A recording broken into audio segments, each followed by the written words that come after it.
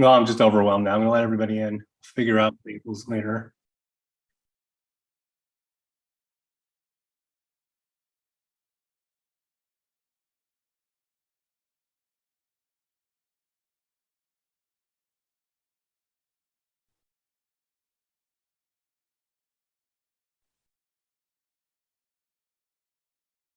Good morning, Your Honor. Can you hear us? Yes, I can hear you. Try one more time. I just took me off guard. Oh, okay. Testing. Okay, I think that should work. So who's going to be speaking? Where are you guys going to be located for speaking? Obviously, your seat, Zach, and who else? Where's the witness going to sit? Your Honor, when the witnesses are called, then one of the attorneys will be leaving the table. So the witness will be where I'm sitting currently. Okay, all right. I think that'll work. Debbie, can you hear him okay? Yeah, I just don't know which attorney that is. I can't tell. Right. Good morning. This is Attorney Zach Ramirez, appearing for Wisconsin Power and Light Company. Okay. Would you like us to give our other appearances at this time, Your Honor? Well, yeah, let's just do that for the court reporter, just the people in the WP&L box there, because she there's no names listed. Your Honor, this is Kira Lair with Perkins Coie appearing on behalf of WP&L.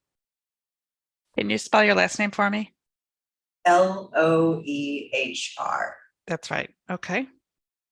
And David Zappo, also with Perkins Coie, on behalf of WP&L, and that last name is Z as in zebra, O, P as in Peter, O. All right, great. Thank you.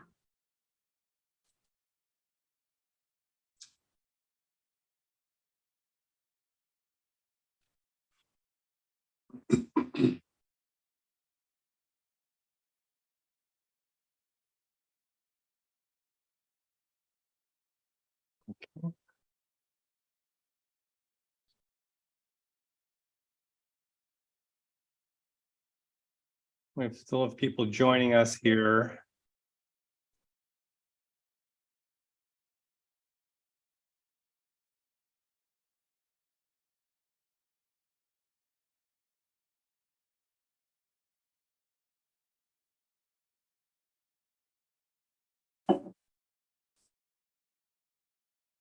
I'm having some trouble setting the closed captioning on. I don't know if anyone can see that, but That icon is missing from my Zoom bar. Normally there's a little icon for that, but it's not there.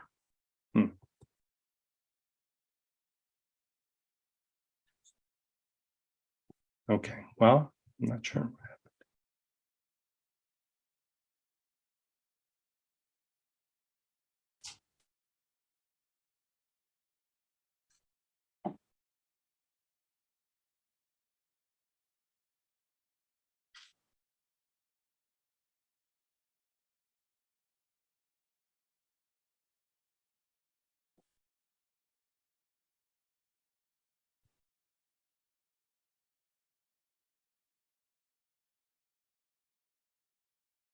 All right, well, long enough. We're going to get some people joining us late, it looks like, but let's get started.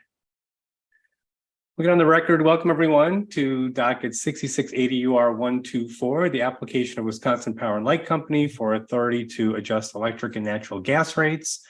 This is Michael Newmark, the administrative law judge for the PSC, and we're here to take evidence of the parties and commission staff. We've done the public hearing session, 2 of those. We've had written public comments turned on, and we've been receiving many comments in writing. I think at this point we have 510 comments total. Comments are still acceptable if we receive them by Wednesday, October 4th, through the commission's website or by US mail. So continue to receive those until the deadline. But at this time, we'll take party and staff evidence. So let's, while we're on the record, have our appearances. We'll just run down the service list in alpha order, starting with 350 Wisconsin. Your Honor, Dan Gustafson of Midwest Environmental Advocates for 350 Wisconsin. Okay, thanks. next up. Blacks for Political and Social Action of Dane County. Good morning, Your Honor. Krista Westerberg of Pines Bach for Blacks for Political and Social Action of Dane County. Okay, Citizens Utility Board. Did I not let them in? Good morning, Your Honor. Kara Coburn Ferris for the Wisconsin Citizens Utility Board. Okay, great, thank you.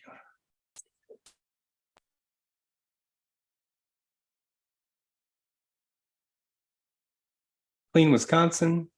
Morning, Your Honor. Brett Cordy on behalf of Clean Wisconsin. Okay, Dane County. Jane Cricket Beeson for Dane County. Right. Public Service Commission. Good morning, Your Honor. Attorney Mark Ruskevich appears for the Public Service Commission of Wisconsin. All right, thanks. Renew Wisconsin. Good morning, Your Honor. Tim Lindell, LINDL for Renew Wisconsin. Okay, great, thanks. I did have a question about the service list for Renew. I think the addresses that I was given in different dockets were different for the same people that are appearing for Renew. So I just even when you get a chance, just check over the list and make sure I have the addresses correct and let me know if there's any updates I need to make. The addresses look right now, Your Honor. We also have Grant Snyder here as well, who will enter an appearance at this time. Okay. Yeah. Do you want to speak too? Yeah, you can. Morning, Your Honor. On behalf of Renew Wisconsin, Grant Snyder. Okay, great. Thanks. All right. Sierra Club. Morning, David Bender for Sierra Club and Volt Solar. I don't think I was listed for Volt Solar later in the list. Yes, we'll get to that. Thanks. Solar Energy Industries Association. Good morning, Your Honor. Nikhil Vijaykar from Keystone Fox on behalf of SIA. All right. Yep. And there we go with Vote Solar. Well, again, David Bender for Volt Solar. Okay. Walmart. Good morning, Your Honor. Stephen Lee from the law firm of Stillman, Thomas and Battle, appearing on behalf of Walmart. Okay, so I'll need to, I see. So I didn't include Attorney Bender for Vote Solar on this list. All right, I'll have to make an adjustment to that.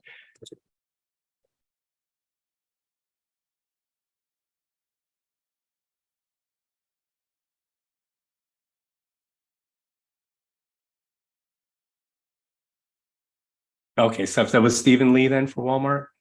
Yes, Your Honor. Okay, great, thanks. And for WIG? Yes, good morning, Your Honor. Steve Heinzen for WIG.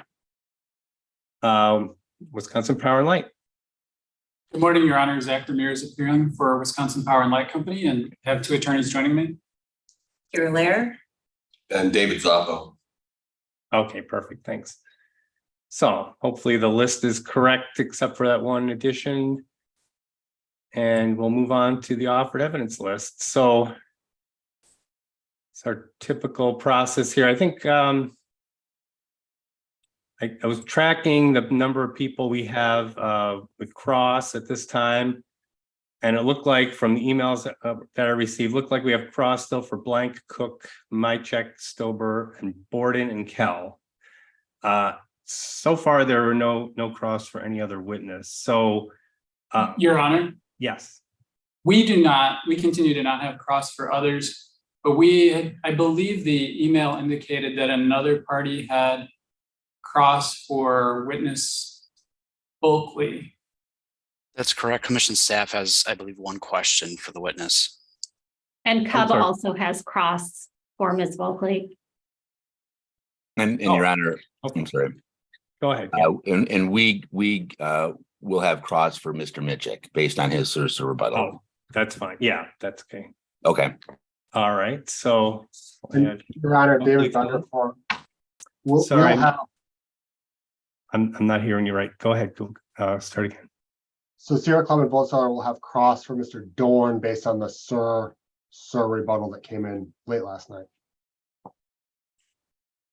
Okay, so let me ask, any other witnesses we need to cross? Not from the applicant, Your Honor.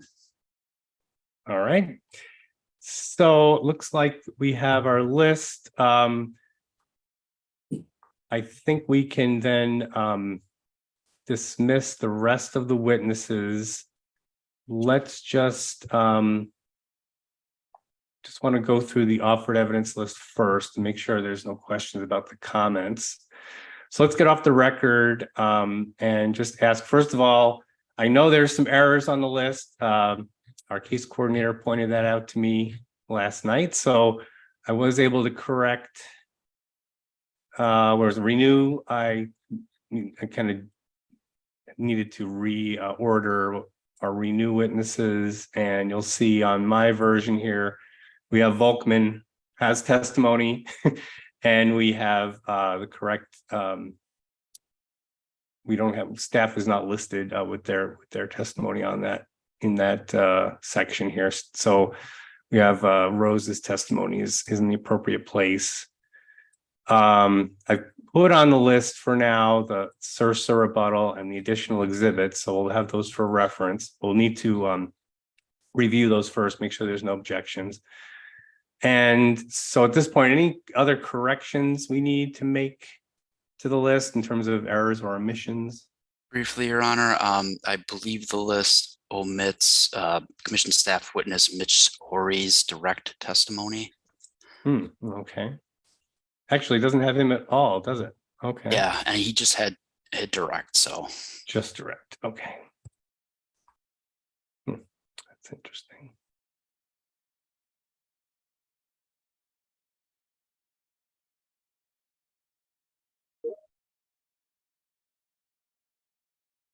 Your Honor, we have another correction as well.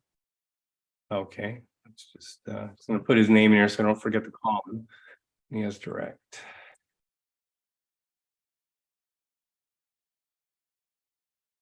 Okay, yeah, so anything else for staff?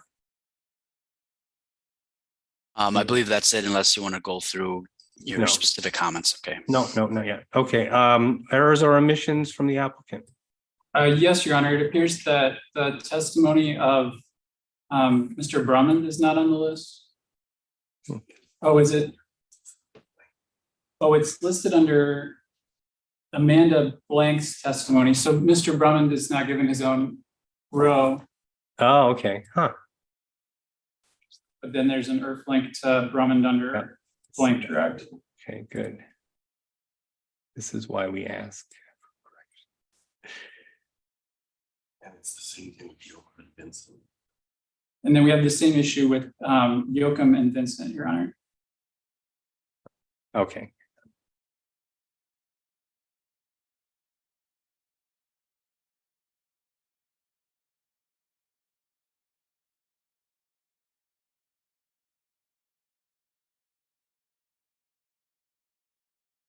It's just a duplication.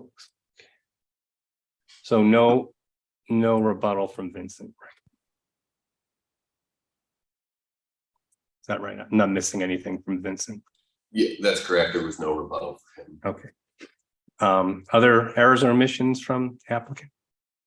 The only question, Your Honor, is your treatment of the offered Sursa rebuttal and not listed currently on the offered evidence list. Are you requesting that we at this time request the acceptance of the Sursa rebuttal? No, we're dealing with errors and omissions on the offered evidence list.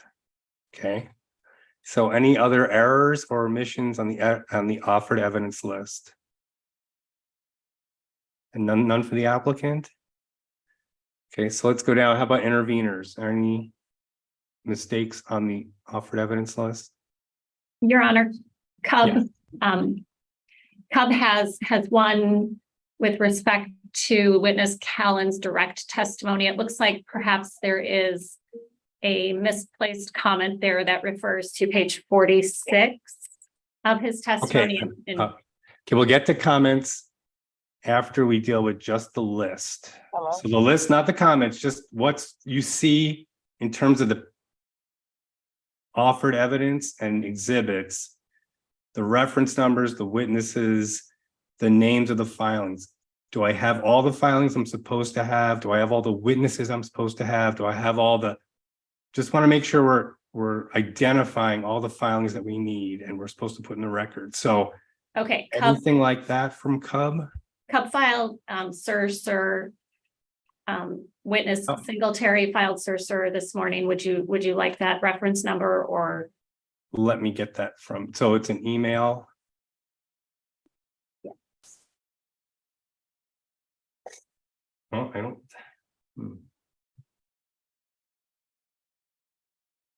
I don't see that in my inbox. Okay. Is it on Earth?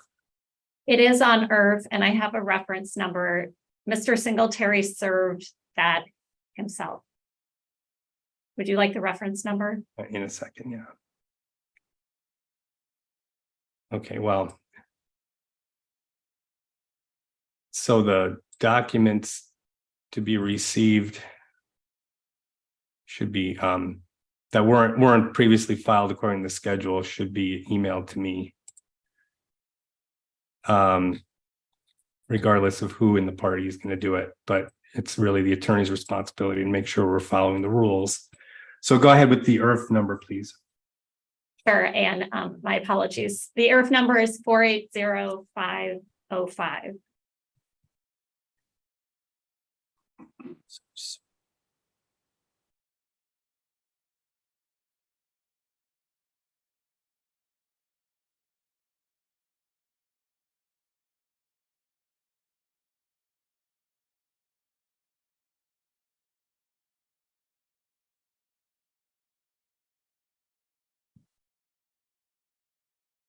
And we'll mark that. We're getting a link.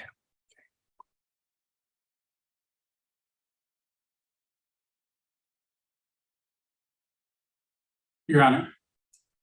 Just a minute.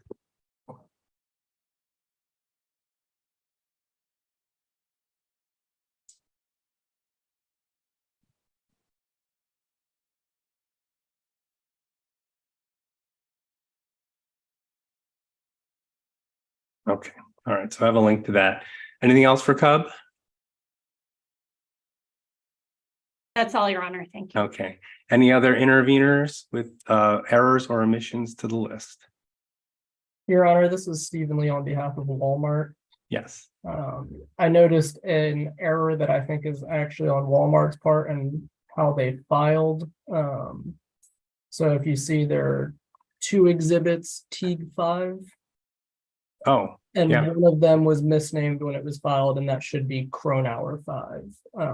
But it is filed that way. I Would see. you like us to file revised exhibits to correct that error? Okay, so it looks like the file ending in 52 is Kronauer 5. That's correct. Thanks for that.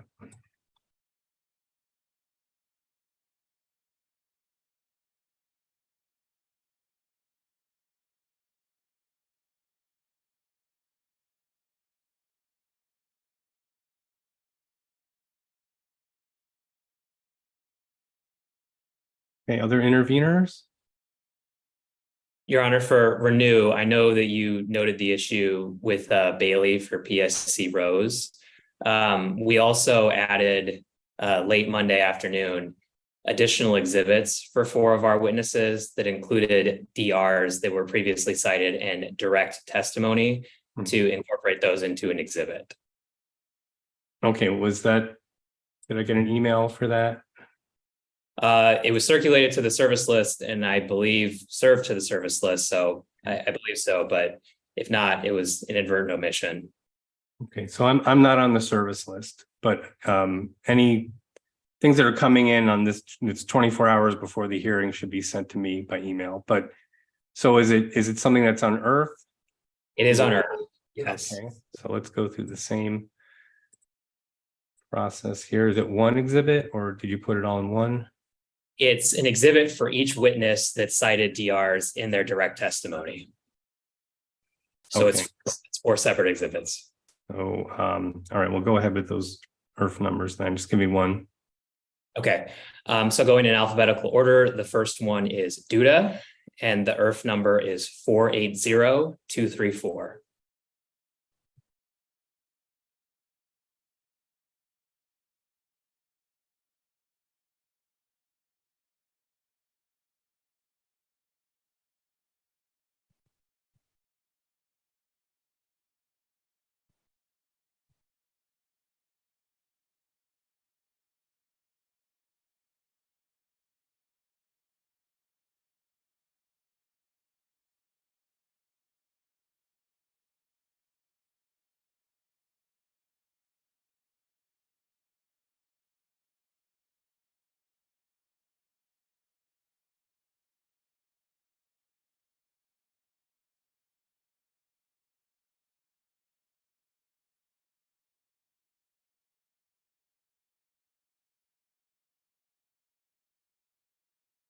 We'll go this way. We'll do it a different way. Okay. I think this should be faster.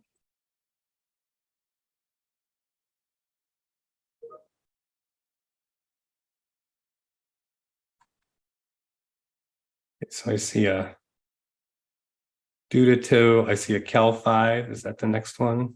Yes.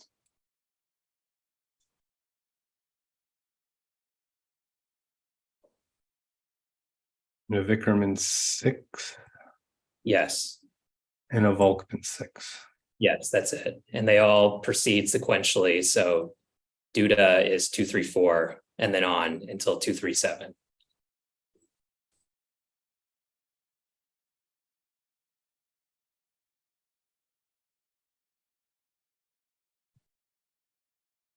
Right. We'll have those for reference. Okay. Anything else? No, that's it. Thank you, Your Honor. Other interveners? No? Okay. So let's proceed with comments. Are we ready for Your Honor, Yes. back to applicant. So this was the question that I was attempting to broach with regard to you describing omissions that then Cub raised for that sir that was served on you yesterday. So the applicant did also email to you, sir, for a few witnesses. Yes, and I think they're on the list. I did receive that email. So when I was able to receive it, and then I attached them to my version of the list that obviously you didn't receive because I sent that out yesterday afternoon. So we have the Bulkley sir, and then 5 exhibits. The Cook sir, the Dorn sir, the Michek sir, and was it Rouse? Ranch and Sergisi. Is that all the sir from the applicant? Your Honor, there was also sir from Brett Bailing, which was filed earlier in the day. And I don't believe that was sent to you over email, but it is on Earth. And I can give you the. Okay, what's the number? It is, the public version is 480430.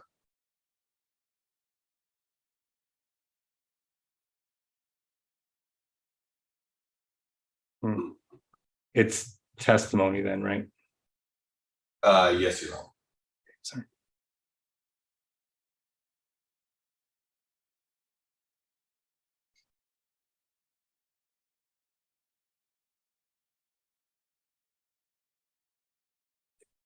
All right.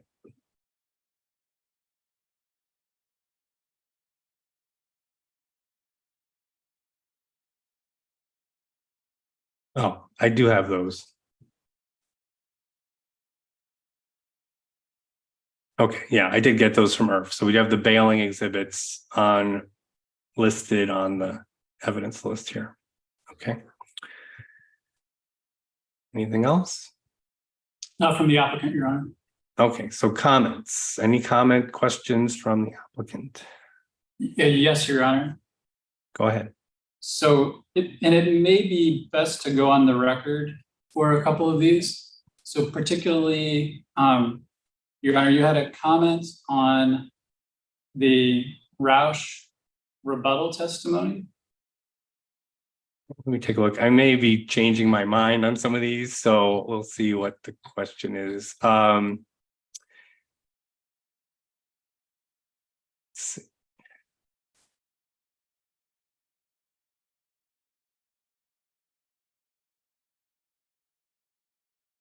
So let's hear what you have to say. I think I'll make a decision on the record, but just give me an intro, what you Sure.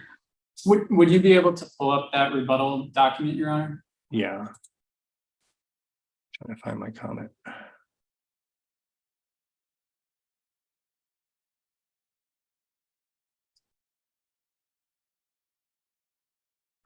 Yes. Okay. I think I have it right here. Well, my last view of the document comes right up here. So yes, I think this is where we're at. It appeared the comment was requesting or ordering to strike lines 10 through 25.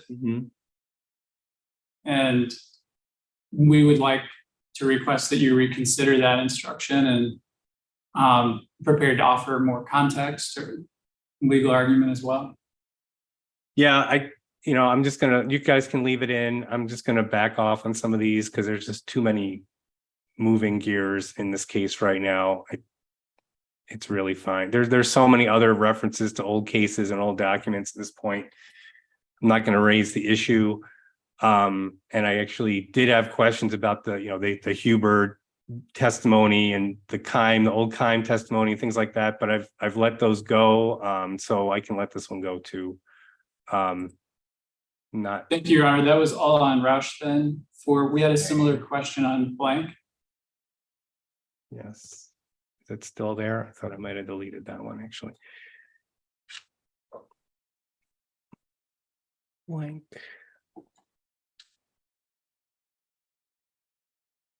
Yeah, and while you're looking, Your Honor, I'll just. Yeah, I think I know what you're talking about with blank. It's the exhibit. So Correct. that's a little different. And yeah, what I was going to offer a concession, maybe we could do this off the record, is just to put in the actual pages that are relevant to her discussion of the problems with the plant, rather than the entire testimony. But I mean, yeah, go ahead. Yeah, we can do that, Your Honor. We can limit it to the pages that are relevant to the issue she's discussing. Yeah, and I think it's 8 through 10. If we can just nail that down. I mean, at this point, I guess what I'm afraid of doing at this point is having you refile direct and then having other things, having there be questions about what it says at that point. So I'm not going to have you change what you put in direct right now, but I think generally speaking, though, I think the logic holds that this is a witness can certainly speak to what the witness herself said at a prior hearing, and just to give a brief, succinct description of what she said at the last hearing would have been fine, rather than putting in all this old testimony. Just one concern I have about referencing old testimony is that, that document, when it was filed, it's a moment in time. I don't recall there being any corrections or real issues with that testimony, but we don't have that history with the document. So if there are questions in the transcript or corrections that were made, that's not captured in the document. So kind of wary to put in that old testimony as a matter of course.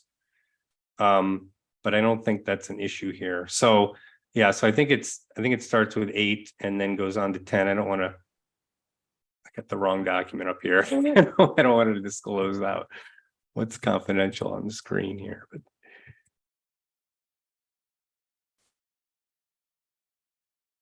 so I think it starts with, it might be a little, I mean, we might suggest from 6 to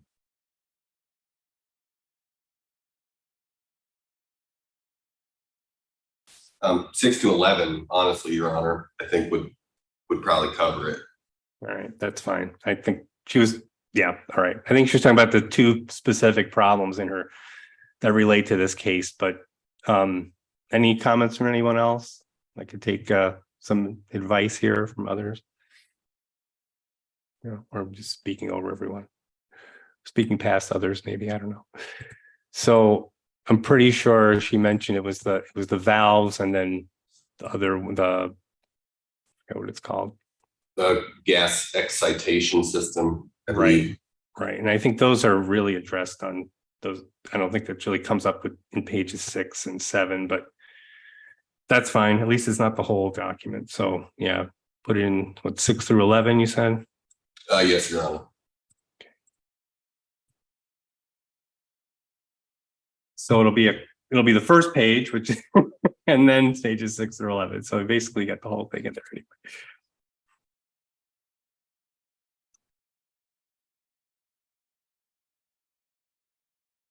Okay, so anything else? Applicant questions about the comments? No, Your Honor. All right. Any intervener questions about the comments?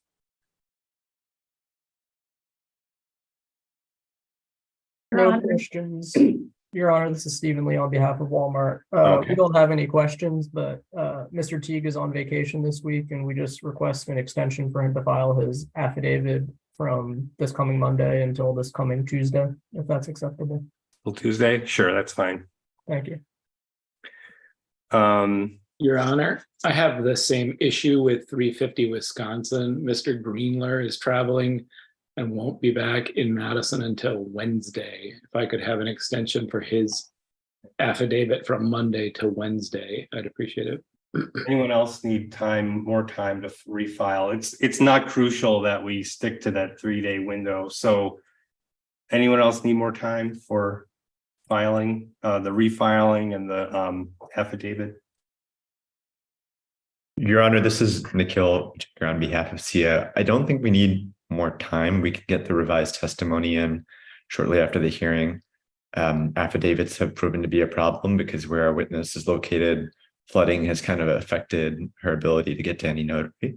So she's actually available to just attest to her testimony during the hearing today. If she's able to do that before witnesses are crossed, that would be ideal, but she could go at any time if needed. Okay, thanks, but that's not the question I was asking. So anyone need more time for filing the affidavit or the refiled testimony? No, okay, so let's go on the record. So now what was the date you were looking for, Attorney Lindell, I think? Oh no, Gustafson, do you need it till Wednesday? What's the date of that? The date on the schedule is Monday the 2nd, and we'd request an extension to Wednesday, October 4th.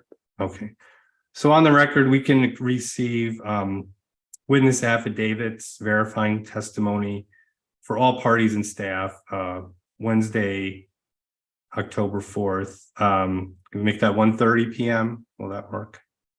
It's our usual time frame.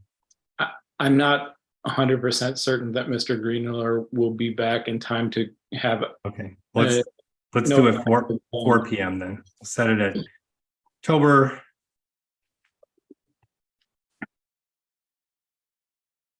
4th at 4 p.m. Okay, it's okay. So off the record.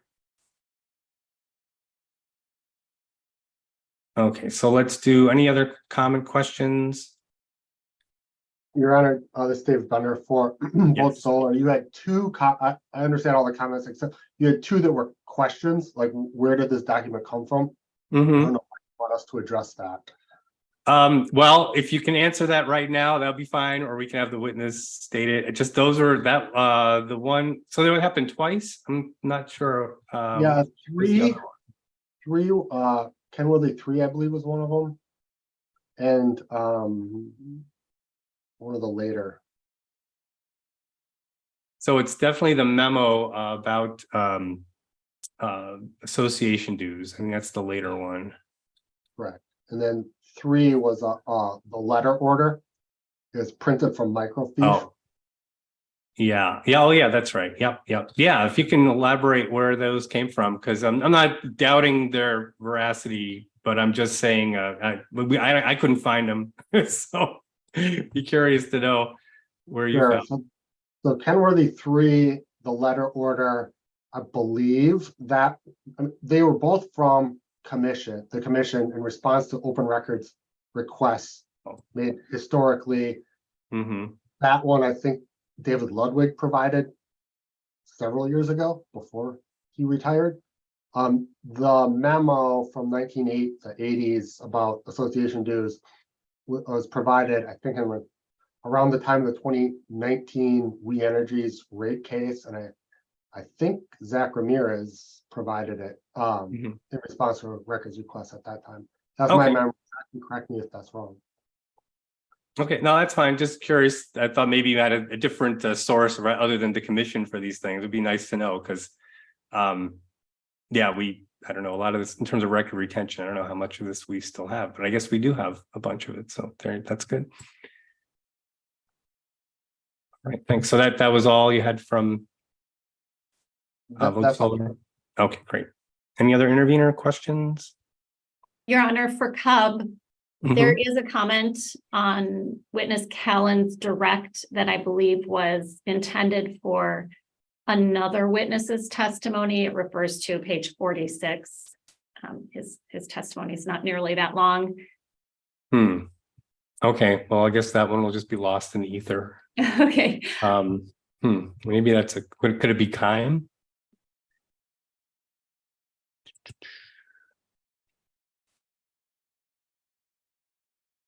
It could be.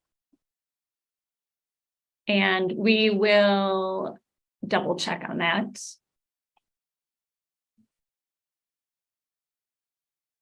That would make sense. And Okay, yeah, it doesn't look like it, but yeah, just check and see. okay. Anything else?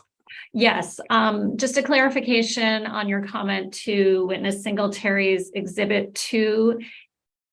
Your comment asks for a title page. And are you meaning that there is a cover sheet? Are you meaning that you want a descriptive title page that indicates the contents of the exhibit? Usually that's what I mean, but let me see what we have here. So, oh, I see. Typically we want to have the version filed on Earth to be the one that you offer. So I know that the parties receive responses directly, but they're also filed on Earth. So we want to make sure we cross-check that with the one that the commission has. Come here. Okay. What did I say here?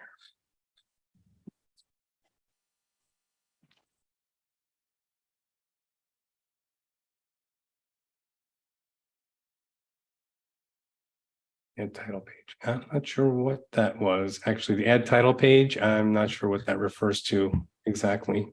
Okay, well, Unless there's yeah, no, I don't know, vestige from something else, I guess. Apologize for that. No. So I don't know. I'm not sure if your other requests have an IRF number. If they do, then have this one match the others. If not, if I didn't catch it, that's fine this time. There's too many filings to deal with right now. So sure, we can certainly refile that with the IRF number if appropriate. Okay, thanks. Any other questions? Okay, so I think we got all those taken care of. So let's go back to our witnesses. So I just want to confirm we have let's get on the record now. Well, Your Honor, Yes. I'm sorry, I didn't know that. I thought you were just referring to being done with interveners. Commission staff did have some discussion as to one of your comments. Sorry, I thought I asked you already for some reason. Okay, yeah, go ahead. Just throw off the record. In reference to the question about witness Rose's Exhibit 2, we think there may be just a misunderstanding there, and it also refers to your comment as to a change in citation. There's So I talked with witness Rose last night and she cleared it up with me. So we're keeping Rose 2 in. Oh, excellent. Thank you, Your Honor. Yeah. In terms of the other updates though, I don't know if that, I think is it Adams? Is it Rose 1 and Adams? I think I had comments on those. Did you understand those? Yeah, those shouldn't be issues. I think we can address your concerns. They're just sort of more format things. So we're not concerned about that. Thank you. But the refiling as Adams 2, did you notice? Yeah, Okay. that should be fine. I think that's just the labeling, unless I'm misunderstanding your comment. No, just the label. Yeah. Okay. All right, great. So any other comments? Your Honor, just one other comment from the applicant on commission staff's data request exhibit. I know that has to be refiled. It looks like to correct some broken links, but we'd also request that we had filed 4 data request responses yesterday afternoon, I believe, 3.1 through 3.4. Okay. And just request that those get added when it gets refiled.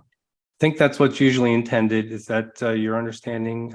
Yes, and that's covered. I believe it's covered in witness Rose's testimony somewhere along the lines, but we intend to do that. So yes, thank you for pointing that out. Okay. And Judge, this is Krista Westerberg. I have, I don't know if this is the right time to ask this question, but the applicant filed some errata yesterday that eliminated some information in the rebuttal testimony of Mishek.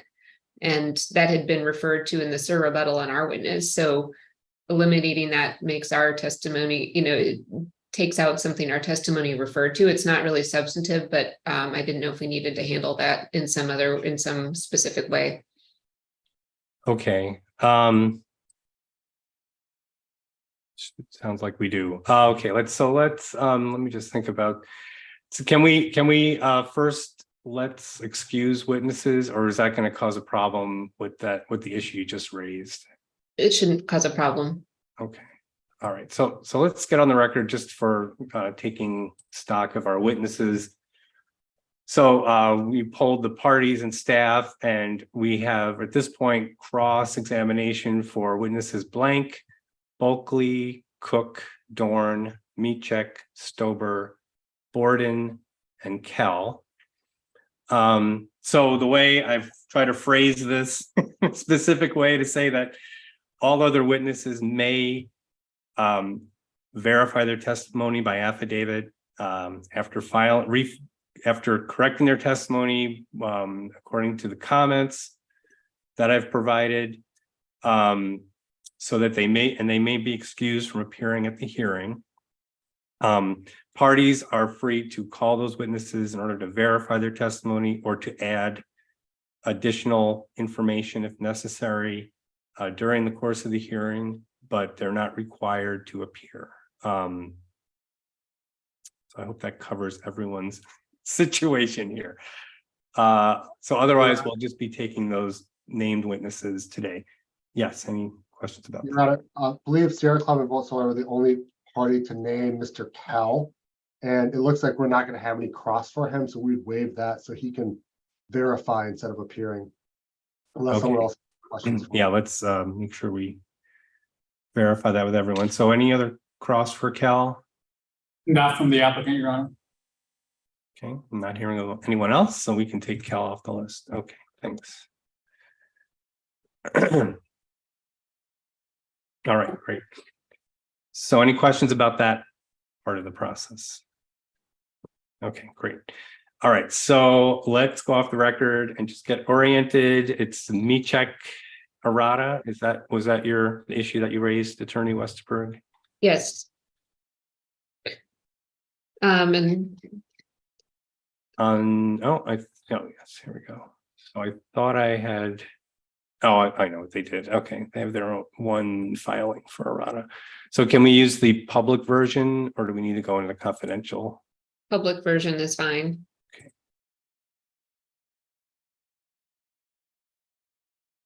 Your Honor, I apologize. Did we excuse witnesses or are we waiting to do that still? Yes, I meant to. So I guess I didn't say it precisely enough. Yeah, so let's get back on the record. So after discussing the witnesses we have remaining questions for, the rest of the witnesses are excused and may file their corrections and verification affidavits without appearing at the hearing. Thank you, Your Honor. Okay, great. I understand that. Okay, so it's off the record. What are the issues that you saw with the errata, Attorney Westerberg? Page 2 in rebuttal. WP&L Mishek, it's removes all of this information under that heading. And then in SIR rebuttal, Mr. Colton simply stated that Mishek said he was going to talk about my testimony and then he didn't. And so I don't respond to him any further. But so I think what happened here is that Mishek in the heading of his testimony said, I'm going to talk about these topics, and that he didn't actually talk about anything that BPSA had raised. And so they eliminated that from the heading. And then but the rebuttal testimony in the comments Mr. Colton made there remain. If that makes sense. Okay.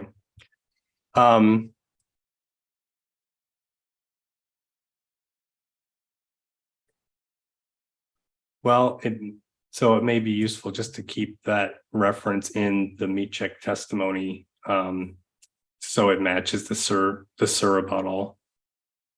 That's exactly my concern. Yeah, I think that. Any comments from the applicant on that? Your Honor, for context, then it was witness Stober and Sergisi who responded to Mr. Colton. And as far as clarity goes, we filed the errata, of course, because then Mr. Michek did not end up addressing it. It was addressed by another witness. So I guess the question is, just by leaving it in, it allows for clarity in BPSAs, rebuttal, but then it undermines the clarity of Mr. Michek's, because then at the beginning it says he's going to address that, but it's addressed by another witness. So I think you have somewhat a lack of clarity. Either way. Right.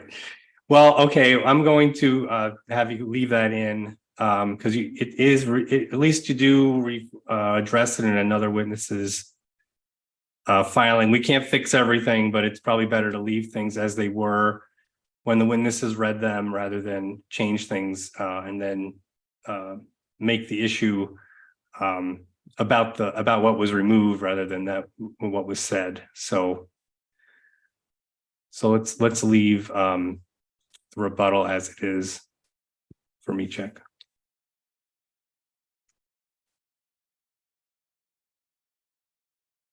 Thank you. Okay, so any other, I don't know where that fits in this in this process, but okay, that's one thing. So as far as the errata goes, then, Your Honor, would we file, I guess, would you be? We can just go on the record and I can make a note of that. So you don't have to refile the errata. That would be overkill. So let's get on the record. So we discussed offered errata from the applicant, specifically related to the rebuttal of Michek. And there's the entire rebuttal will need not be corrected in terms of the errata. We'll leave the references that are indicated in the errata in the received evidence. So there'll be no changes to page 2 of rebuttal as indicated in the applicant's errata. So off the record, then let's see. I think another thing we need to address is just the later filings. So not that they're late, but they are out of the schedule. We need to make sure there are no objections. So the way the objection system works, you're able to object before the next round of testimony. If you fail to do so, you've waived that objection, but there's been no round after the surrebuttal has been filed. So technically, there can be objections heard for surrebuttal and surrebuttal. So first of all, let's make sure if everyone's received these documents and had a time to review them, and then does anyone have objections to any of those filed documents? Nothing. Your Honor, there's no objection, but my understanding is that the it was just filed is coming in lieu of oral testimony today and not in addition to, so there's not an additional round, because I think witnesses had the ability to testify today in response to the last round, and no objection to it coming in writing instead of orally, but as long as it's not cumulative. Yes, I agree with your interpretation there. Yeah, it's understood that there's a right for parties to add oral testimony today. I can receive written documents in lieu of that, but it's subject to review, subject to any motions or issues of due process. I reviewed, well, everything, but I think Cub's filing. I didn't see that there was any blatant due process problems with them. So unless there's objections, I can receive them. as they're filed. Okay. Let's get on the record. So we reviewed the offered evidence list. We've excused witnesses that there's no cross for, and we've discussed Your Honor? corrections. I apologize. Yes. Your On Honor, the maybe record or on the record or off the record? off the record, please. Okay, let's go off the record. I apologize.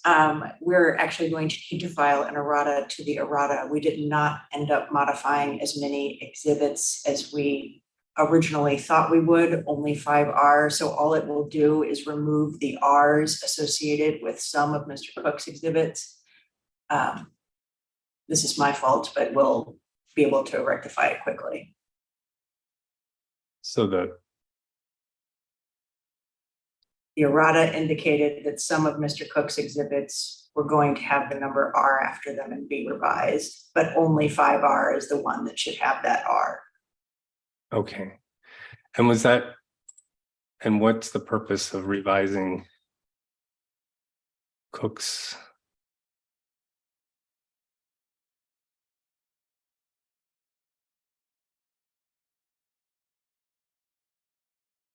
So why are we revising the exhibit? Just to conform it to? Renew found an error in Mr. Cook's calculation, and then that error was revised in exhibit 5R, but then the remaining exhibits are actually staying the same. But we do have a 5R. Yes. Oh, you're changing the line in the testimony to 5R. Yes, and I see. Okay. Okay, I see. So you're okay. Okay, well, that's fine. Just do whatever's the correct way of displaying the exhibits. Thank you, Your Honor, and sorry for. That's okay. Okay, so back on the record. I think we've reviewed our offered evidence list. Comments and corrections have been fully vetted. So we'll expect documents to be refiled according to the comments and the errata. Except for the Cook errata, we will only be changing the exhibit 5 to reflect a revised version of that exhibit. Otherwise, we have no objections to surrebuttal or surrebuttal and the accompanying exhibits.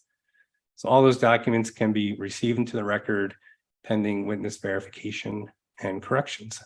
All right. So I think we're good to go. Any other issues we need to handle before we take our first witness? So that would be, like I mentioned in my email, witnesses and witness timing, offered evidence list, comments, corrections, and any pending motions. Okay. All right. Well, let's get on the record. Well, let's get started, I guess, what I want to say. Let's get started with our first witness. Do we have any witnesses that are, so we have Borden needs to be heard before 3 p.m. I think we can manage that. Let's start with the applicant then at this time. Your Honor. So you had originally asked where the witness would be seated. The only exception to the rule that the witness will be seated here is Amanda Blank. She is then not able to be in this facility. So we just need to get witness Blank, if she's not already available for then her testimony and cross. Okay, but why are you telling me now? Because you're asking to take the witnesses. Well, I believe she might already be on. Is that your first witness you'd like to call? Yes, Your Honor. Okay. I'd just rather not be interrupted, if you don't mind. I apologize. Okay, so you're calling witness who? Amanda Blank. Okay. So Amanda Blank, are you there? You speak, I'll be able to see you. Yes. Sorry, it wouldn't let me unmute myself. Yes, I am. There you go. Sorry. Okay. Thank you. That's fine. All right, so we'll swear you in. Raise your right hand. Do you swear or affirm, tell the truth, the whole truth, and nothing but the truth? Yes. Okay, go ahead. Good morning, Ms. Blank. Morning. Did you file rebuttal testimony and one exhibit in this proceeding? Yes. And to the best of your knowledge, is the information in your testimony and exhibit true and correct? Yes. Do you have anything further you'd like to add for the record? No. Your Honor, I move to enter Ms. Blank's testimony and exhibits into the record, and she's available for cross. Okay, yeah, all the documents you see on the list are in the record pending witness verification. So, so now they're in, but you don't need to move them in. They'll just be in automatically. So who do we have questions for Blank?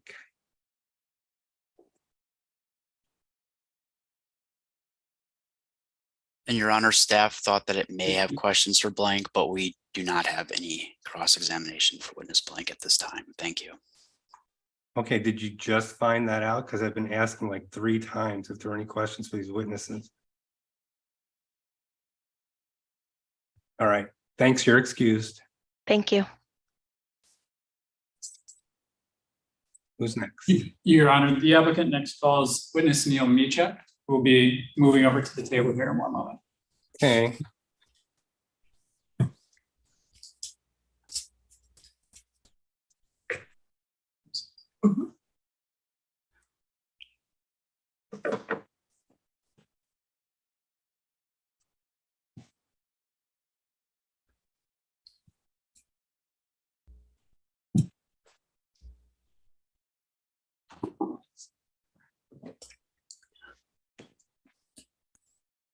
Okay, see you there. Let me swear you in. Raise your right hand. Do you swear or affirm, tell the truth, the whole truth, and nothing but the truth? Yes, I do. Okay, go ahead. All right, could you please state your name for the record? Neil Michek. Did you file or cause to be filed direct, rebuttal, surrebuttal, surrebuttal, and 19 exhibits in this proceeding, as well as an errata for your testimony? Yes, I did. And to the best of your knowledge, is the information in your testimony and exhibits true and correct? Yes, it is. Other than that errata that I mentioned, do you have anything further to add at this time? I do not. Okay, Your Honor, this witness is available for cross-examination. You did mention direct, is that right? I I just believe- realized. Your Honor. Yeah, I just realized that direct wasn't on Michek's row. So you did mention that in your question. That he filed direct. Yes, I can confirm, Your Honor, that he filed. I guess I could refer to the witness, but. Yeah, that's fine. Okay, just want to make sure we got it. All right, any questions for Michek? Your Honor, Steve Heinzen for WEG. We do have a couple questions for Mr. Michek. Okay, let me just poll the parties here. Anyone else have questions? Is it just WEG? Staff, okay. And BPSA did as well, Your Honor. Thank you. Okay, well, let's start with BPSA. We'll just go down the list alphabetically. Thank you. Good morning, Mr. Michek. I'm Krista Westerberg with BPSA. As you mentioned, I think in response to your counsel's testimony, you submitted pre-filed testimony in this case, correct? That is correct. And generally, your testimony discussed revenue requirement. Is that correct? Yes. And it's true that you answered a data request from BPSA about certain items that the applicant is seeking rate recovery for. Do you recall that? Objection vague. Could we have the data request identified? Sure. Yes, go ahead and identify that for us. Sure, it was, and it's the exhibit that I sent out yesterday, Judge Newmark. I'm going to ask some questions about that. Okay, off the record. So it was emailed as a cross. That's right. Mm-hmm. Yep. Okay, let me get my Ms. email going. Westerberg, while we're off the record, can you move your camera down? Because I can't see your mouth when you're talking. Yeah, sorry about that. Thank you.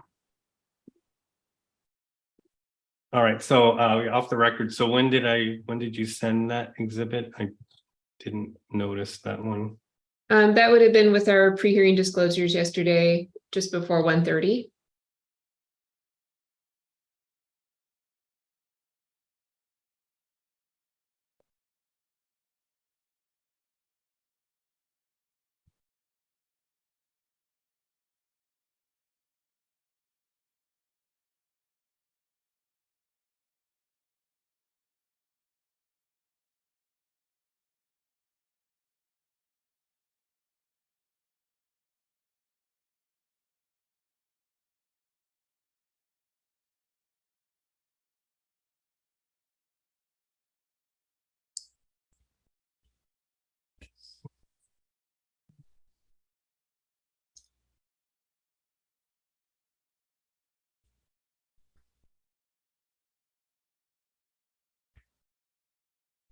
I can resend that if that would help.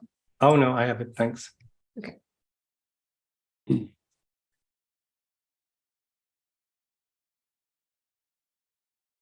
Oh, boy. Something happened with my computer. There we go.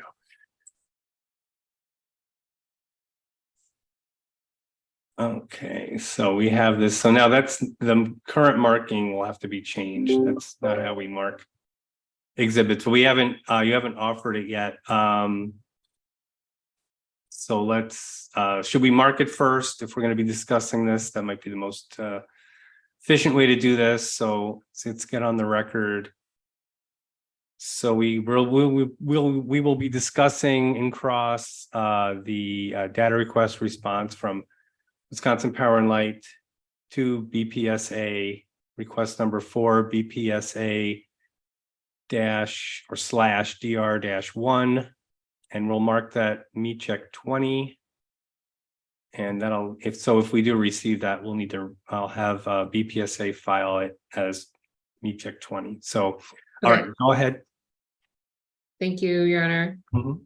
Your Honor, would you be able to make that full screen?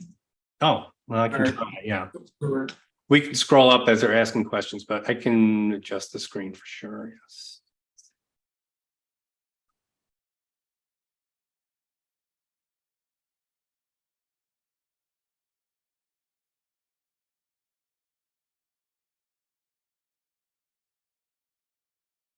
Thank you. So I think there was a question pending and an objection. Should I just re-ask the question now that the exhibit's up? That's fair. Yeah, just ask the question again. Okay, I'll rephrase. Mr. Mishek, and am I pronouncing your name correctly? I apologize. Neil Mitchek. Mitchek, sorry about that. Do you recall answering this data request that you see on the screen here on behalf of the applicants? Yes. And there is an attachment, if we can scroll down just to view that as well. Do you recall providing that attachment? Yes, it looks familiar. Okay. So we had asked in this, BPSA had asked in this request some information about air travel and other expenses, and I want to have you look at the attachment and just confirm for me, as I read this, that air travel, between the CEO and board of directors accounts for WPL will be over $1 million for each year of the test year. Your Honor. Mm-hmm. We're only seeing on the screen from the hearing, we're only seeing a portion of it at a time. I could arrange for Mr. Micek to have a paper copy to consult, but could we provide an opportunity for the witness to review the document? We can go off the record, yeah. Get your copy and take a look. Okay, thank you, Your Honor.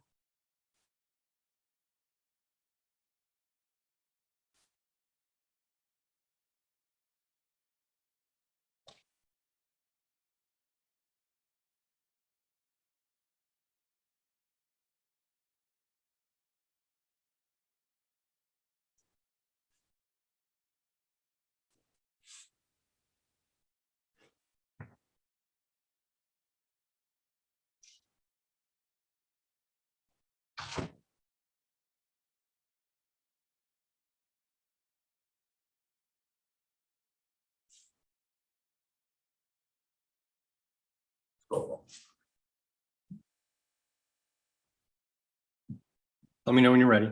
Your Honor, it's the description preceding the quantitative information that we're unable to see. We're obtaining that paper copy right now. Oh, we have it on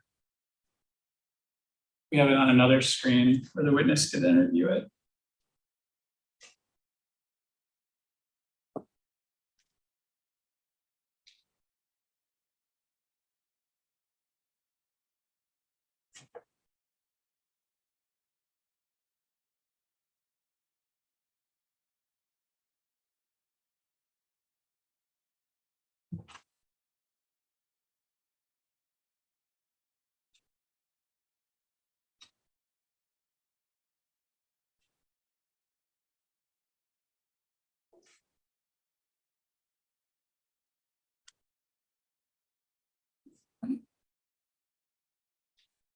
You're ready, Mr. Michek? I believe so.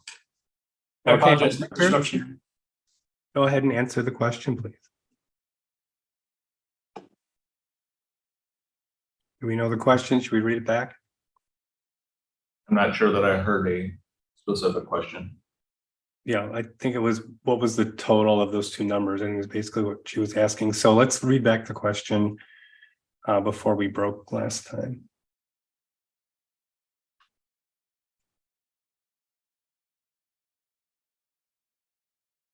Question, BPSA had asked in this request some information about air travel and other expenses, and I want to have you look at the attachment and just confirm for me as I read this, that air travel, between the CEO and board of directors accounts for WP&L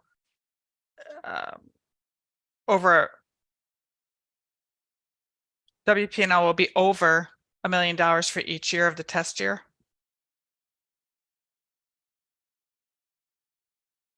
Based on the response to the data request, I would not describe it as the cost of the board of directors and the CEO. The response actually explains that the budgets, well, budgeted to the CEO operating unit, are actually for costs that would be for multiple purposes, whether for the CFO, investor relations activities, board of directors.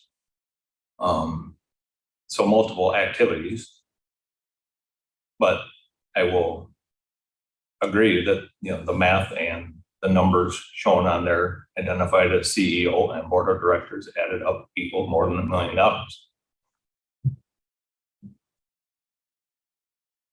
Okay, and that's over $1 million per year for each of the test year per the question. Yes. Does WPL use private jets for corporate air travel? Some, yes. Who owns the jets?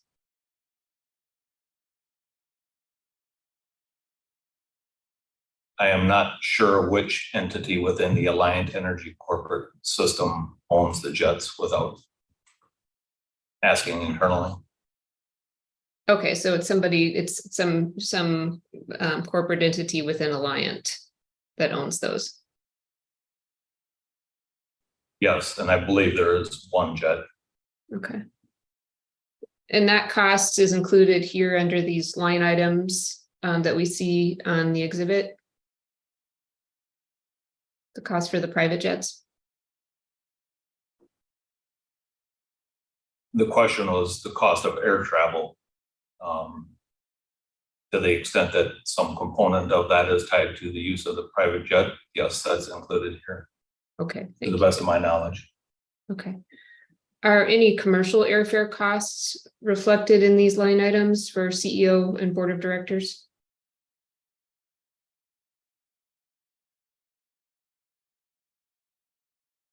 Given that the forecast is generally based on history, I would expect that the forecast includes some commercial flights as well, yes. Okay. Do you know if the executives who utilize commercial air travel use business class? I do not know. Has WP&L considered holding, well, let me back up. Are the meetings for which, the events for which this private jet is used, would some of those be board of director meetings? That would be my expectation. Your Honor, I'm going to object to that question. I don't believe that we've established the foundation for Mr. Michek. The questioning began on the reflection of the costs, but then it's becoming more detailed on where they were going and for what purpose. I guess I'd ask that we establish Mr. Michek's foundation first. Sure, we can answer as far as he knows. Mr. Michek, do you have some understanding about what the private jet that Alliant Corporation is used for?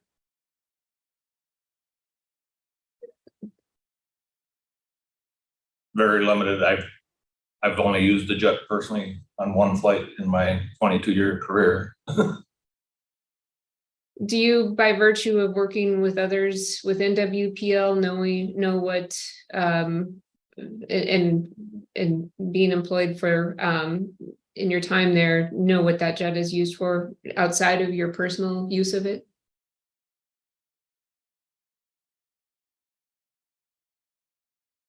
As described in the response, the flight is used, for example, by the CFO, the CEO, board of directors, financial executives, and investor relations meetings. That is the extent of my understanding of what the corporate air travel expenses would cover. And from where did you obtain that understanding? In preparing this data request response, I would have talked to other members of the finance team that would have been responsible for the day-to-day budget for those costs. To the extent that the board of directors and committees of the board of directors may utilize the jet, do you know if they have considered holding meetings remotely in ways that don't entail incurring that air travel cost? Objection calls for speculation. She's asking whether or not they've considered something. I'm asking if he knows. Overruled. I do not know how the board holds all of its meetings.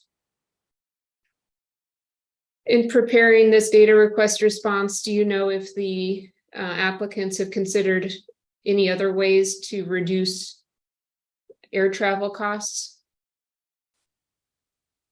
that might save ratepayers? I do not know what the board of directors or others responsible for the budget have considered. Could we look at the attachment again, Your Honor, to the exhibit? Moving on from the air travel line items, I wanted to ask you about outside services. Do you see that? Yes, I do. And under other A&G, there is a line for share owner administration. Do you see that? Yes, I see that. Do you know how that line item under other A&G for share owner administration differs from share owner administration under outside services?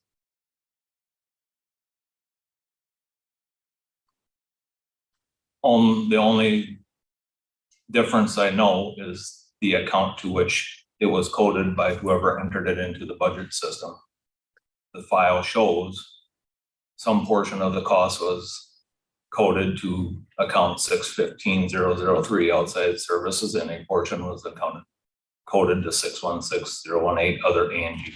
I do not know how that segregation was determined. Do you know if they're duplicative?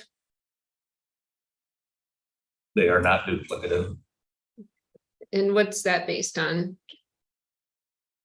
My understanding of how information is loaded into our budget systems is based on an account string and project ID and various other sections of the code. So it is not unexpected that you would see a description showing up under more than one account. But sitting here today, you couldn't say what goes under either one of those share owner administration references, correct? Objection asked and answered. Overruled.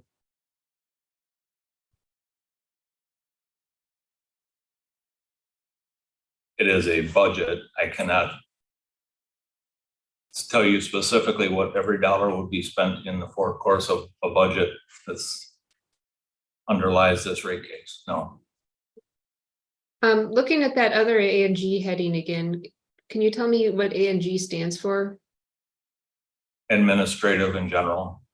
And then under toward the bottom of that column, you see O&M board of directors and committees.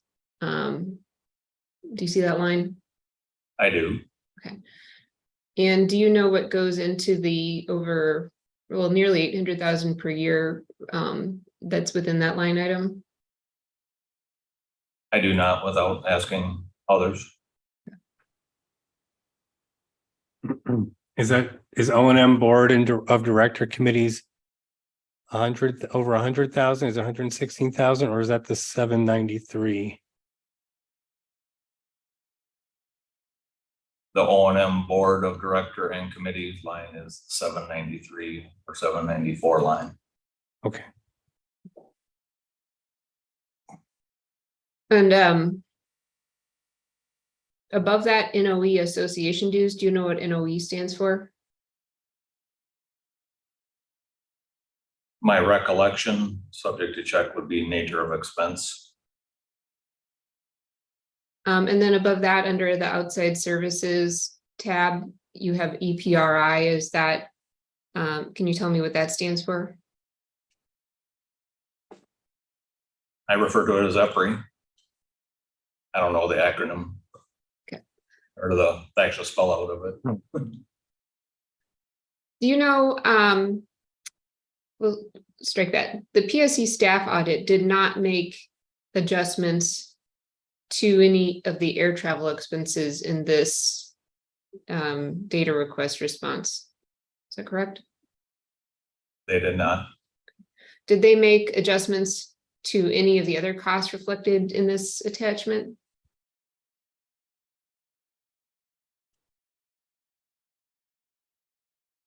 They did make a proposed adjustments related to dues costs. And is it true that WPL is seeking rate recovery for all of the things identified in this attachment? Yes, it is.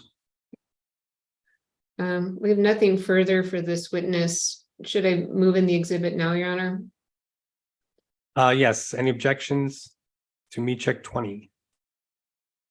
Your Honor, the applicant did list objections at the top in our response. Well, yes, I see. Okay. And notwithstanding the objections in the document, any objections for receiving this document into the record? Okay, it's in. And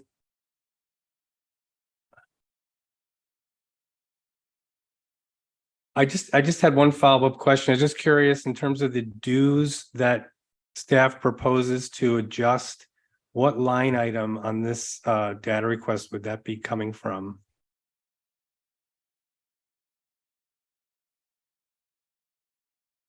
I would have to double check commission staff's work paper, but I would anticipate it to be that nature of expense association dues line. Ah, okay, dues, right, got it. Okay, that makes sense, thanks. All right. So that's cross from BPSA. Any other questions from BPSA? No, Your Honor. No, Thank you. okay. So we want to move to WEAG, our next interviewer. Yes, thank you. Thank you, Your Honor. Okay. Good morning, Mr. Michek. How are you today? I am fine. Wonderful. I have just a few questions for you. Do you have handy Mr. Collins' rebuttal testimony? I do not have it in front of me. Your Honor, we need a moment to obtain that from back. All right, off the record. I can grab it as well. And I'm sorry, Attorney Hines, did you say direct or sir rebuttal? Sir rebuttal.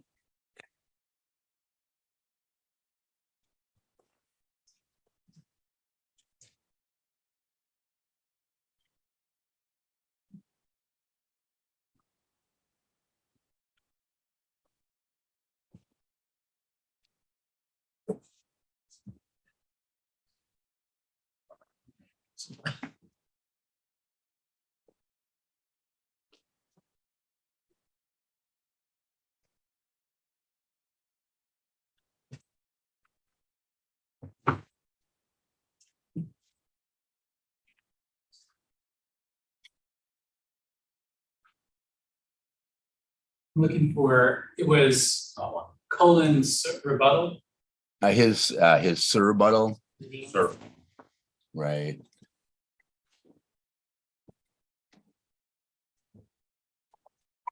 Your Honor, with permission, we'll work from another computer with it on the screen in the interest of time.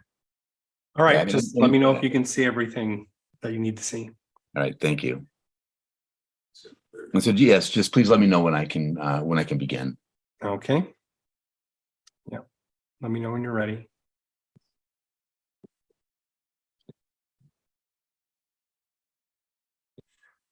Okay, are we ready to go? Oh, I see you're still looking. I see you staring very intently at the screen. I can see it. Okay, great. Let's get on the record. Go ahead, Attorney Heinzen.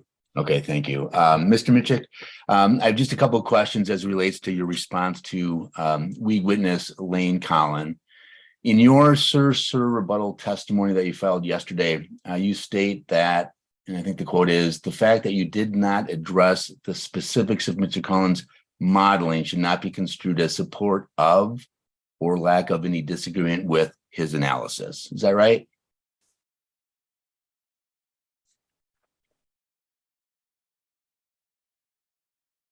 We I have apologize, the I'm just looking page through and my. line number. Okay. Sure. It is on the sir rebuttal, it is page 3. And the question begins at line 3. That answer begins at line 8. I have it. Okay. Did I read that correctly? Yes, you read it correctly. Okay. So as I understand your response is that just because a witness who doesn't respond to another witness, that is not evidence that the two are in agreement. Is that right? Correct. Okay. And it's often in my experience that if a witness doesn't understand a calculation or disagrees with a calculation, he or she often points that out in testimony. And I know that you did not point that out. And so I have some questions with respect to your understanding of the calculations that Mr. Collin has in his testimony. One of the analyses that you made in response to the commission's request that you present alternative cost recovery methods in regard to the retirement of Edgewater 5 is traditional cost recovery in combination with securitizing approximately 100 million of net book value plus associated transactional costs. And that's what you stated in your direct testimony. And is that correct? We refer the witness to, again, page and line number. We've transitioned out of one version of Mr. Michek's testimony to another. Well, I can point you to, so let me just ask this. Mr. Michek, you were asked by, or Power and Light was asked by the commission to prepare some traditional cost recovery analyses that were different than the one that was part of the settlement agreement that you entered into last year, correct?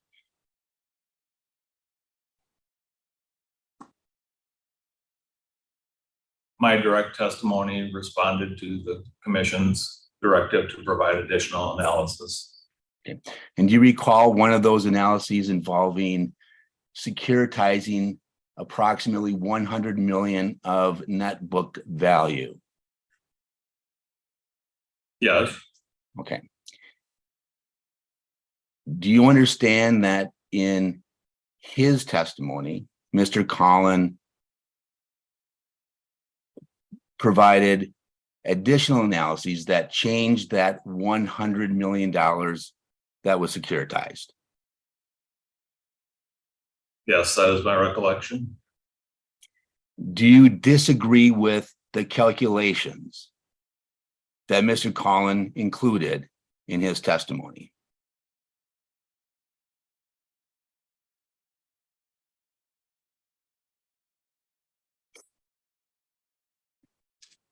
Do I disagree with the calculations? All right, I'll put it this way. You do not disagree with those calculations, do you? Those calculations, use different assumptions and different discount rate considerations. I did not find any mathematical errors in those calculations that. Okay, thank you. That's all I have then. Thank you. I have no further questions. All right, thanks. Thank you. So I believe commission staff had questions. Any other parties first? Any interveners? No? All right, go ahead. Commissioner Huebner here. I have a question too, but staff can go first. Okay, great. I hear you, but I didn't see you. I don't know why. Okay, yeah, go ahead, Attorney Rishkevitz. Yeah, thank you, Commissioner Huebner, for deferring to staff. So I have a few different topics I'd like to discuss, and just for everybody's benefit, I think it's already been pointed out that there's a lot of gears going on here. I'll try to go as slow as possible. My first couple of questions, Mr. Michek, are in regards to the power partnership proposal. Are you familiar with PSC Administrative Code Chapter 116?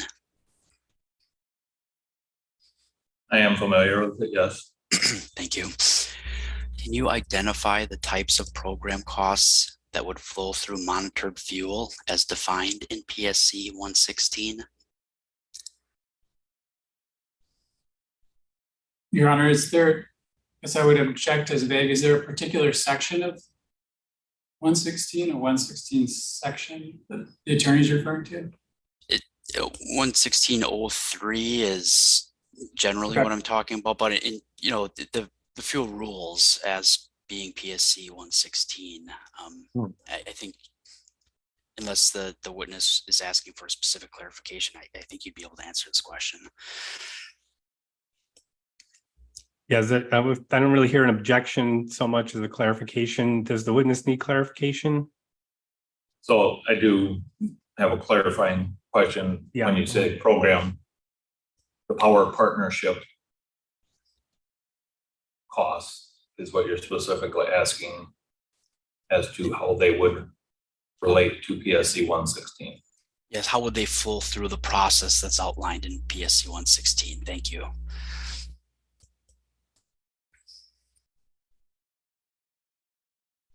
Give me a moment to review 116 again. Of course.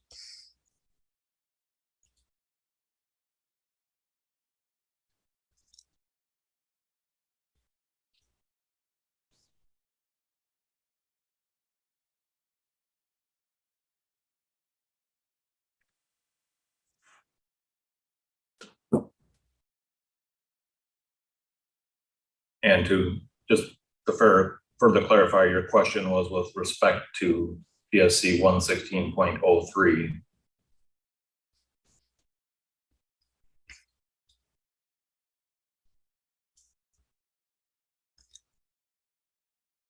that correct? Actually, it's specific to probably my next question. I apologize, because you guys are also requesting deferral treatment.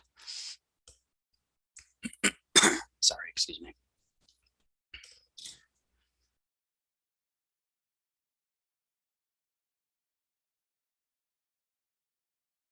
So can I have the question read back, possibly? Well, I guess I'm kind of confused about, are we looking at how does the cost being proposed to be recovered through the fuel rule meet the definition of the fuel rule? And then how is it going to be logistically handled in a fuel cost plan case? Is that the two pieces you're looking for?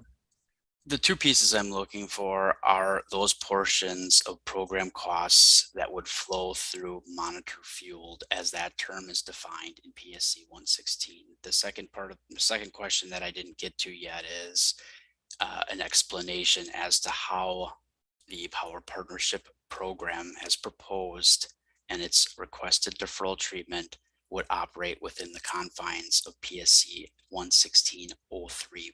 So those are the two specific questions, if that makes it a little bit easier.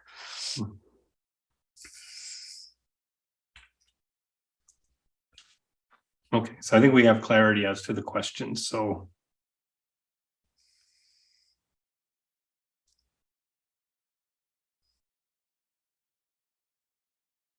So, again, in what component of fuel cost would any such costs be considered with regard to PSC 116? Yeah, I believe that's one way of stating it, yeah. Well, the activity of the power partnership itself, the purchases and sales of energy are already defined within the context of definition of fuel costs, energy market purchases, energy market sales. I think the component related to the system asset value credit that WPL proposes to retain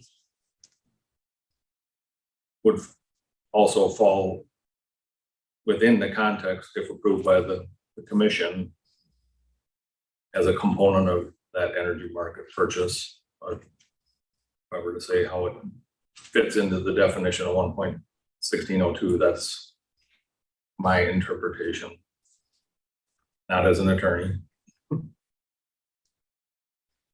How I would envision that this to physically work within a fuel cost plan, we are required to file an annual fuel cost plan each year, including a forecast of the average annual fuel costs, which would then include any components of the power partnership program. To the extent that the commission desires additional information pertaining to the power partnership program, then it seemed to fit under PSC 11603 paren 2 paren H. And with regards to deferred costs in this proceeding, and I believe the implementation time has now kind of been delayed, but we have proposed deferral of any such costs and benefits because we didn't at the time of this filing have any clear understanding of the number of customers that would be involved.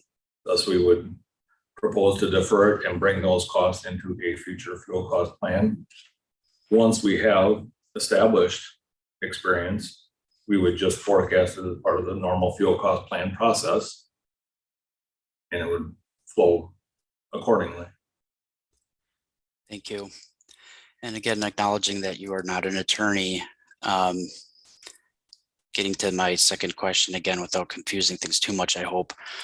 Can you explain to me how PSC 11603(1) would allow the type of requested deferral treatment that you're proposing as part of your larger plan?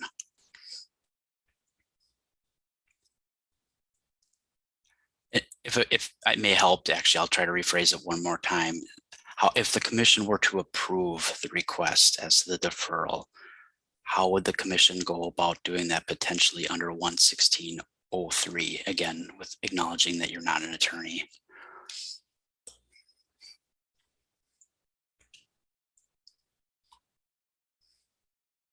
In order to include it into the fuel cost plan, the commission, in making its approval to do so, would maybe have to rely on its additional broad statutory authorities and administration of its rules, such as, for example, a waiver if appropriate. I don't have the specific statute sites. That's fine. Thank Which you. that would refer. Okay.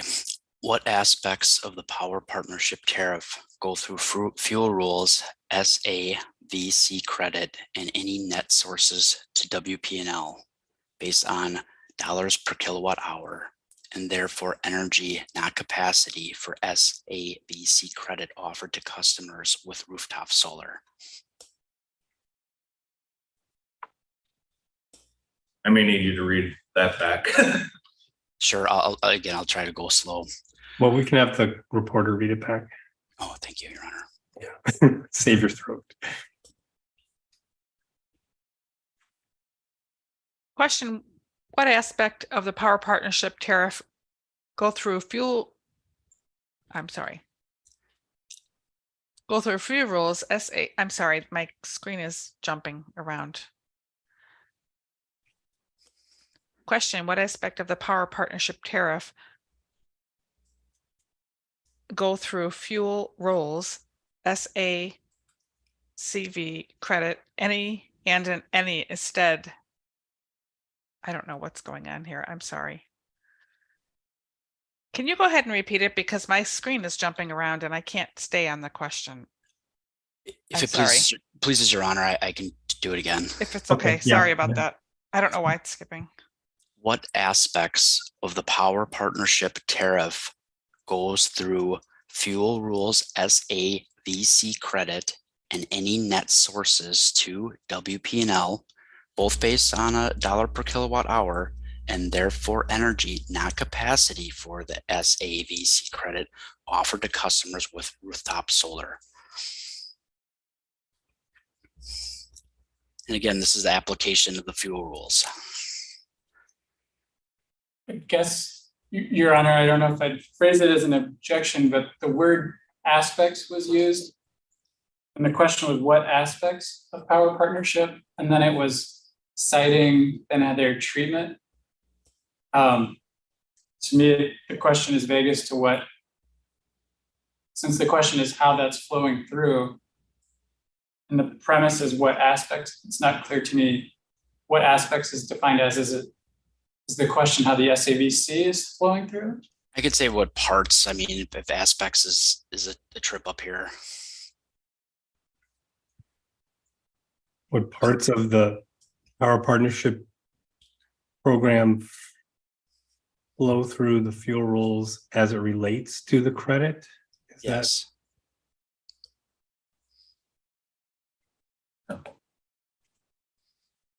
I think I basically addressed that in the prior response. To the extent that the participating customers behind the meter generation influences the costs, or the cost that they receive, or the revenue they receive as a credit, or the sales into the system reduces MISO load, all of that impact or aspect of the participating customers influences WPL's fuel costs. WPL proposed that this WPL share of the system asset value, or system value asset credit, you can treat it as fuel, which I think was your prior response. The accounting for the credit, or the net of it, would be on the revenue accounting for those customers. I think I've answered your question, but I'm not. Yeah, thank you. 1 second.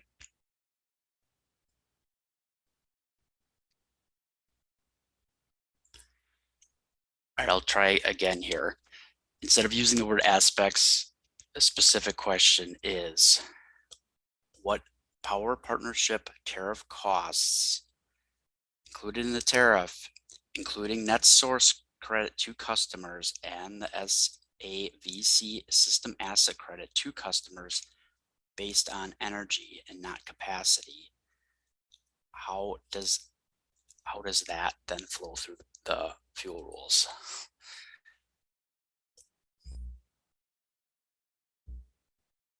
I mean, retry it then this way. The billed revenue that the customer, the bill that they get, the credit that they get, impacts the revenue accounted for on WPL's books. The net energy position influences WPL's MISO load accordingly, and either increases purchase power or decreases purchase power or because of netting changes sales for resale, both of which are component of the fuel costs. And then the system value asset credit, which is the component to which is kind of the added component of this proposal under WP&L's proposal, would be flowed through fuel as well.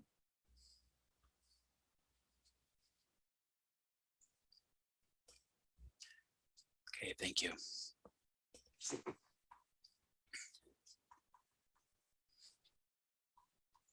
And I just have a couple more questions.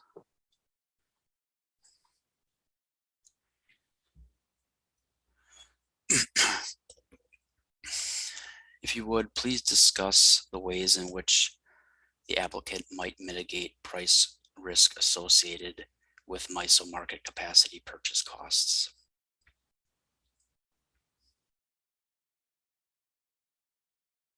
Well, first, I'll caveat any response with, I am not in the power trading or part of the organization.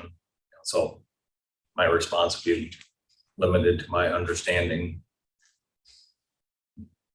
as we evaluate capacity position expectations versus the MISO rules.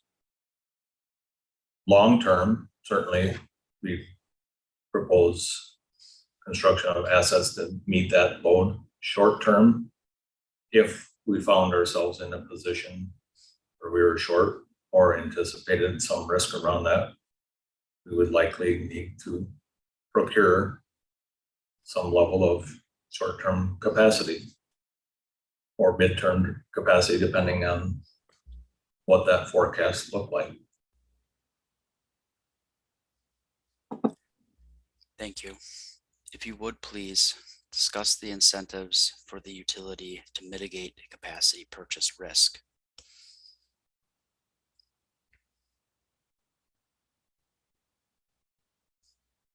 Objection, Your Honor. I don't know that we've laid any foundation. I'm sorry, who's speaking? This is Kira Lair from Okay. Line. Sorry. Objection, Your Honor.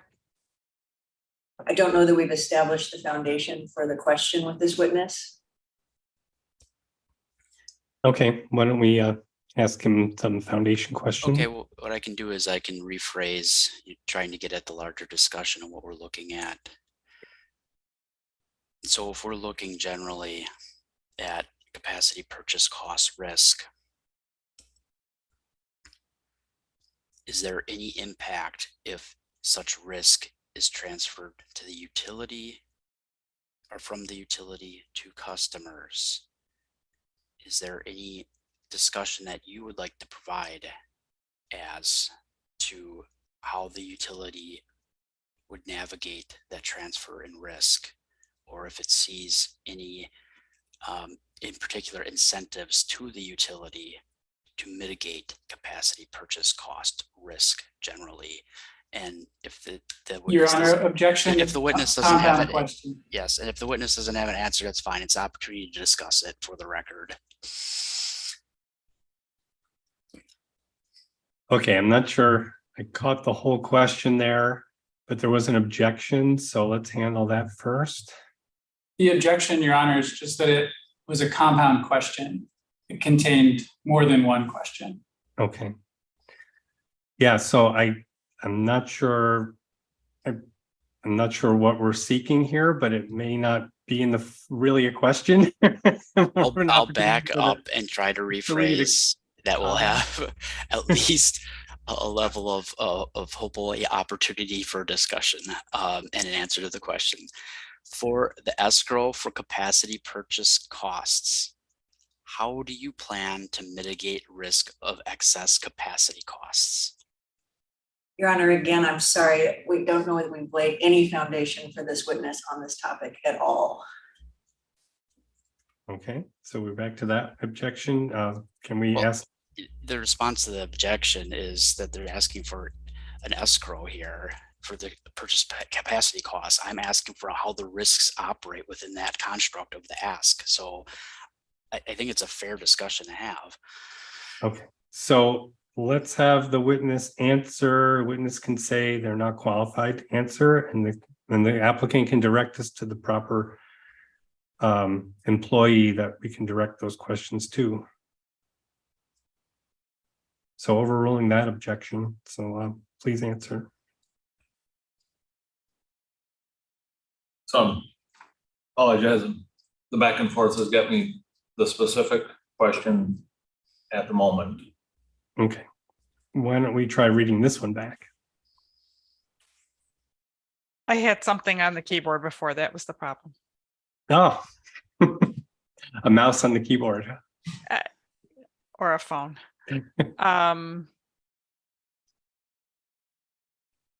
The last question I have is, for the escrow for capacity purchase costs, how do you plan to mitigate risk of excess capacity costs?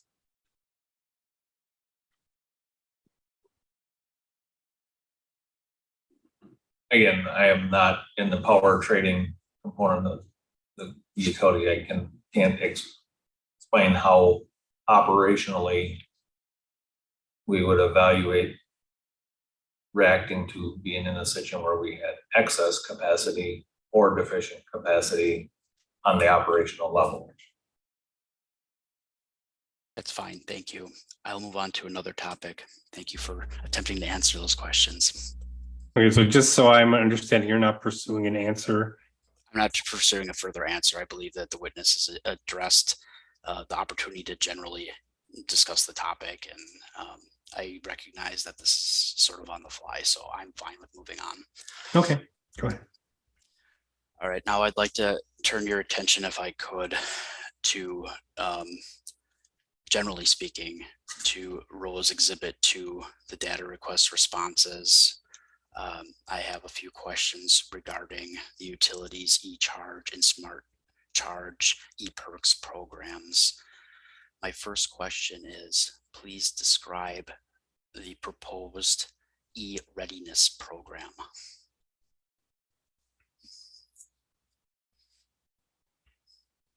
Your Honor, maybe we have a moment to turn to the data request Attorney Ruskevich is referring to.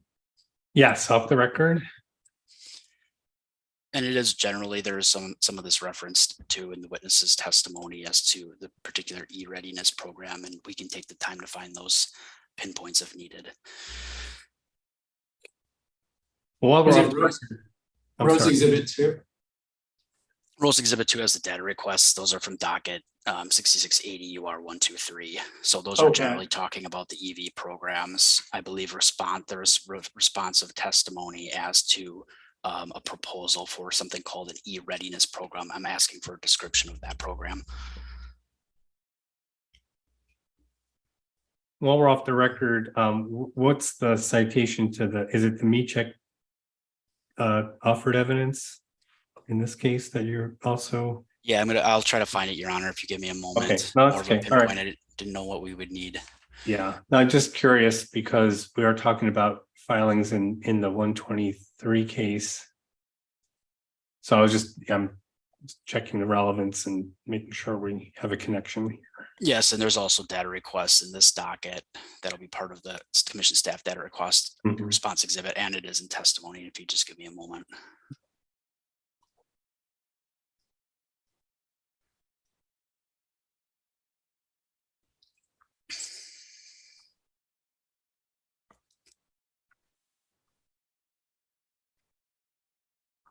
Is it listed as Melleman's 1.2? There may be a reference there. It's in multiple places, Zach. If he knows what I'm talking about, I'm just looking for a description of the e-readiness program, which is, I believe, the program going forward at this time. Okay.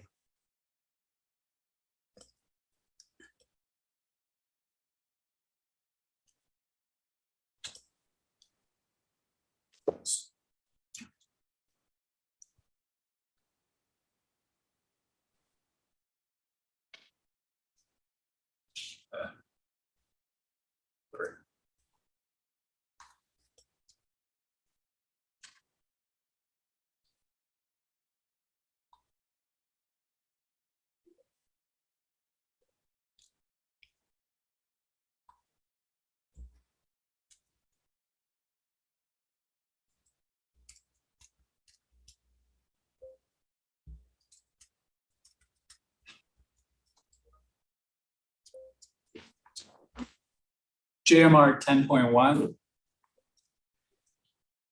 There's Sir rebuttal, WP&L. May check at page 2. Line 6 is the beginning of the question. Line 10 is the beginning of the answer.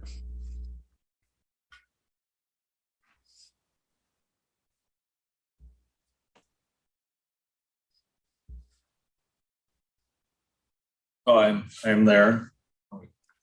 Yeah, so my question is, could you please describe the e-readiness Are you program? back on the record? Okay, yeah, let's get on the record. I think that, well, let's have you repeat the question. I can't remember if we got that. Sure. The question is, could you please describe the e-readiness program that is referenced in your pre-filed testimony and maybe referenced in various data requests that have been filed in this docket? Yes. As indicated in our response to data request PSC WJMR 10.1, the $1 million per year budget for the e-readiness program, that is basically to cover all aspects of the work that a group is actively pursuing possible electrification programs. May include additional costs for some charging programs with commercial customers. So it's basically the $1 million is the all-in for all-in efforts to move towards creating some different proposals related to electrification. I think may have addressed that also in Cerebellum further.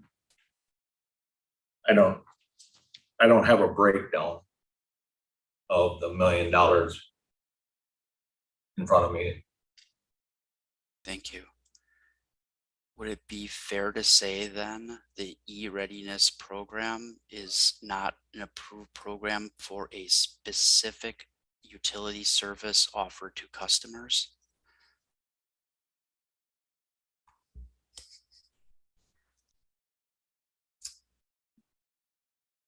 I don't believe there is any specific approved program being offered to customers that's encompassed by that budget. But I am not familiar with the day-to-day operations of that group. Thank you. I'm going slow here. I think, like the court reporter, my screens are jumping around for some reason too. So just bear with me here. I apologize.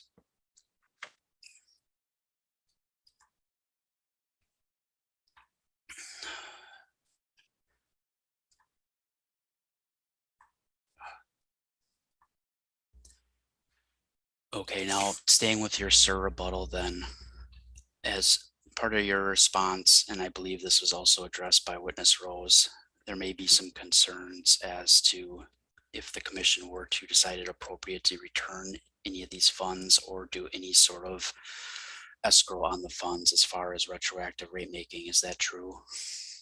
Ejection compound question, just with like. I'll make it simpler. Okay. Are there concerns if the commission were to either issue refunds or try to escrow any of the funds that were approved in a previous rate case for the e-charge and smart charge e-perks programs?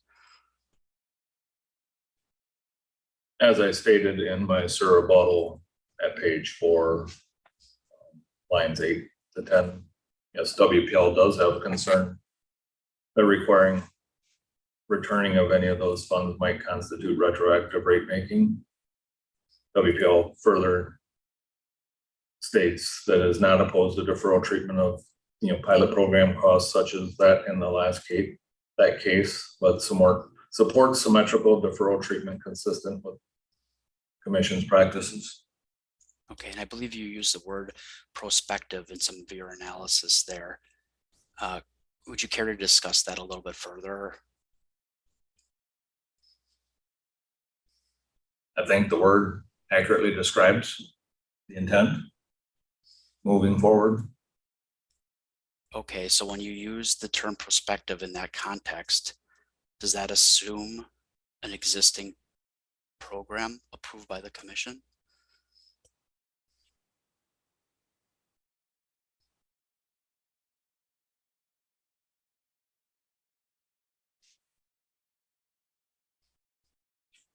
Again, as I think the testimony on page 4 is, any deferral treatment would be presumably be prospective in nature.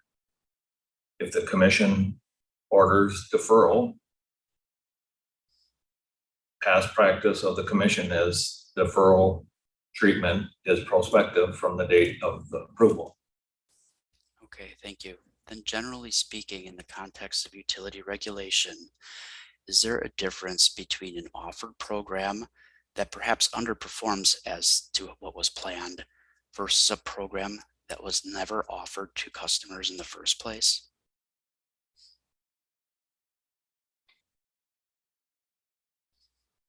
I'm not sure I don't know if I follow the context of that question. Okay, I'll ask something else. I think we've established that the e-charge and smart charge e-perks programs were approved by the commission. My question is, were the e-charge and smart charge e-perks services that were described in the underlying approval docket, were they offered to customers? My understanding is each of those programs were canceled. I believe we answered a commission staff data request in December of 2022 explaining that. Okay, so generally speaking, when we're talking about retroactive rate making, that is usually for services that are being offered to customers and are being paid for by customers. Is that a fair statement?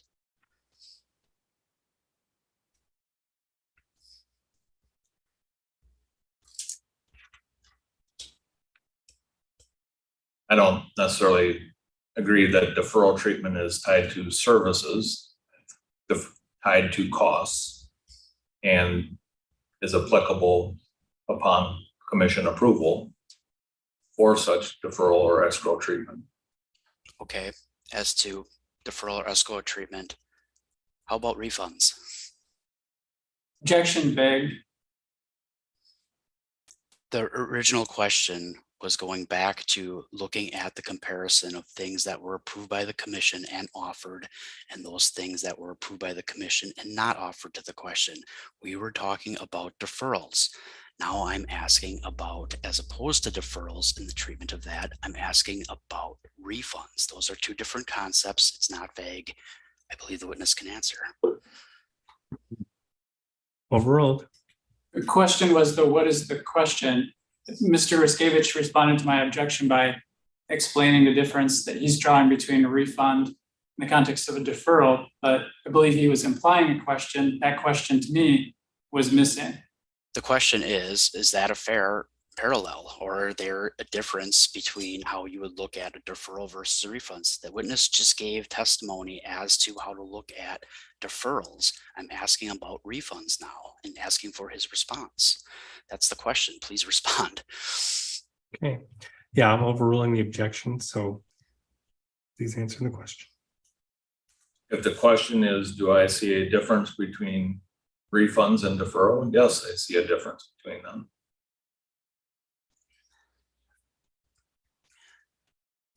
Okay, I think I have enough here. 1 second, please.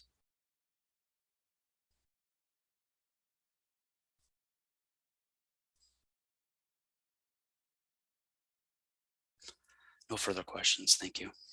Okay, so I did want to I'm sorry. I just wanted, before we move on, I just wanted to note and ask Attorney Riskevich, you did raise a few legal issues in your set of questions, and of course the witness is not an attorney, so we didn't get a legal opinion from the from the company on those points. Did we want the company to brief, provide a legal analysis in terms of your fuel rule questions and your deferral / retroactive rate making questions? From commission staff's perspective, we would leave that up to the applicant. I mean, ultimately their asks are their asks, and their statement as to, the various legal arguments that can be assumed from their technical witness experts are theirs. That's their strategy. If Your Honor, if you want to, or you think it enriches the record, that's certainly under your discretion. Okay, no, that's all right. I'll leave it up to if staff felt it was important, I would order them to do so, but if that's not the case, then I won't. So, all right. Well, I would say, Your Honor, that if they want to have the option to, staff would suggest that. If you want to give them the option to do that, we would not have an objection to that, and would certainly encourage it, subject to objection from other parties.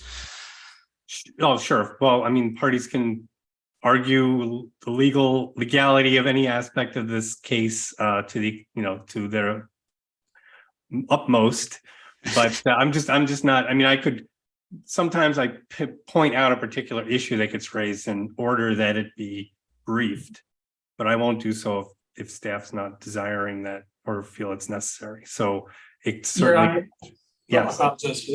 Your Honor, just that the applicant would intend to brief it nonetheless, even absent. We believe, that some of these questions then we're seeking a legal conclusion.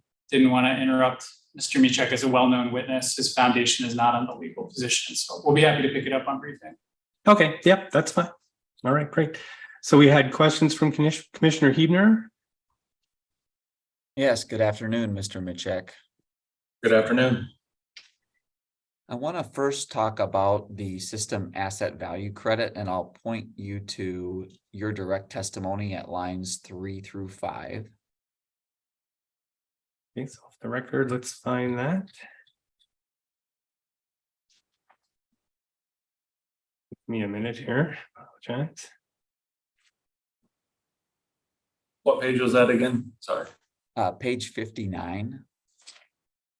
And can we look at the public version? Yes. Yep. Yep, it will.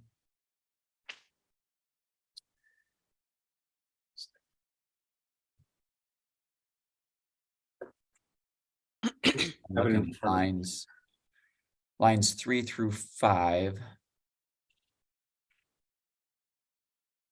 Yep. Okay. Judge. Great. Okay, go ahead. Those lines read, WP&L proposes that the full system asset value credit be accounted for as a purchase power expense on WP&L's regulatory books. And my first question is does WP&L earn a return on purchase power expenses today? Not directly. Can you elaborate on your answer? Do you earn a return indirectly?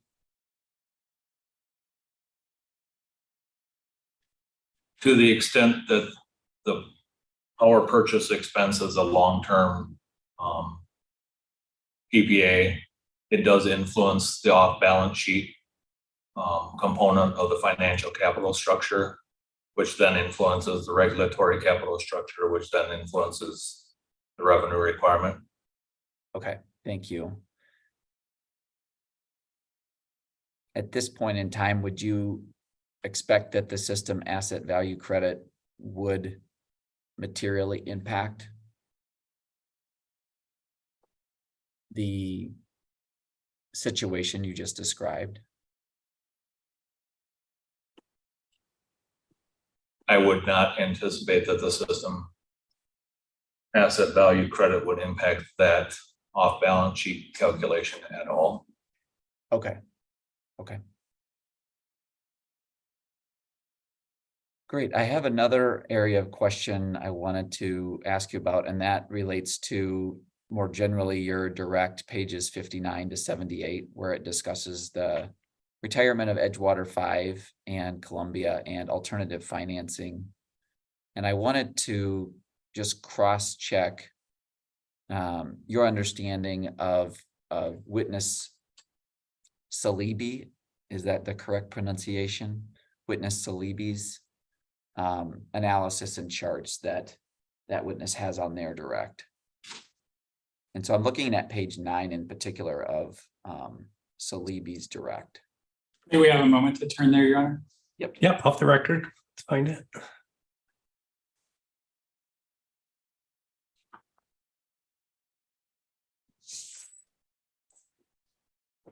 And I'm really looking at the graphic that's on the middle of that page.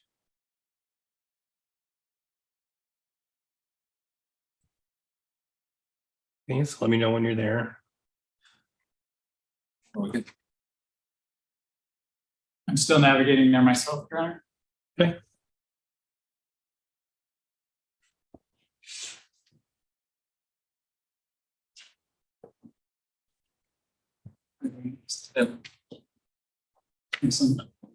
I'm there. All right, let's get on the record. Go ahead.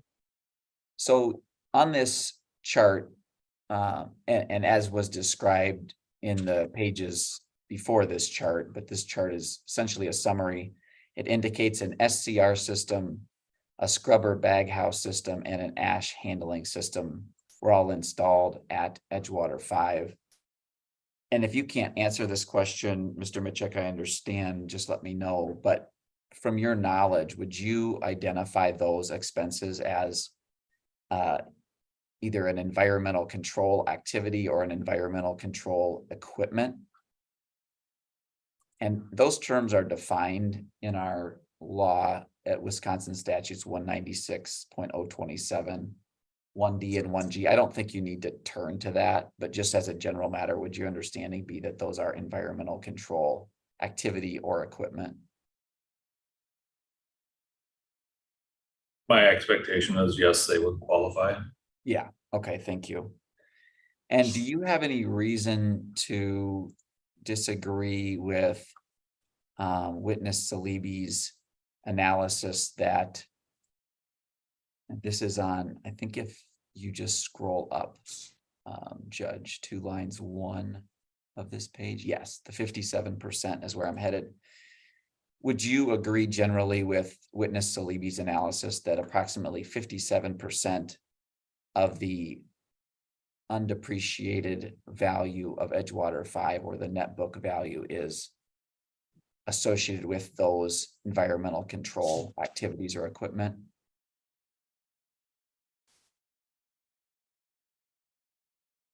To my knowledge, that statement is accurate as of December 22nd or December 2022. Right. Okay. Thank you for that clarification.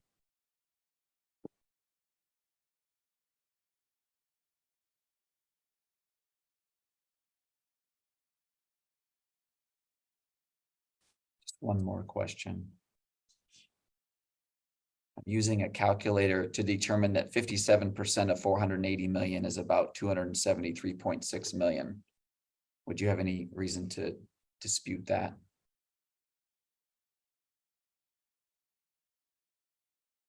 I haven't done the math, but it sounds about right, yes. Okay. That is all my questions for you. Thank you, Mr. Michek. You're welcome.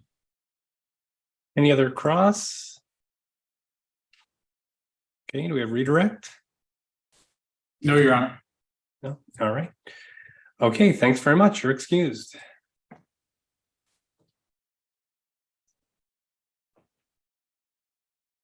The applicant now calls witness Ann Bulkley. Was the last name Volkman? Bulkley. Bulkley. Okay, thank you. Sorry. Oh, that's okay. She's there. All right. It's settled.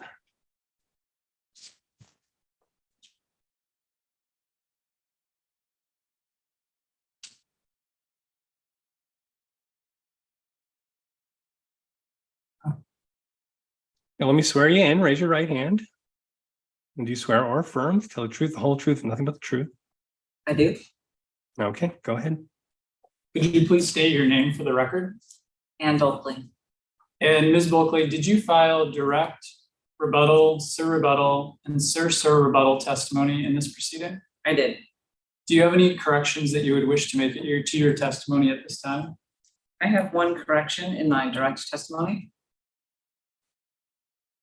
This is at page 26, line 13. There is an error for the figure reference in that line. So it says error referenced source not found. I would like to replace that statement with figure 5.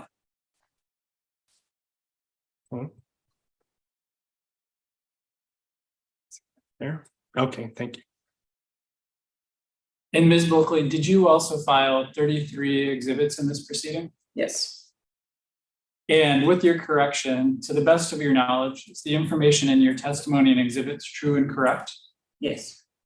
Your Honor, this witness is available for cross-examination.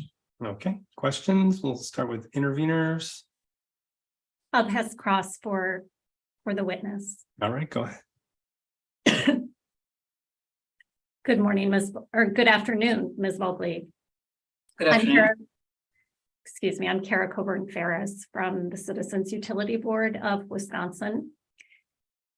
Ms. Bulkley, in your testimony, you describe models that you posit can be used to estimate cost of equity.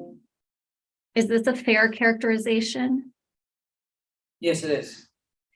Would you also agree with a statement that return on equity, or ROE, is an authorized return that is set by utility regulators?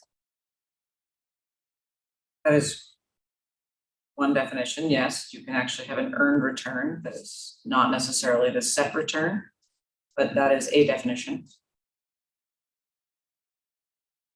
And in your testimony, when you discuss ROE, are you referring to authorized ROE or earned ROE? That would depend on the sentence in the testimony. I would say the majority of the references probably refer to authorized, but I can't say that that's exclusive. I'd have to go line by line to tell you that. Sure, okay. So if in my questioning, I refer to ROE and you intend that to mean authorized ROE, could you please clarify that? Or I'm sorry, you intend that to mean earned ROE. Could you please point that out? Sure. Thank you. That will help clarify. May I refer you to page 6 of your direct testimony? Off the record.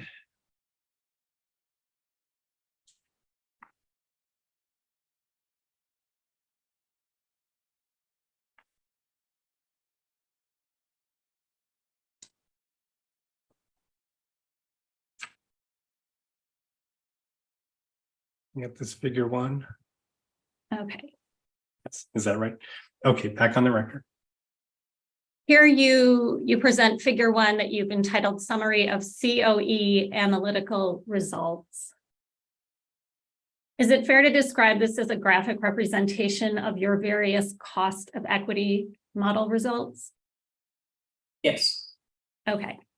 And then underneath this on the next page, you describe figure 1 as, quote, the range of results produced by the ROE estimation models. In the next sentence, you go back to discussing models to estimate the COE. And then in the next sentence, you again refer to ROE estimation models. For the record, could you please clarify whether or not you intend to distinguish in any way between ROE models and cost of equity, or what you call COE models? These references would all refer to the same models that are presented in figure 1. And are those ROE models or cost of equity models? They are cost of equity. They use market data to estimate the investor required return. Okay, so they are not ROE models.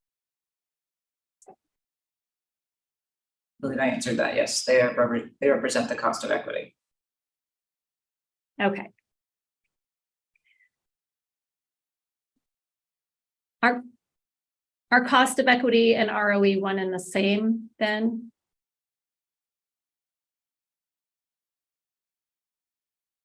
think we just covered that in your first set of questions. Okay, I'm a bit confused because you described these as ROE estimation models and models to estimate the cost of equity. So what I'm trying to clarify really is whether the ROE and cost of equity figures themselves are distinct or whether the models are distinct. There is one set of models. They are summarized both in that graphical representation and also in figure 15 of my rebuttal testimony. That is the set of models that we're referring to, all of which are using, well, the DCF and CAPM and ECAPM are using market data to estimate the investor required return on equity. The bond yield risk premium uses a combination of ROEs, authorized ROEs, and market data being the bond yield risk premium.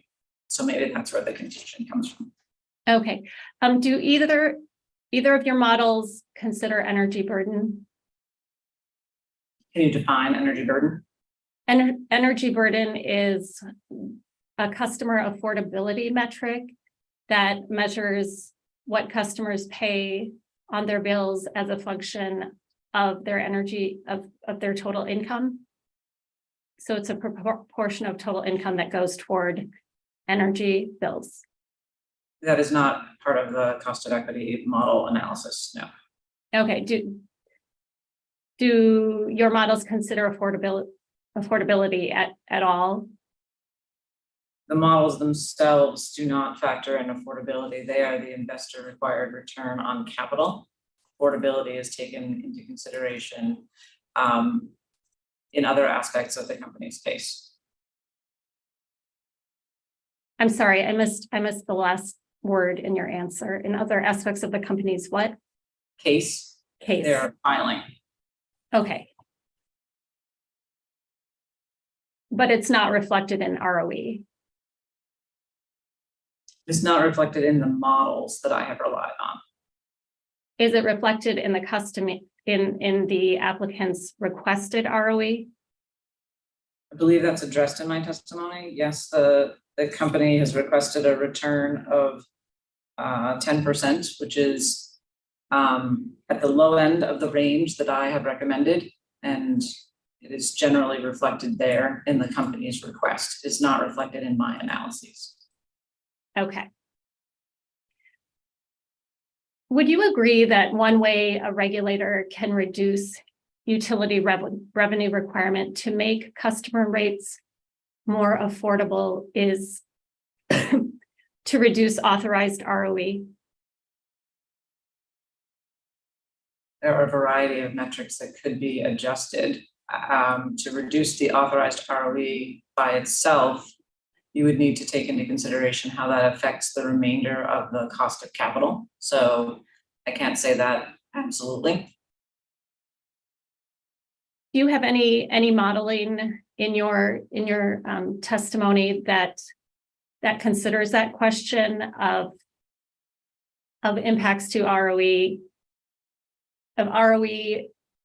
authorized ROE decision impacts to rates versus cost of capital impacts to rates?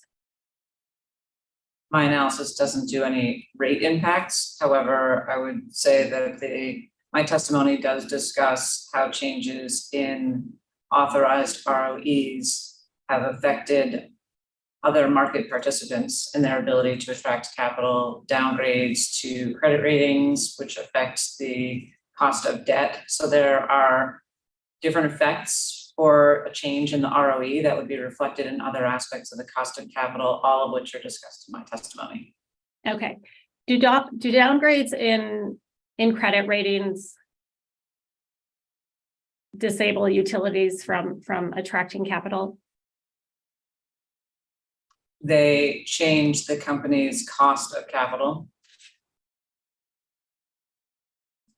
You'd have to look at an individual issuance. I can't say blanket. I can make a blanket statement about the availability of capital. I would depend on the circumstance. Do you have any knowledge in your, do you have any examples in your in your expertise and knowledge of utility regulation and capital markets, of unauthorized ROE ever impairing a utility's ability to attract capital? I have provided estimates, or I have provided examples of regulatory jurisdictions that have been downgraded, that have created concern about investment in those jurisdictions in my testimony. One that I would add to that since the filing of my testimony would be the state of Connecticut, where there have been some authorized ROEs that have been considered by the market to be very low.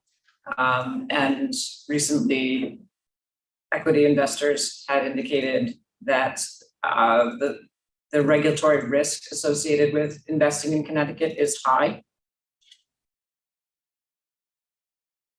Okay. Could we? And I have provided other such examples as well. I believe I provided a Centerpoint case, a Minnesota Power case. So Yes, that's all in testimony. Thanks. Sure. So could we please refer to your discussion of the 2021 decision by the Arizona Corporation Commission, the state's utility regulator, to reduce authorized ROE of Arizona Public Service Corporation? That is in your direct at pages 14 through 15. So here you discuss reactions to the ROE, the authorized ROE reduction of 10% to 8.7%. And you cite reports from investor groups such as Moody's, Guggenheim, and S&P Global. Yes. So in presenting these analysts' reactions to the APS ROE decision, are you suggesting that these reactions show that the ROE that the Arizona Commission authorized was not just and reasonable? I am suggesting that the investment community considered those to be, that return and that overall regulatory decision to be credit negative. Could you explain what you mean by credit negative? That it would have it would reflect negatively on the cash flow coverage metrics of the utility from a credit perspective and from an equity perspective, that the investment in the equity would be viewed negatively. So there was a negative outlook on investing in that utility. Actually, the parent company, Pinnacle West. Sure, okay. Do you have any tangible evidence that the Arizona decision in any way impaired APS's provision of safe, reliable, affordable utility services? Objection as to foundation. No, overruled. She can answer if she knows. I am unaware of their ability to provide safe and reliable service. My understanding is that they were going to manage their investment in the company in order to provide service, but not be able to provide the investment necessary to achieve other policy goals in that state on the time frame they were originally anticipating. Do you have any evidence that APS has had any difficulty with capital attraction since this ROE reduction?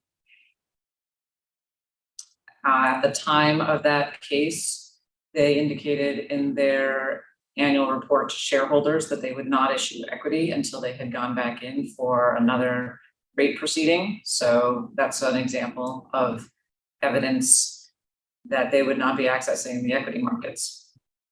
The equity markets, did you say? Yes. Is that evidence that they chose not to as a business strategy, or that they were unable to access equity from the markets? The decision was made in order, my understanding of the decision is based on the stock price being 24% lower than where it was when they started. While that may have been a business decision, it was a decision that certainly to issue equity would have been quite a bit more expensive than prior to the case decision. Expensive for customers or existing investors or prospective investors? Expensive for whom? Well, in order to issue the same amount of equity, you would have issued a greater number of shares. Right? And more shares enables the utility to, more shares brings in more equity at a lower price. And dilutes the existing shareholder. Yes. And so there is a loss in shareholder value. Is that correct? The existing shareholder, yes. In your review of reactions to the Arizona Commission's decision to reduce APS's ROE, did you review the reactions of any consumer groups to the ROE order? Not that I recall. Did you review or analyze the impact of the ROE reduction on Arizona customers' rates? No, I did not. Thank you, Ms. Bulkley. I have no further questions. Other interveners, questions? No. Commission staff? Excuse me. Thank you, Your Honor. Commission staff has just brief cross-examination for the witness. Without spending too much time on foundations, this is an administrative hearing and this is cross. First question is, generally speaking, do you keep up on the investment community's commentary on utility rate cases? I try to. I do get a fair amount of information in my email and do my best to keep up. Thank you. Are you aware of a recent article about this rate case from Bank of America analyst JTS? I would need to see the article to know for sure. I do a lot of reading on a daily basis and can't always attribute it to the individual author. That's perfectly fine. In that case, are you aware of situations where in this proceeding as a context more generally, professional investor analysts have switched a buy, hold, or don't buy recommendation based on commission staff's pre-filed testimony, specifically on ROE or for applicants' parent stock? I know it's a lot, but it's not a compound question. I am not aware of a specific change in a buy determination. I did read, and I am not entirely sure it was Bank of America, though they probably populate my inbox quite a bit. I did read an analyst report that indicated that the staff's, it recognized that the staff's recommendation was 10 basis points lower than its recommendation in a prior case, and that it noted that specifically given that interest rates were higher. So I'm not exactly, I don't recall if that was Bank of America or not. It was one of the equity analysts. Okay, thank you. So that was the specific aspect of that. Generally, overall, do you remember the conclusion that that article that you're referring to made? I focused on that specific, the ROE aspects of the report. I can't recall. I would have to go back into my email for you. I can't recall the entirety of the article. Thank you. Can you? I'm sorry. I didn't get the end of the answer. I can't recall the entirety of the article. Thank you. Please forgive me. I've got a little bit of a sickness going on here. Can you tell me though, if you recall any articles or the one you're specifically referring to having described commission staff's pre-filed testimony as constructive or, you know, a similar description? I can't say for sure. Can't say for sure. Okay. Have you? Again, if you have an article, I'm happy to look at it. I just don't have a full recollection. So. Okay, maybe staff will reserve the right to call the witness back, because I would probably introduce something through commission staff witness. Generally speaking, are you aware of any specific change that analysts have had as far as their recommendations in response to commission staff's pre-filed testimony? I am not aware of a change necessarily in response to the testimony, no. I will say that often the changes occur at the time of a decision, not necessarily at the time of the testimony, but what the overall commission determinations are on a case will be evaluated by credit rating agencies and equity analysts in total. Okay, for thank those you. types of changes that you're referring to. Okay. But that's not to say that sometimes there exists commentary on pre-filed testimony or evidence that's part of a rate case before the final decision comes out. I mean, is that a fair statement? There can be, I would say the majority of the commentary that would result in a rating change or a significant determination, such as what have been described in my testimony, are usually after the case. Although I will say, as I'm saying that, I just came to mind that one of the Connecticut companies that I mentioned earlier has had a downgrade.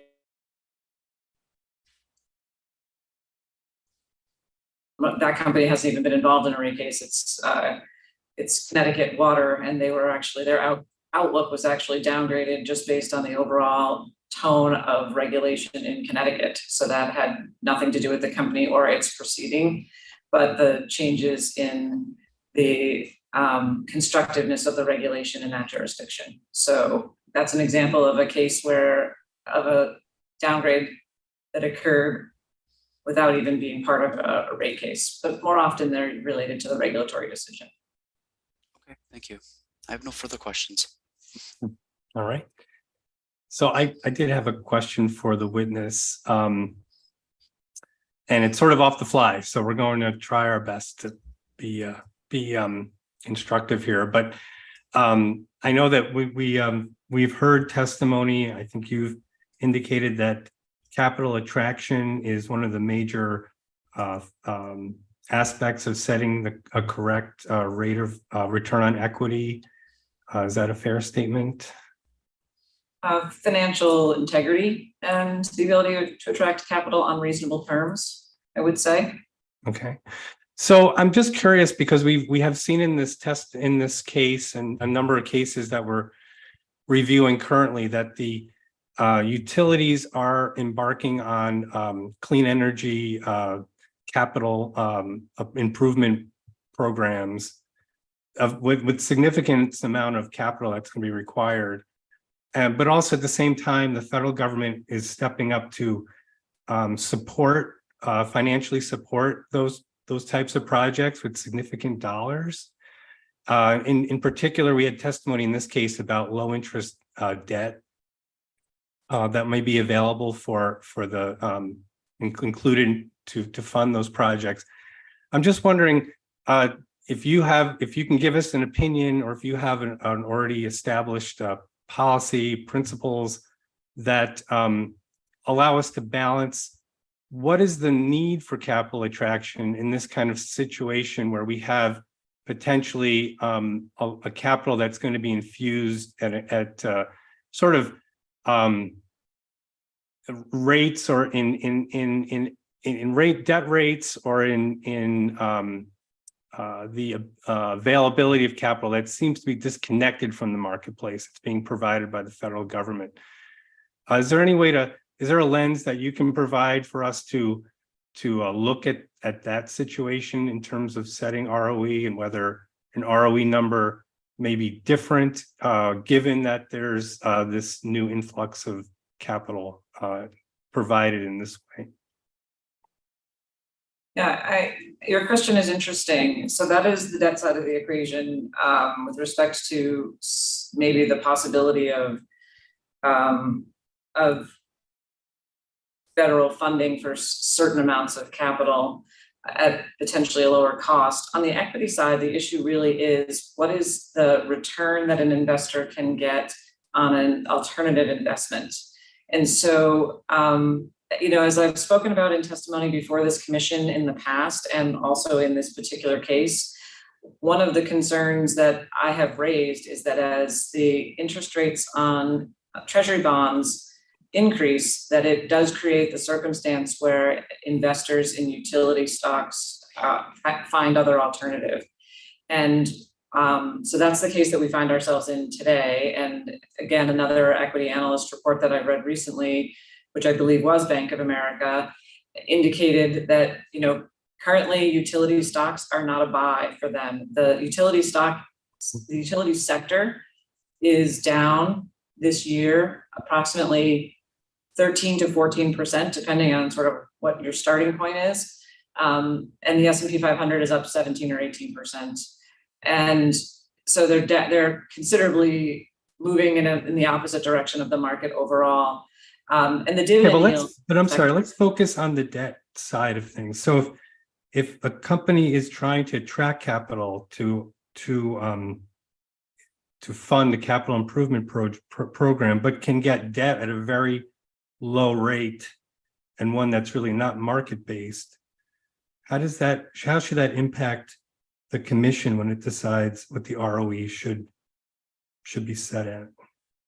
Well, I think my point is that the investors that that are investing in equities are looking at what their alternative investments are, which typically are treasury bonds. And so the dividend yield on a utility stock right now is lower than the return you can get on a treasury bond, which suggests that an equity investor has a stronger return on the.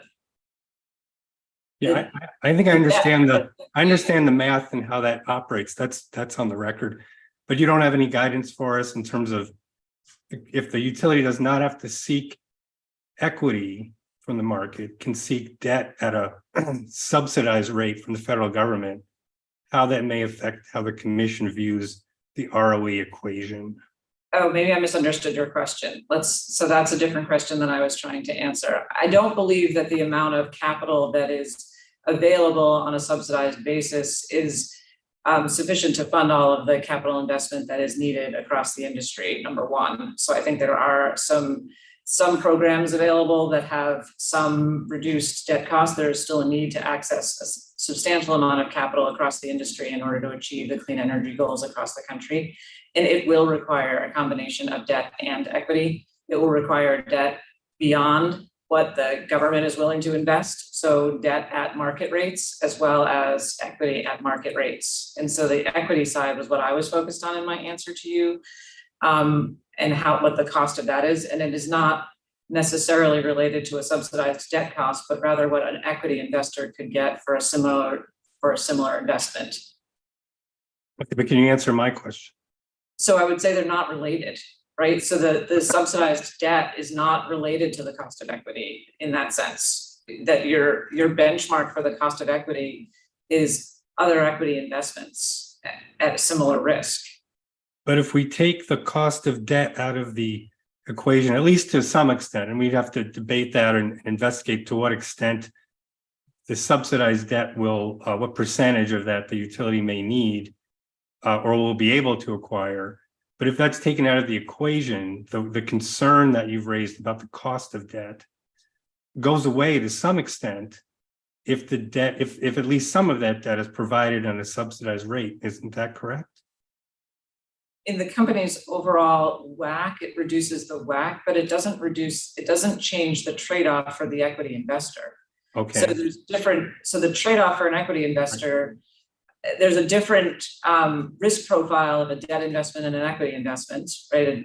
You actually have preferred repayment terms on debt than you do on equity. So an investor in an equity position is looking at the return on that equity position relative to other comparable returns in the marketplace. And in particular, I was using treasury bonds as an example because that has historically been a consideration for investors in this sector. So in terms of guidance, of giving the commission guidance in terms of looking at the current context as an added feature of this equation, that there is going to be a substantial amount of debt that's subsidized that will meet at least part of the company's capital requirements going forward. There's nothing that the commission should consider within that context when it comes to setting the ROE in this case. No, I believe that will affect the overall weighted average cost of capital, which admittedly is very helpful for our customers, that that subsidized debt that is available. And I'm not exactly sure on what percentage of the overall investment across the country is actually going to be subsidized by the government. So I don't have a sense of how much that will affect the weighted average cost of capital, but it will lower the weighted average cost of capital, but I don't think that it lowers the ROE. No, okay. it does All right. at all. Well, good. Thanks. I'll just be interested in hearing if other parties have a comment on that. So thanks very much. Any redirect? No, Your Honor. Okay, great. Thanks. Thank you. You're excused. And let's go off the record. So it is 20-1, and we still have a number of witnesses to take. Let's just pull our list here. Gone through 2 witnesses, so it was probably appropriate. I don't know if we have a witness that we can take quickly. And really we do have a time frame for Borden. So do we have I'm sorry, Your Honor, in addition to the time limit for witness Borden, we have some sir we'd like to get on the stand from witness Posner, and he has a 2 p.m. deadline. Okay, yeah, I did notice that before. Okay, thank you. So okay, there was no cross currently, at least for Posner. Do we have how much cross do we have for Borden? Yeah, I think we're the only ones to identify cross, and it's a few questions. Okay, I've heard that before. All right, so unless there's issues, let's do the Posner and Borden now, and then we'll take a break.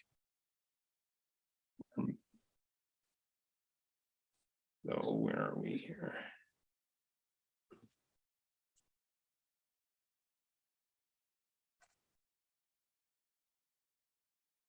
Great.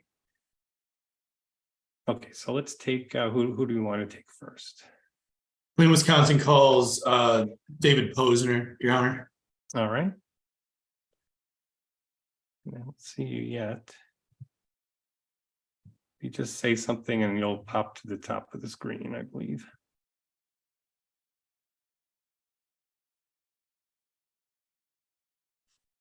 Oh, there you are, the bottom of the screen.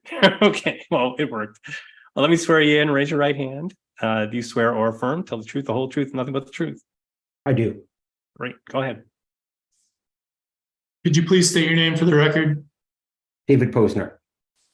Dr. Posner, are you the same David Posner that prepared and caused to be filed direct and sir rebuttal testimony and 4 associated exhibits in this docket? I am. To the best of your knowledge, are the answers and information you provided in your testimony and exhibits true and correct? Yes. Do you have any corrections to your testimony at this time? Not at this time.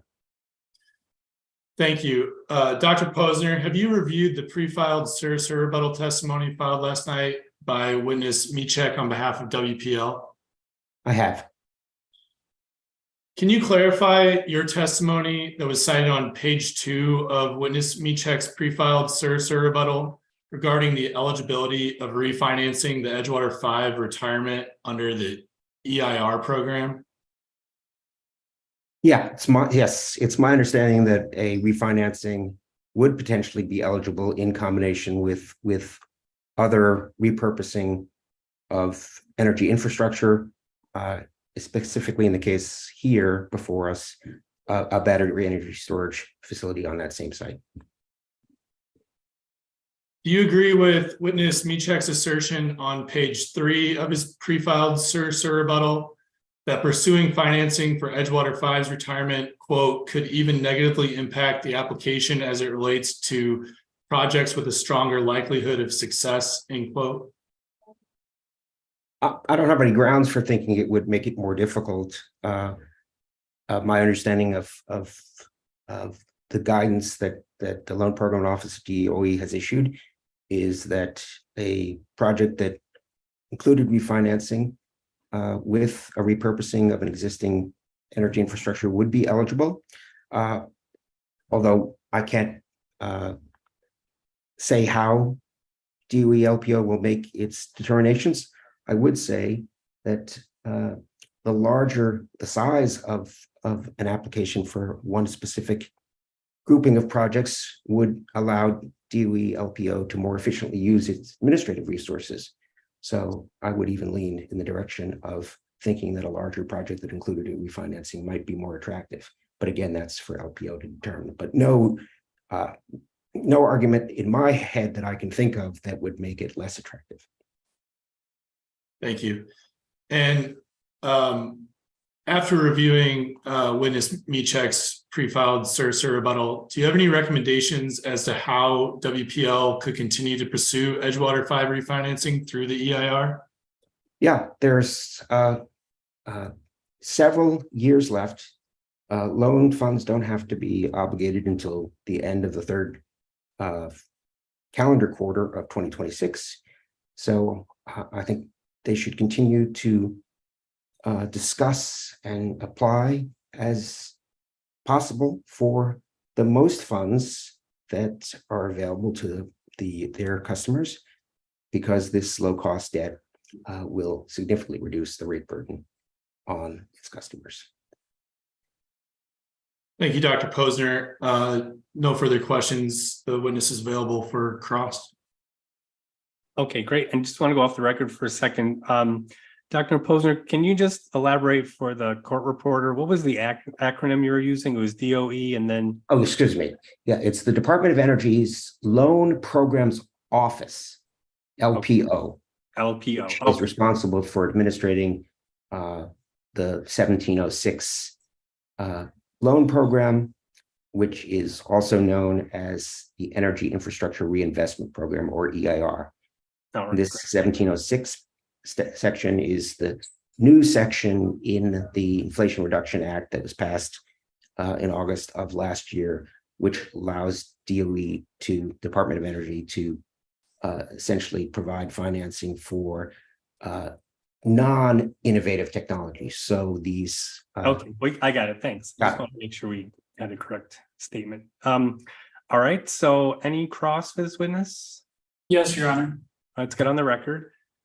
Okay, go ahead. Mr. Posner, can you hear me okay? I can. Okay. I'm going to ask you, Dr. Posner, to adjust your screen so we can see your full face. I'm sorry. That's okay. It just helps us with the transcription. Okay. Is that better? Yes. Okay. The nature of my question is to make sure I understand your testimony that you're providing from the stand today. So I am looking at witness Michek's SIR rebuttal, page 2, lines 11 through 15. I'll give you a moment to refer to that.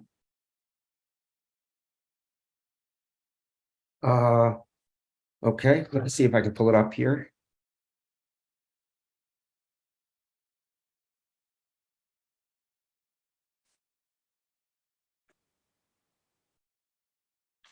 We are sharing it on the screen. Oh, that'd be great. Yeah. If you can see it, it should Okay. be.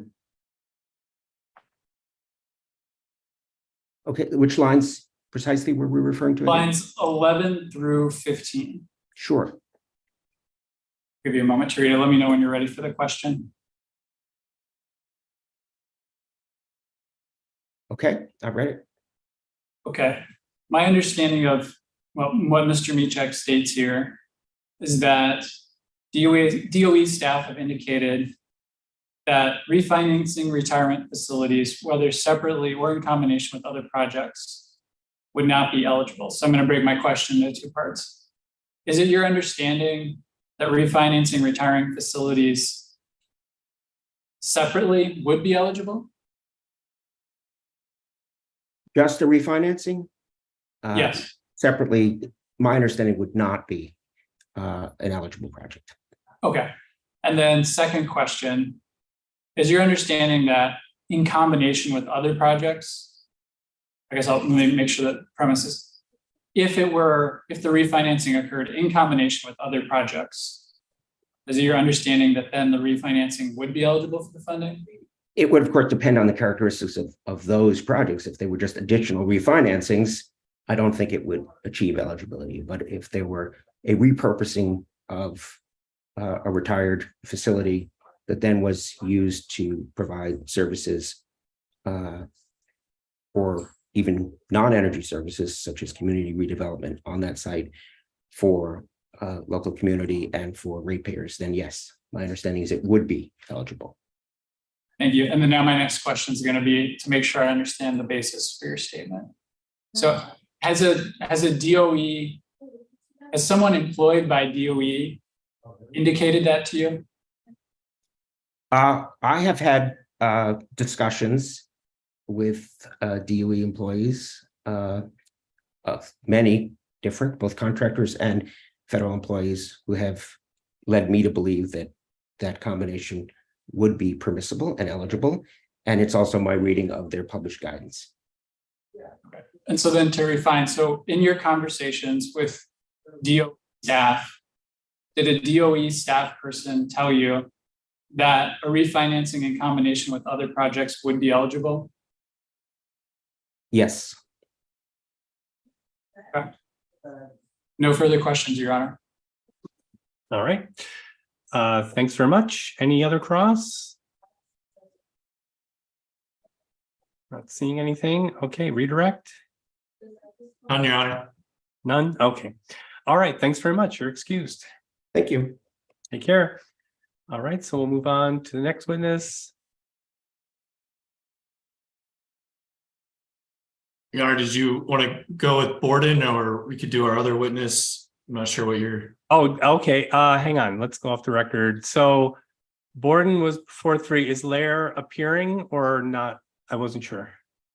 Yes, we'd like to have him verify on the stand. Okay. Well, we can take either. We'll take all 3. We'll just take care of clean before we break. So who do you want to call next? We'll just do. Thank you, Your Honor. Clean Wisconsin calls witness Lair. Okay, so we're on the record. See you there. All right, raise your right hand. Do you swear or affirm to tell the truth, the whole truth, nothing but the truth? Yes. All right, go ahead. Could you please state your name for the record? My name is Ronald Lair. Mr. Lair, are you the same Ronald Lair that prepared and caused to be filed direct and surrebuttal testimony in 13 associated exhibits in this docket? Yes, I am. And to the best of your knowledge, are the answers and information provided in your testimony and exhibits true and correct? Yes, they are. Do you have any corrections to your testimony? I do not. Thank you, Mr. Lair. Your Honor, the witness is available for cross. Okay, not expecting any questions, but I'll ask. Any questions for the witness? No? All right, thanks very much. You're excused. Thank you. Clean Wisconsin calls Eric Borden. All right, see you there. Raise your right hand. Do you swear or affirm, tell the truth, the whole truth, and nothing but the truth? Yes, I do. All right, go ahead. Good afternoon. Could you please state your name for the record? Yes, my name is Eric Borden. And are you the same Mr. Borden, Mr. Eric Borden, that prepared and caused to be filed direct, rebuttal, and surrebuttal testimony in 12 associated exhibits in this docket? Yes. To the best of your knowledge, are the answers and information you provided in your testimony and exhibits true and correct? Yes. Do you have any corrections to your testimony? No. Mr. Borden, have you reviewed the surrebuttal testimony filed by WP&L witness Tyson Cook? Yes. So now that you've seen the applicant's revised power partnership tariff, does it change the recommendation you made in testimony that the commission should not approve this replacement of WP&L's net metering tariff? No. Can you please explain why the revisions to the proposed tariff in witness Cook's surrebuttal do not change your recommendation? Sure. So the revised tariff does not alter my conclusions presented in direct testimony. First, the cost shifts caused by the current net energy metering construct is extremely small. Second, the power partnership tariff is not likely to meaningfully improve the cost shift caused by NEM. And third, the proposed performance incentive mechanisms are unjustified and will exacerbate cost shifts onto non-solar customers. Finally, the tariff proposed is complex, and issues which require significant scrutiny, including payback periods, cost shifts, how to change compensation levels over time, and other potential successor tariffs to the utility to the utilities proposal have not been adequately analyzed, particularly because the tariff has now been changed in the utility rebuttal testimony filed just 2 days ago. Thank you, Mr. Borden. No further questions. The witness is available for cross. Okay, and I know we have some questions, but let me poll the applicant first. No, Your Honor. No? Okay, any interveners? Yes, Your Honor. Okay, go ahead. Good afternoon, Mr. Borden. Good afternoon. I have a few questions following up. Introduce yourself to the witness. David Bender for Sierra Club and Bullet Solar. Following up on the discussion, you just mentioned a cost shift. I'm trying to find in your direct testimony at page 15, I believe is the first reference. Okay. Pull that up here so you can see it.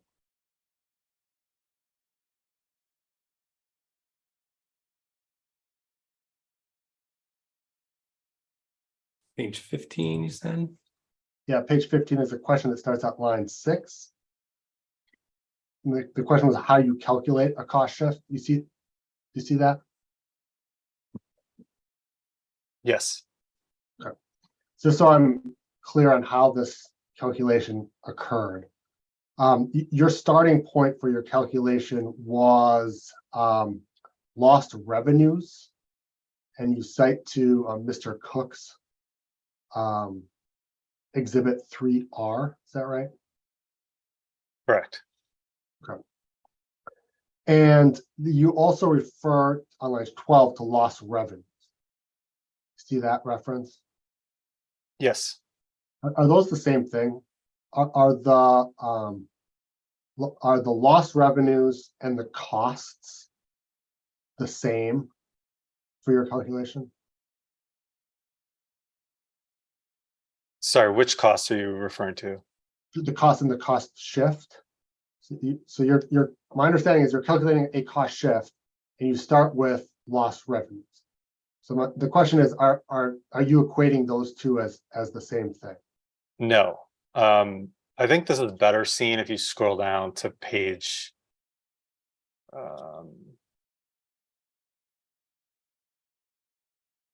so figure 2 on page 20.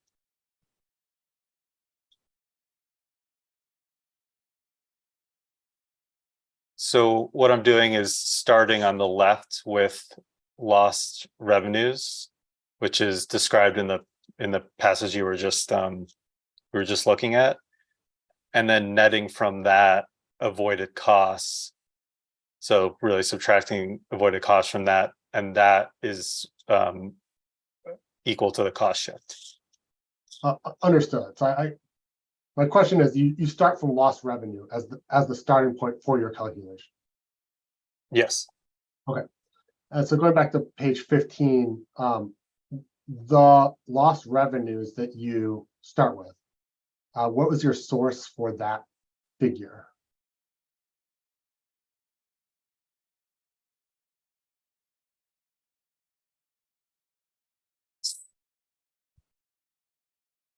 I believe that it's again data from Cook-3R. Okay, well, what's your understanding of what the source of those data were? So those were witness Cook's work papers that included bills for average non-solar customers, and then customers who adopt and then bills for customers who adopt the NEM rate and bills for customers who adopt the power partnership rate. Okay, so which one of those was, so if we look, for example, on the top of page 16 of your direct testimony, in table 2, I think is the same as the kind of graph that we looked at from page 20. You have lost revenue, the starting place, and then avoided costs, and then the cost shift is the difference. Is that right? Right. Okay. So the lost revenue, the 6.7 million, which of the values from Mr. Cook's exhibit was used to calculate that 6.7 million?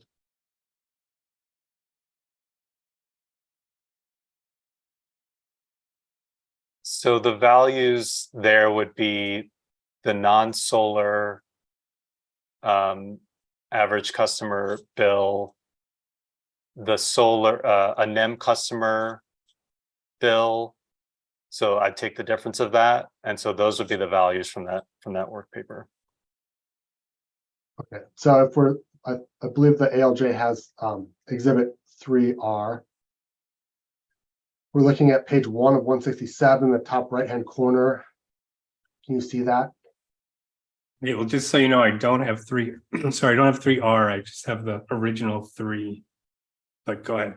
Yeah, so I think there's a different tab somewhere in this work paper. I don't know that we should necessarily scroll through that summarizes the bills that I just described. Okay, so but that's fine. So you're saying you take average residential customer bill minus average net metered customer bill. And then that's your data point that you used, correct? Or lost revenue, correct. Lost revenue. And then you multiplied it by some number to get 6.7 million, I assume. Right, I think.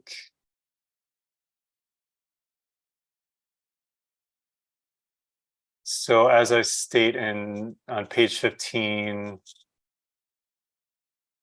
lines 10 to 11, I multiplied this by 4,935, WPL's estimate of the number of residential customers who will have solar DG by the end of 2023. So to recap, the starting place for your calculation is what customers would pay if they were an average residential customer, less what net metering customers on average pay as their bills, multiplied by the total number of net meter customers assumed by the end of 2023. Correct. So the starting point of that is average bills. That assumes that the net metering customer would have an average bill as their cost responsibility or their revenue responsibility for the company before they installed solar, correct? Correct. I mean, they're both using this average customer. So so both the with solar and not with solar is this average customer. There are many non-solar residential customers with bills lower than the average, correct? Yes. And under your calculation, would you call the difference between those below average bill customers and the residential average bill a lost revenue to the company?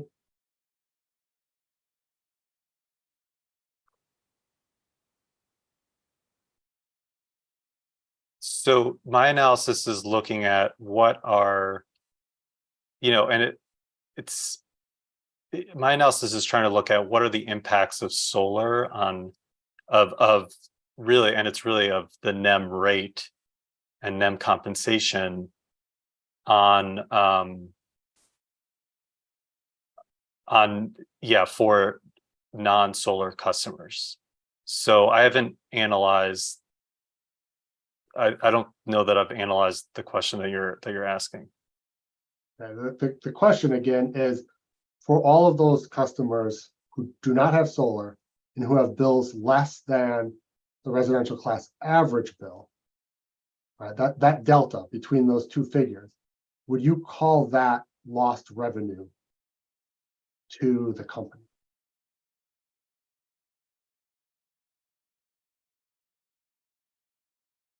I don't think so.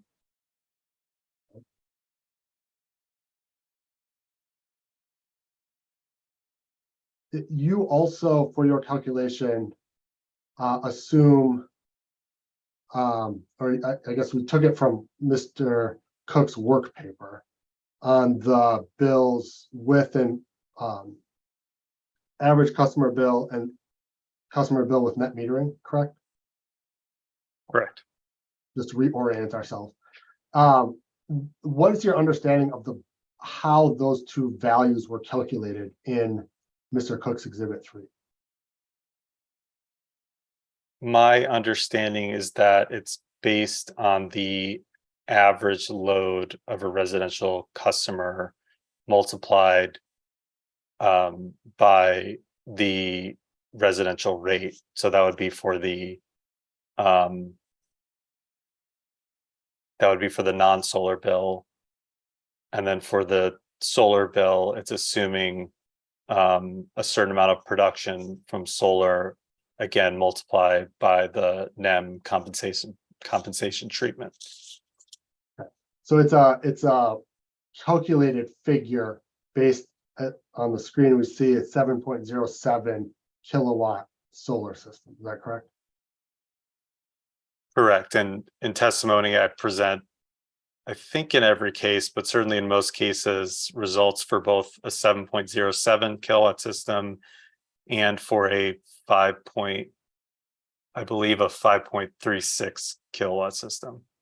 Okay, so those are both kind of calculated hypotheticals based on that size of a solar array, correct?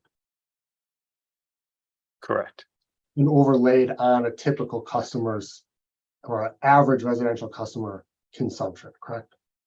Correct. So did you look at all on what the actual billing determinants are for customers taking service under the PGS3 tariff?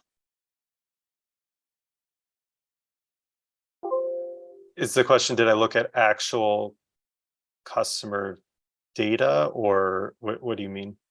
I mean, how many kilowatt hours did actual net meter customers consume and pay bills based on? So yeah, that I don't know. And I do hypothesize, I believe in testimony that they have larger than average loads, which is why I didn't think it was appropriate to necessarily match the 7 kilowatt system with average load. I would hypothesize that NEM customers actually have larger than average loads, which is why I did the two calculations. If they have larger than average loads, even with the production of a 7.07 or a 5 point something from your testimony that you use to create solar production, those actual net meter customers may still have net positive consumption in some months, correct? I've assumed that customers are likely to be matching solar generation with their total annual load.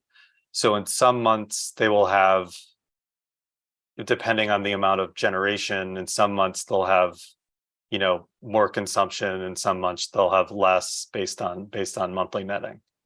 Okay. Did you look at any of the actual bills for current net meter customers to see whether the number in Mr. Cook's Exhibit 3 that you use for a net meter customer bill actually reflects bills that net meter customers are paying under the current tariff?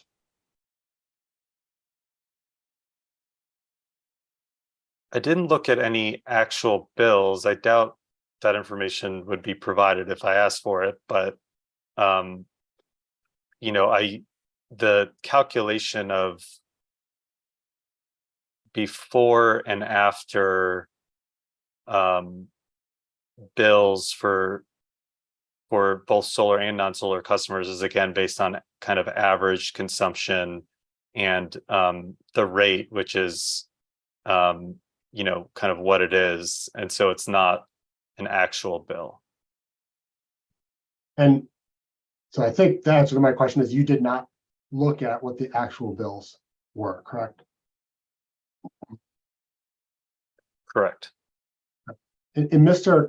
Kenworthy's testimony, he calculated for the PGS 3 net meter customers taking service under the residential tariff, that they have lower but not zero kilowatt hour billing determinants on a monthly net basis. Do you have any reason to disagree with that?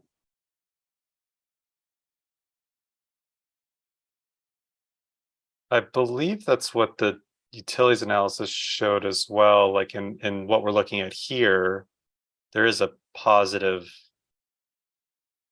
annual bill. This shows power partnership, but I think even under NEM, there's a positive annual bill. I don't know if you're talking annually or monthly for Kenworthy's analysis.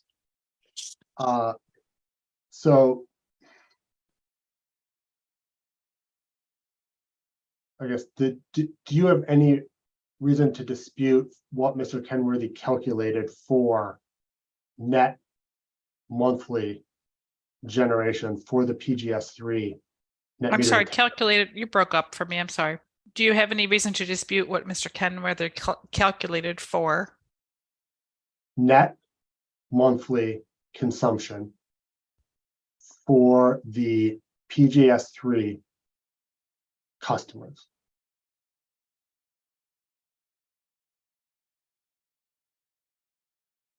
I'd have to review that calculation again.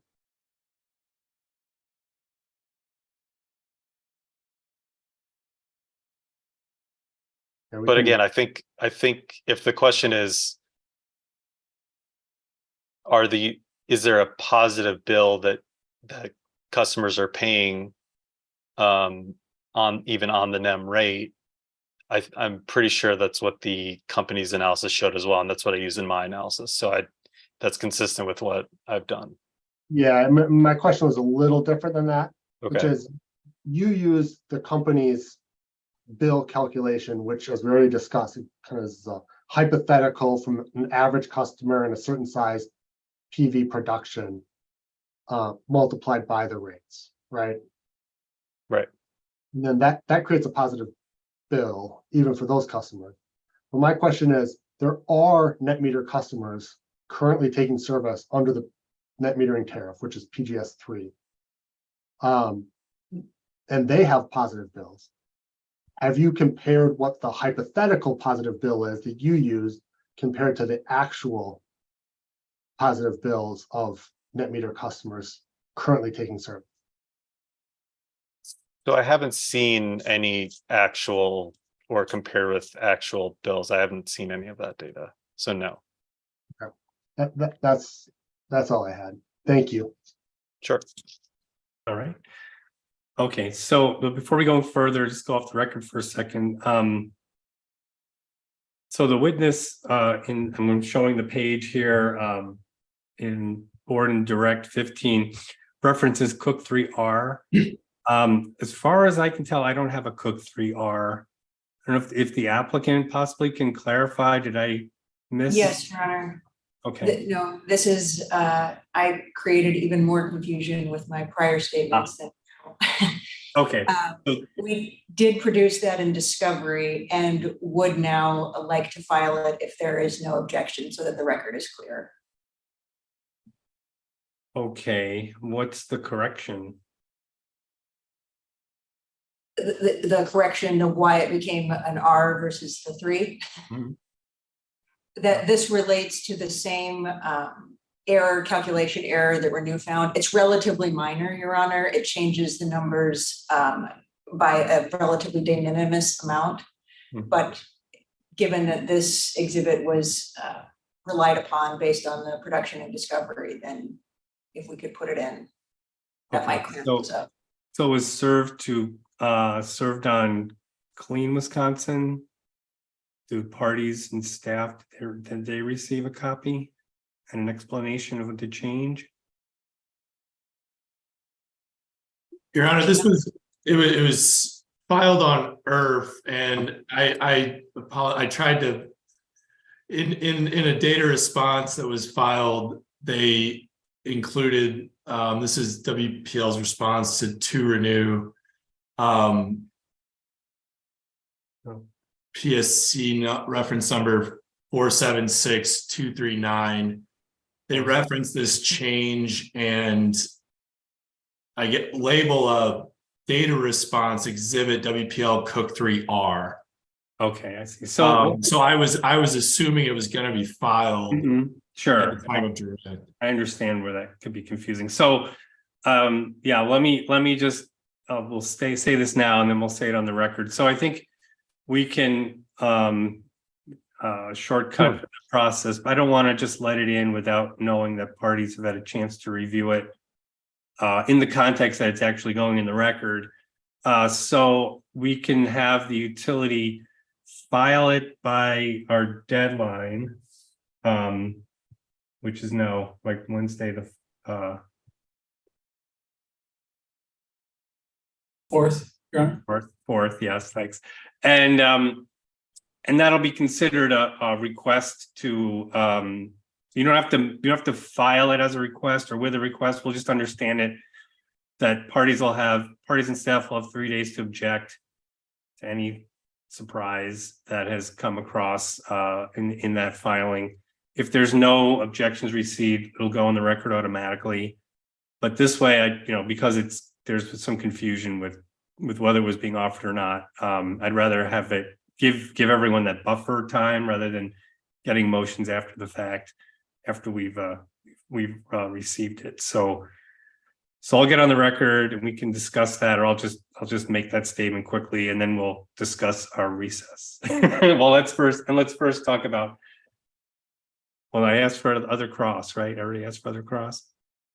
I don't know if I asked staff if they had cross.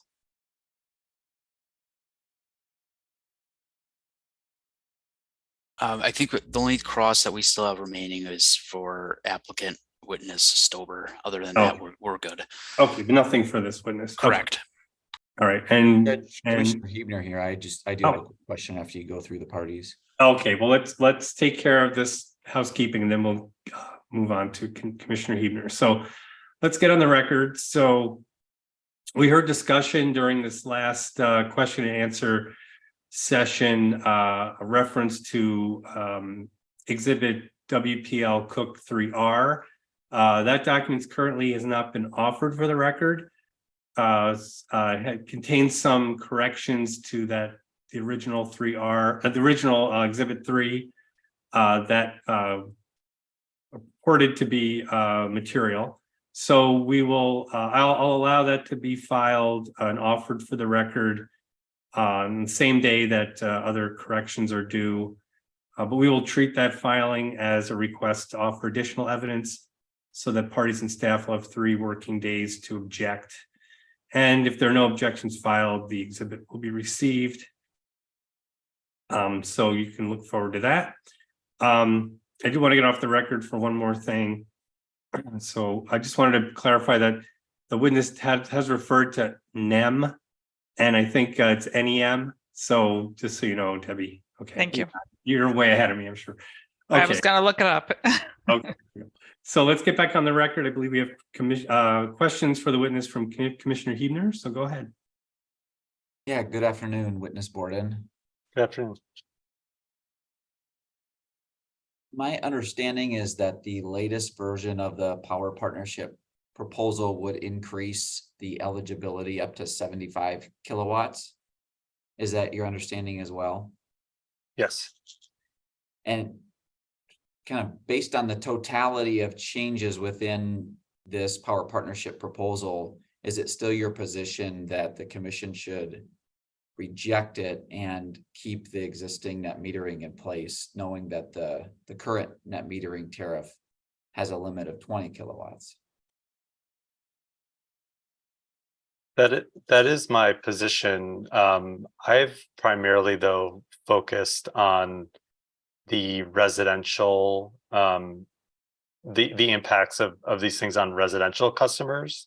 And I imagine that the 75 kW is really for commercial customers. And so I wouldn't say that I've I do think the majority of systems adopted to date are in the residential class, but I can't say that I've spent as much time thinking about the commercial systems. Got it. So your position really related to the residential class, that net metering, in your opinion, is a superior policy to, or a superior rate program to power partnership for residential customers. Correct. Okay, I think that's all my questions. Thank you. Thanks. Okay. Thank you. All right, so no more cross. Any redirect? No, Your Honor. Okay, thanks very much. You're excused. Thank you. So 20 after 1, let's get off the record.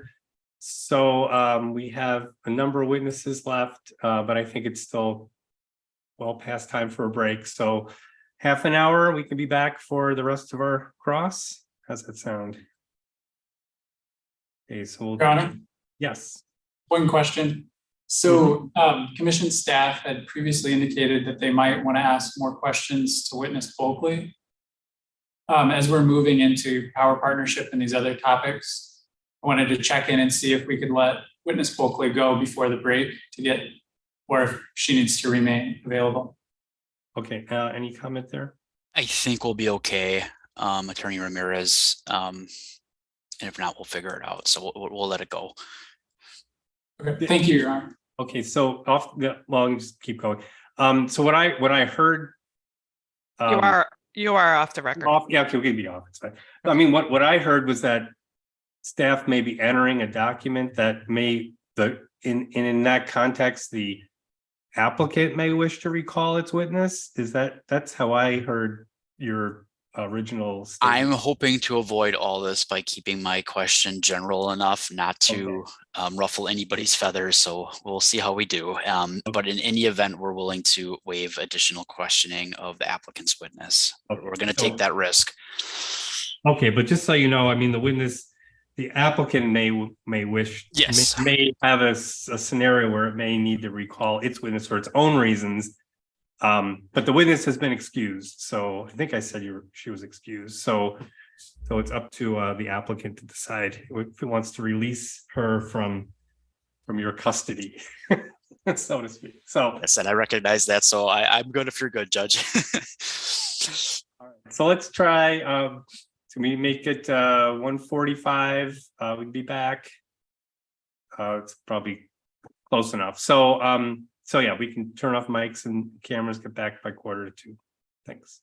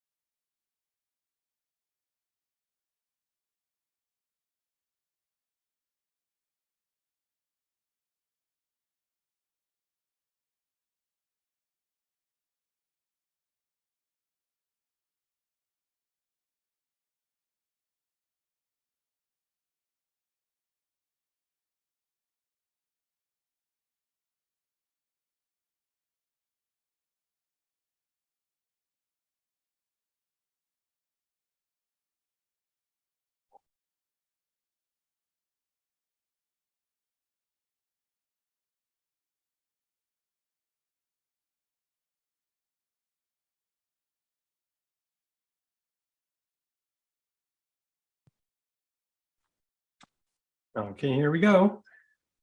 It's just a few seconds left to go. We're back on.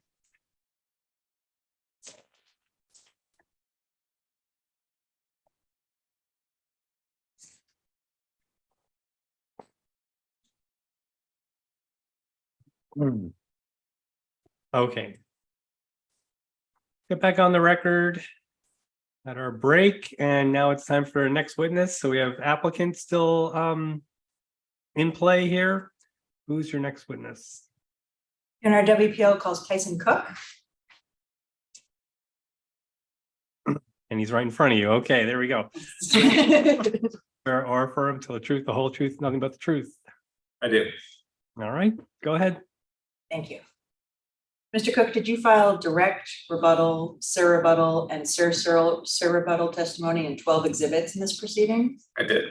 as well as errata for your direct testimony? Yes. To the best of your knowledge, with your corrections, is the information in your testimony and exhibits true and correct? It is. Did you have a chance to review Mr. Singletary's surrebuttal testimony this morning? I did review that. In particular, do you recall the portion of Mr. Singletary's testimony at surrebuttal Cub Singletary 6 to 7 related to inclusion of the words, quote, or less, end quote, in the reference to the monthly credit limit for facilities with a nameplate rating of 20 to 75 kilowatts? Yes. Okay, off the record, I'm just going to grab that if I can. Now that was emailed, but it wasn't on Earth, was it? I think it's on Earth now. Okay. Yes, 480505. Oh, okay, just a minute. I can do that. Okay. Bro. 480 was 505.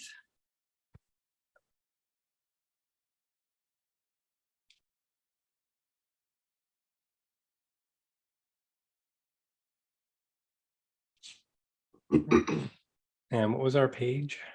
6 to 7, bottom of 6, top of 7.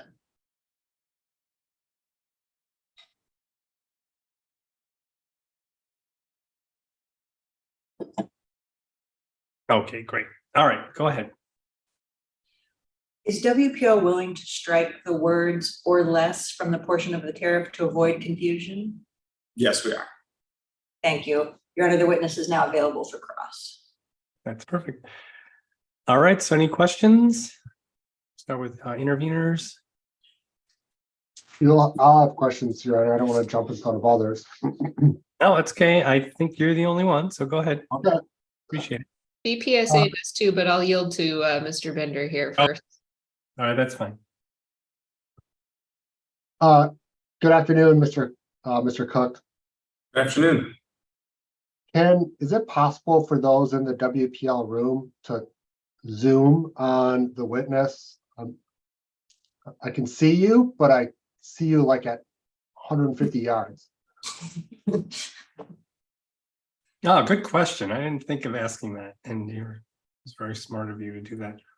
How is that, Attorney Bender? That's better, thank you. We're at like 30 yards now. Mr. Cook, I have a couple of different topics to discuss.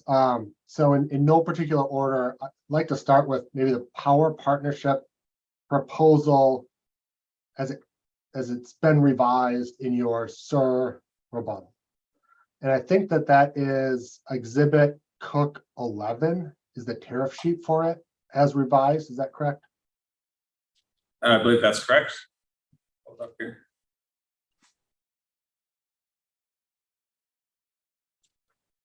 Are we starting with the tariff or with the testimony? Tariff. So Exhibit 11. Yeah. So Mr. Cook, as I understand the tariff proposal for power partnerships, there'll be essentially hourly netting for the customer and then hourly positive consumption by the customer will be billed under a time of use rate. And I'm sorry, hourly will be billed on a time At- of use. at a time of use rate. Thank you. And then exports will be credited at an export rate. Is that generally correct? The consumption portion is not specified in PGS 2. That would be under whichever time of use energy pricing service the customer takes. So for example, here we have RG5, RD1, GS3, and GD1. Thank you. Focusing on the export piece first anyways. Okay.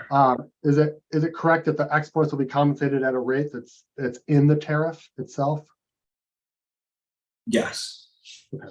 And as I understand your testimony, that export credit rate was supposed to be a combination of energy credit rate and the system asset value credit portion. So that both pieces are added together for the rate. Is that correct? I believe they would probably be listed separately, but those are two separate portions of credit for hourly net exports. Two portions of the total amount of credit for the exports, correct? Yes. And so that the intent is that both values would be added together to create the export credit rate. Yes. So I'm confused then, and maybe you can help with this. So looking at the red line portion, which would be page 3 of the PDF. Towards the top, this is section 3C, as in cat 1, that carries over onto the top of the page. Do you see that? Getting there. Okay. Okay, and so the sentence is, when the energy produced exceeds the energy consumed for the hour, the excess energy volumes, export energy, shall be provided to the company, and the company shall provide a per kilowatt hour credit as set forth in section 3, subsection C3 of this rate schedule. See that? I do. Okay. And then when I refer down to that cross-reference section, I just see only the energy credit rate piece. Okay. Is that inadvertent? Was that supposed to refer to the combination of section 3, subsection C3 and 4A?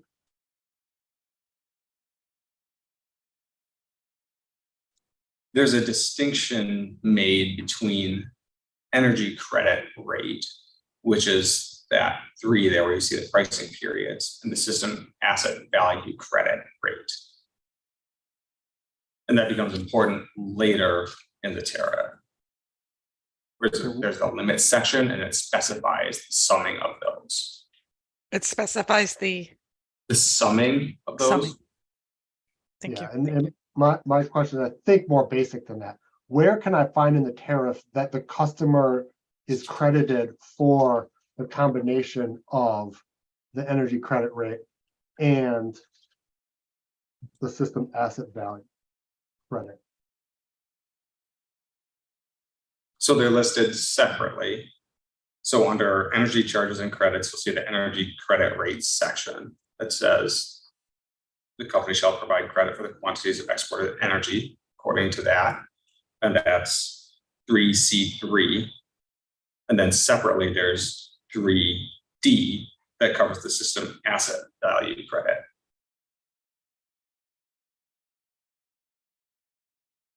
So I'm looking at C or 3D.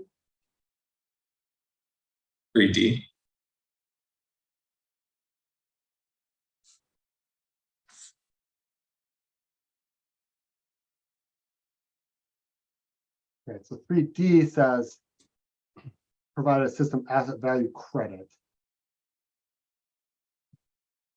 And the intent is that that's additional to the energy credit rate, Correct. not instead of. That's correct. So just for clarity, the customer who's exporting energy on a net hourly basis will be paid both that energy credit rate by time of use period and the system asset value credit rate for that export. Okay. Does that answer your question? I think so. There's just no language. I guess it was ambiguous of whether those were, how those operated together. Because there's no reference to like additional or both credits being applied to the export. But my understanding is that's the intent. Correct. Let's talk about how those are derived, those two pieces then. The energy credit rates in section 3C3. Understood from the testimony that this includes wholesale market LMP prices. Is that right? My understanding is those are based on those wholesale market LMP prices. I'm sorry, those are based on? Market LMP, as in locational marginal prices.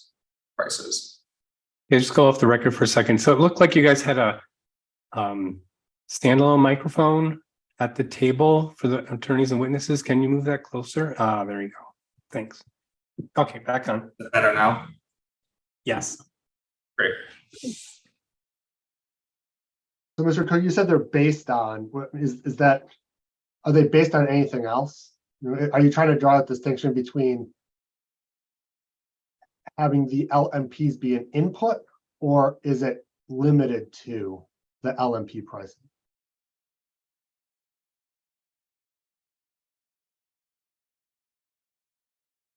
I guess I don't know exactly. I couldn't say at this exact moment that calculation for those. I believe those to be based on the LMP prices. Those are the same rates that are set in other tariffs that WPL has. Which other tariffs? PGS 1, for example, has those same rates in it. Okay, and so PGS 1 has rates that include some capacity credit. And this is the reason I'm at, is there any capacity value included in the energy credit rates? I don't believe so, no. Okay.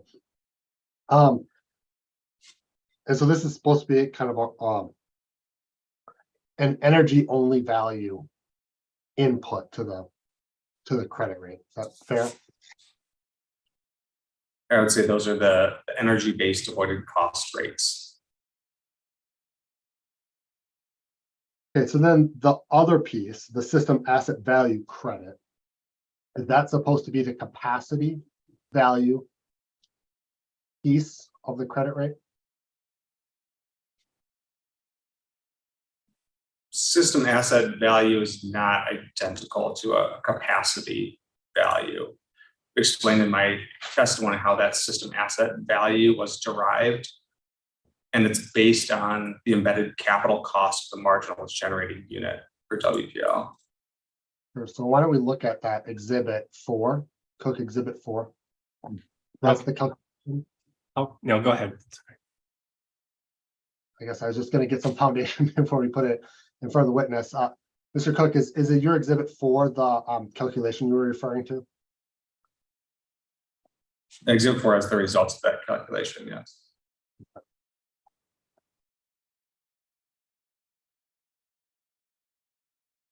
The record.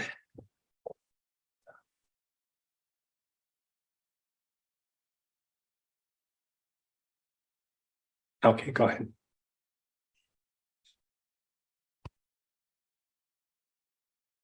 Mr. Cook, you have in front of you your exhibit 4, and this is the result of the calculation we were just referring to. I do. Okay. And so as I understand this calculation, you started with the investment cost of some 2022 WPL utility solar projects. Is that correct? Yeah, this started with the total plant and service costs for those marginal units. And when you say in-service costs, what does that include? I don't have that work paper in front of me, but I believe that was the all-in capital costs of those units. Okay, does it include O&M costs?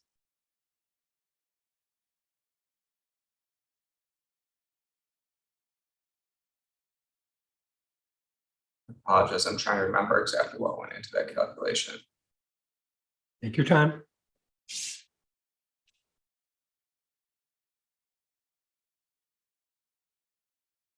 There's something that would help you refresh your memory.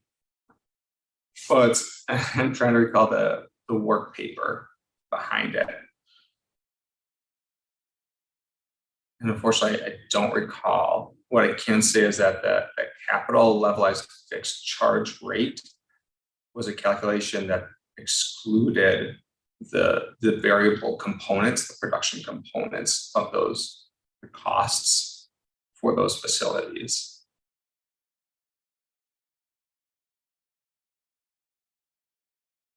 And O&M would be one of those variable production costs that were excluded.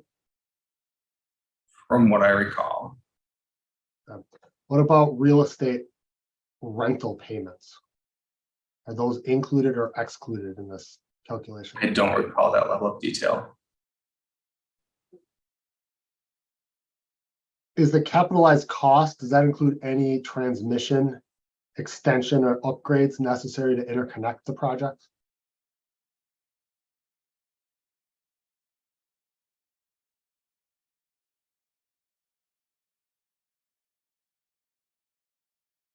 I believe that would include interconnection costs. What about network transmission costs ongoing once this project is added to production plant? I'm afraid I don't know what you mean by ongoing network transmission costs. Build transmission service from ATC to Wisconsin Power and Light? I don't believe that's applied on a plant by plant basis. It's applied based on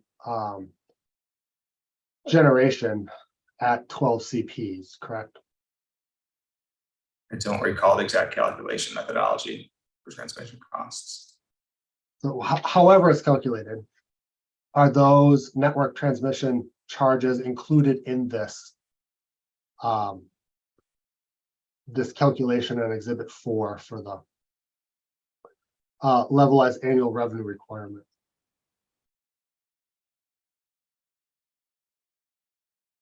Again, this is based on the fixed capital costs of installing those solar facilities. So no, is the answer. The answer to whether this includes variable transmission rates charged by ATC to WP&L, is that the question? Yes, that's the question. I don't believe those would be included here. And so, as I understand this calculation, you have essentially 1.79, 1.8 million per megawatt AC of installed utility solar. Is that right? Yes. Okay, and then you multiply the capital levelized fixed charge rate by that amount to derive a revenue requirement. Is that right? That's right. So that levelized annual revenue requirement of $148,416 is the product of the 1.8 million and at 8.257%. Yeah, without doing that math in my head to confirm, sounds right. Okay.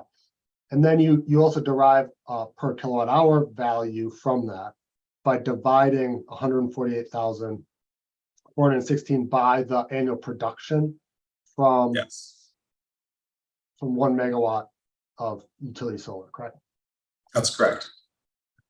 So that's the cost, the essentially the financing or carrying cost of the capital for that project. Yes. Okay. So the projects that were used to derive this number, those projects are going to produce energy about 2,100 megawatt hours per megawatt per year, correct? That's correct. And then obviously the company will get market revenue through MISO for that energy based on the LMP, correct? There will be revenue related to that, yes. From the energy. Yes. So in other words, for this investment cost, the company is going to get not only the capacity value of this solar, but it'll get energy value, which will have marketed value in MISO, correct? So that would be one of the variable components here. So this calculation was intended to focus on only the capital, the installed capital costs of that. You could conceivably do this calculation and the whole, frankly, compensation structure differently. For example, in PGS 1, calculation is done differently. We don't provide a system asset value credit for excess generation. We provide a cone-based calculation. If you were to do something like that here, you would have to subtract out those revenues from this calculation. So the system asset value credit would be reduced by that LMP value.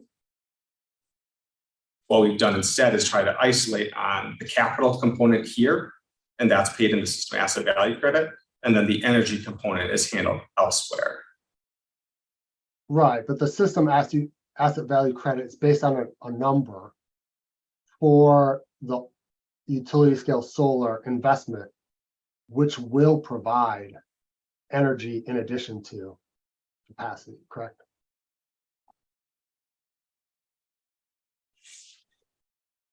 Those utility solar plants, those module plants will provide energy.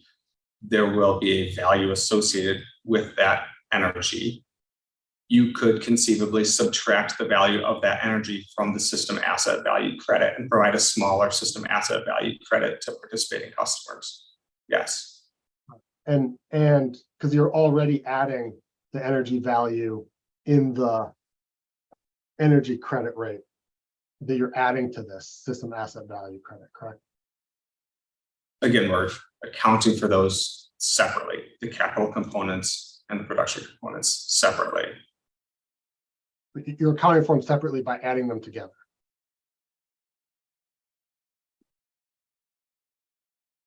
I'm sorry, I don't follow.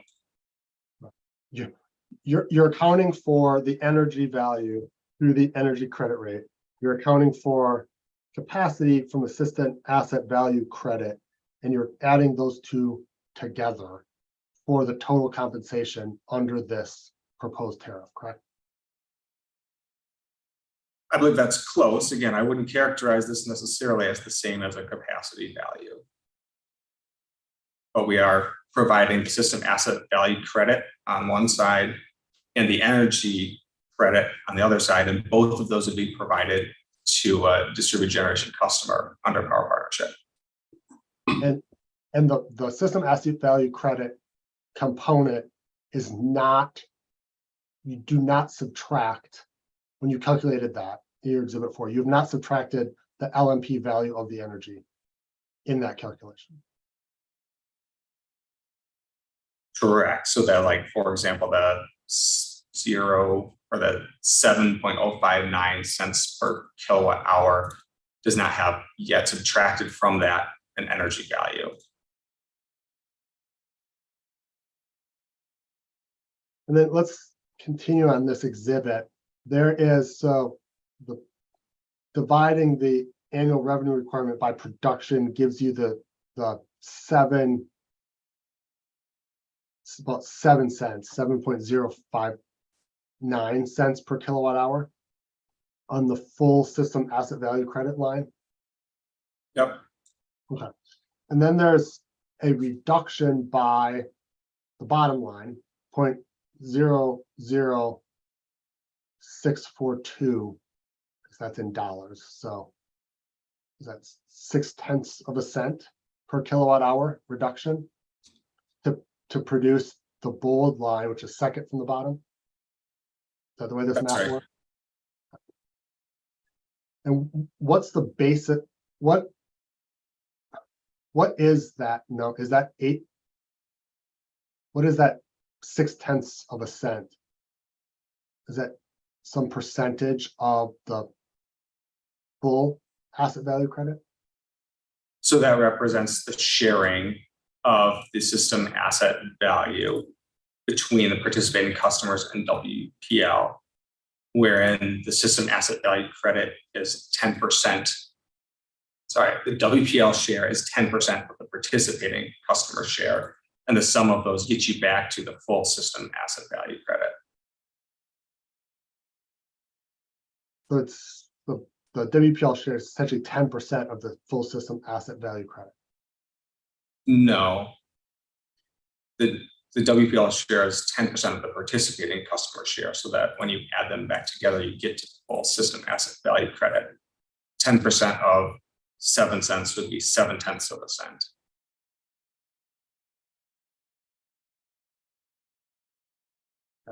And what's the basis for a WPL taking a share of that value? Well, as I've discussed in other pieces of my testimony, the Power Partnership Program is designed holistically to provide or to better align incentives between WPL, DG customers, non-DG customers, and try to find a path forward in the kind of evolving marketplace such that those incentives can be better aligned and we can all work together for a more equitable and beneficial solution as DG is installed for all. So that WPL share there represents what's been described in my testimony as a base earnings mechanism that's a component of the larger power partnership framework. And it's not an earning on any capital expended by WPL, correct?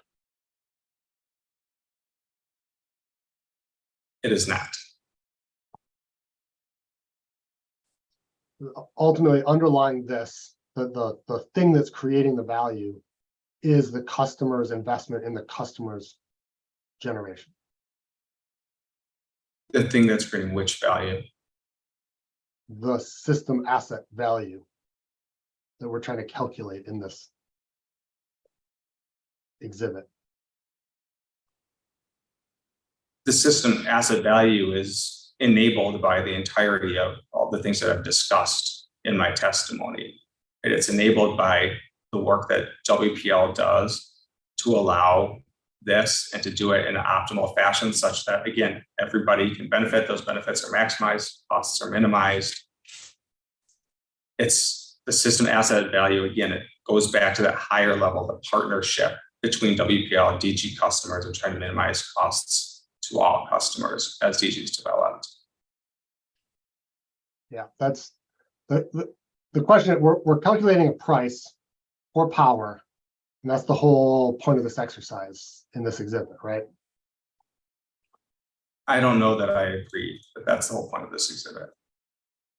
We're calculating a price that WPL will pay or will credit to customers, correct? Yes. And that's applied to generation, electricity generated by the customers, correct? Yes. So what we're trying to do here is figure out a value to apply to generation by customers, generate investments.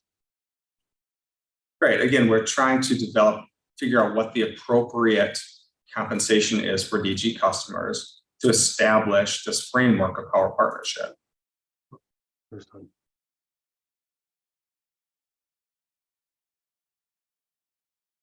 In the tariff again, the proposal as it's revised, version 2 provides that the system asset value credit, a piece of the credit for customer generation, will not change by more than 15% every 2 years, right? That's correct. but that's just the system asset value credit component of this.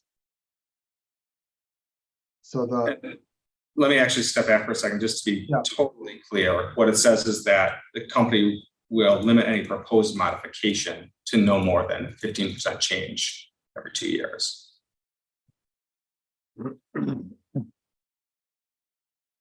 Right, so that's what you'll put in your rate application. And there's no guarantee on what a commission may set. Commission has broad purview and latitude to make changes, my understanding. Okay. And then even that proposal is limited to the system asset value credit component, correct? That proposal being that limit of the 15%? Yes, the proposal. The limit of the company's proposal. Yes, so the limit on the system asset value credit rate adjustment is only for the system asset value credit. So that company could propose to reduce the energy credit rates by more than 15%. By more than 15%. Thank you. The energy component is based on those LMPs. And so it tracks with whatever the market costs would be. And there's no requirement that the company continue to propose to base the energy price on the LMPs, correct?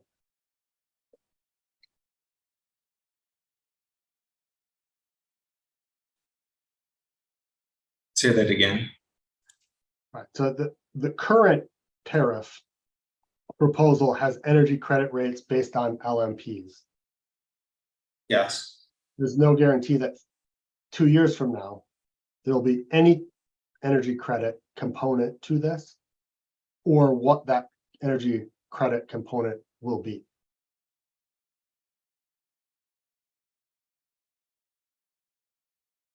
There's no language in the tariff restricting what WP&L could propose here. Historically, those have been based on LMPs. The commission would have the authority or the latitude to approve or not any proposed change to those energy credit rates and the calculation methodology. So the only kind of price certainty, which is really the basis of the question here, for the DG customer taking service under the power partnership proposal, the only guarantee they have of the value of their exports in the future is that in 2 years, it will be at least 85% of 6.4 cents. Well, I don't think that's accurate. Certainly, to the extent that this is still a netting program, there's compensation within a netting period, right, at the retail rates for customers. And we're proposing an hourly netting here, so they'd be compensated for that component. They'd certainly be compensated for the system asset value credit. We propose to lock that in to provide additional certainty to customers with DG or looking to install DG. And I think you'd be hard pressed to argue that LMPs are going to go down to 0 in the near term. Well, there's no guarantee that there'll be an LMP component is the point in the future, correct?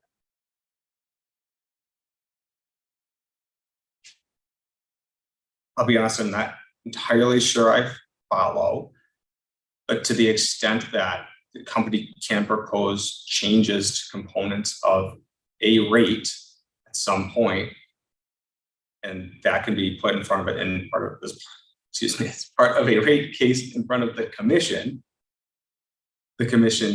can accept or not those changes. For example, in V2, we've also proposed to increase the system size cap from 20 kW to 75 kW. There's no explicit provision in anything saying that we could or would do that in the future, but we're making that proposal now, and we're hopeful that the commission will accept it. And if accepted, there's no guarantee that that'll stay there in the future either, right? I mean, all of these things are subject to change every rate case. all of our rates are subject to commission approval and modification.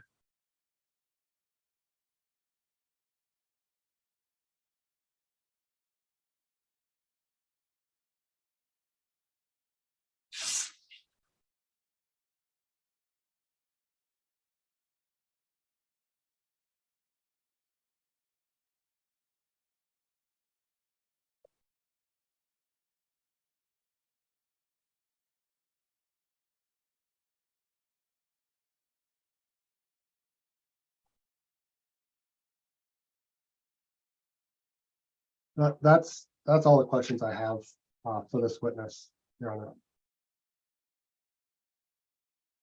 All right, any other cross? Yes, Your Honor, BPSA has a few questions. All right, go ahead. Thank you. Good afternoon, Mr. Cook. I'm Krista Westerberg, appearing on behalf of Blacks for Political and Social Action of Dane County. I have some questions for you about your sir rebuttal testimony. And in particular, pages 9 and 11.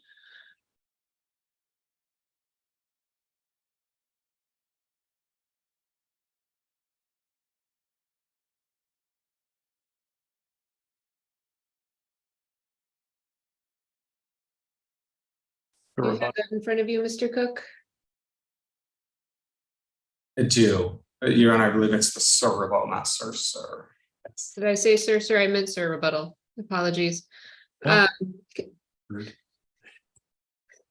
you talk in that testimony about a potential funding stream from carryover credits related to the Power Partnership version 2 program that could be targeted for other customers. Do you recall that part of your testimony? I do. And as I understand it, well, can you tell me when you would first expect those carryover credits, the funds from that funding stream to become available? We proposed to start our partnership B2 on July 1, 2024. The monthly credit limit would have potential expiration for credits as of January or April then the following year. So it'd be January or April of 2025. Okay. So that's not necessarily coincident with the rate increase that you're seeking in this case, which would be scheduled to begin on January 1st of 2024, correct? I don't believe it's tied to other aspects of the rate filing. Right, and then I'm not asking if it's tied to that. So could you answer the question I asked? I don't believe that it would be, that the timing would be identical. That's the question. Yeah. Okay. And you mentioned that you had set aside 50% potentially of the excess credits to support LMI customers, such as LMI customer, and I'm saying low and moderate income customers when I say LMI. LMI customer assistance or potential community solar. And I'm just wondering how you arrived, how the applicant arrived at that 50% figure. The 50% is a reasonable level to balance the interests discussed here in supporting those LMI customers, improving equity and access to the benefits of renewable and clean energies or in other ways, and ensuring that those expiring credits also help reduce costs for all customers. So it's looking to strike a balance between those two things. Do you have any sense at this time of what the total pot of money would be that you derive that 50% from? I don't. Okay. And just a couple more things. You mentioned that you'd consider potential revisions to using some of these funds for potential revisions to the applicant's community solar program, and you referred to the rebuttal testimony of Ms. Stover on page 21. I think that was on page 9 of your testimony.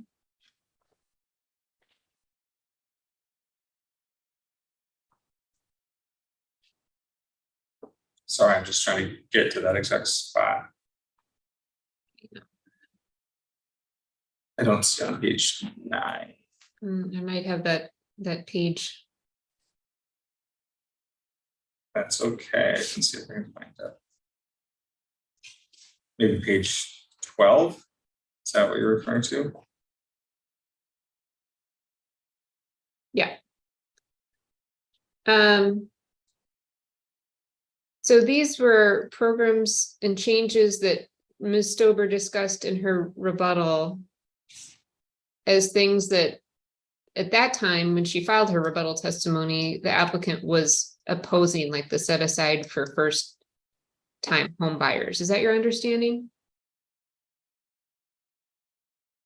I'd be hesitant to characterize exactly her testimony. What I can say is that as of the time of this rebuttal, we will cooperate with the stakeholders to consider potential revisions to the program as indicated here.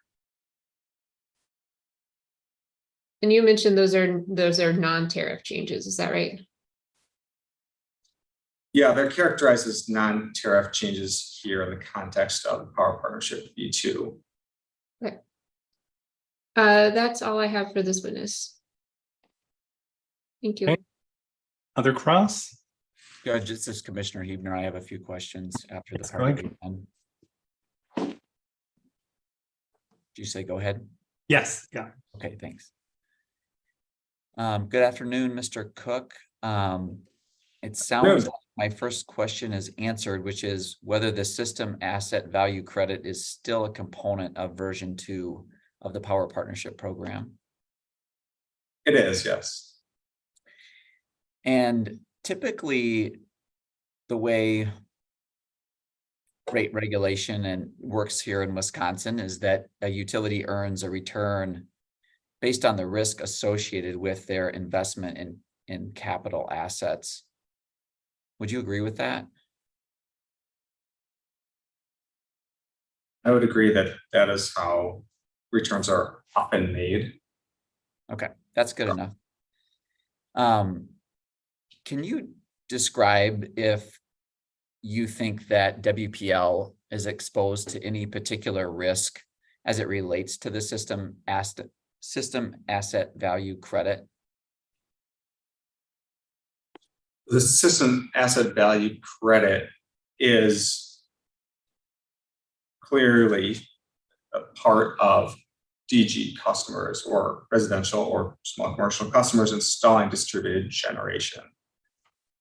With the current net metering framework, when customers install distributed generation, that reduces the sales artificially of kilowatt hours to those customers. Those customers, and I said this in my testimony, but those customers are still often using kilowatt hours from the system that WPL is providing, and yet they're not necessarily billed for those due to the monthly net metering construct.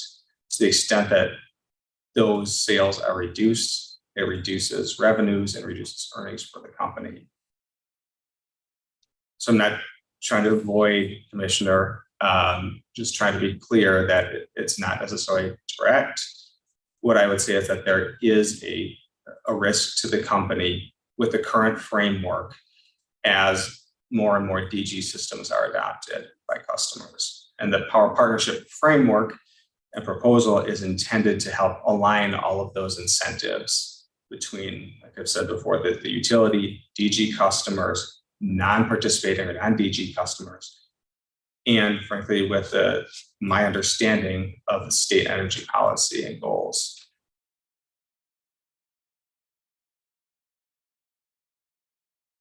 So would you view in this case the system asset value credit as more of a utility incentive versus the way we've typically looked at return based on the risk associated with a company's assets.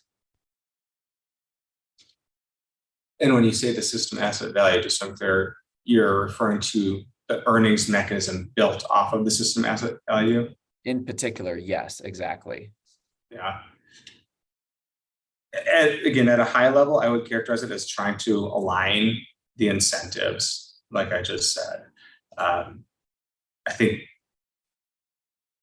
as I've stated in my testimony, there is currently a potential for a disconnect wherein as DG customers install more, or as our customers install more DG, right? As we get more DG customers and that adoption increases, there's a risk, there's the utility, there's reduced revenues, there's reduced earnings potential as a result of that. And so I think your question is how exactly to characterize that earnings mechanism.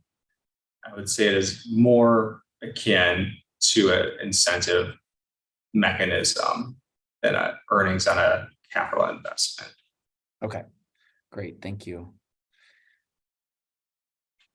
Moving along a little bit here to the, I think you called it the BEM. Yeah, base earnings mechanism, that's for. Okay. Is that the terminology used to describe the concept we were just discussing? Part of, there are two components that were proposed. There was the base earnings mechanism, which would be at 10% on that system asset value. And then there was an additional, what we characterize as performance incentive mechanism that would be able to vary with the amount of interconnection that was facilitated by the company. Okay, so just, I think my final question on the 10% would be, my understanding is that would be adjusted based on whatever the final ROE decided in each rate case would be. I think it could be adjusted if the commission thinks that's most appropriate.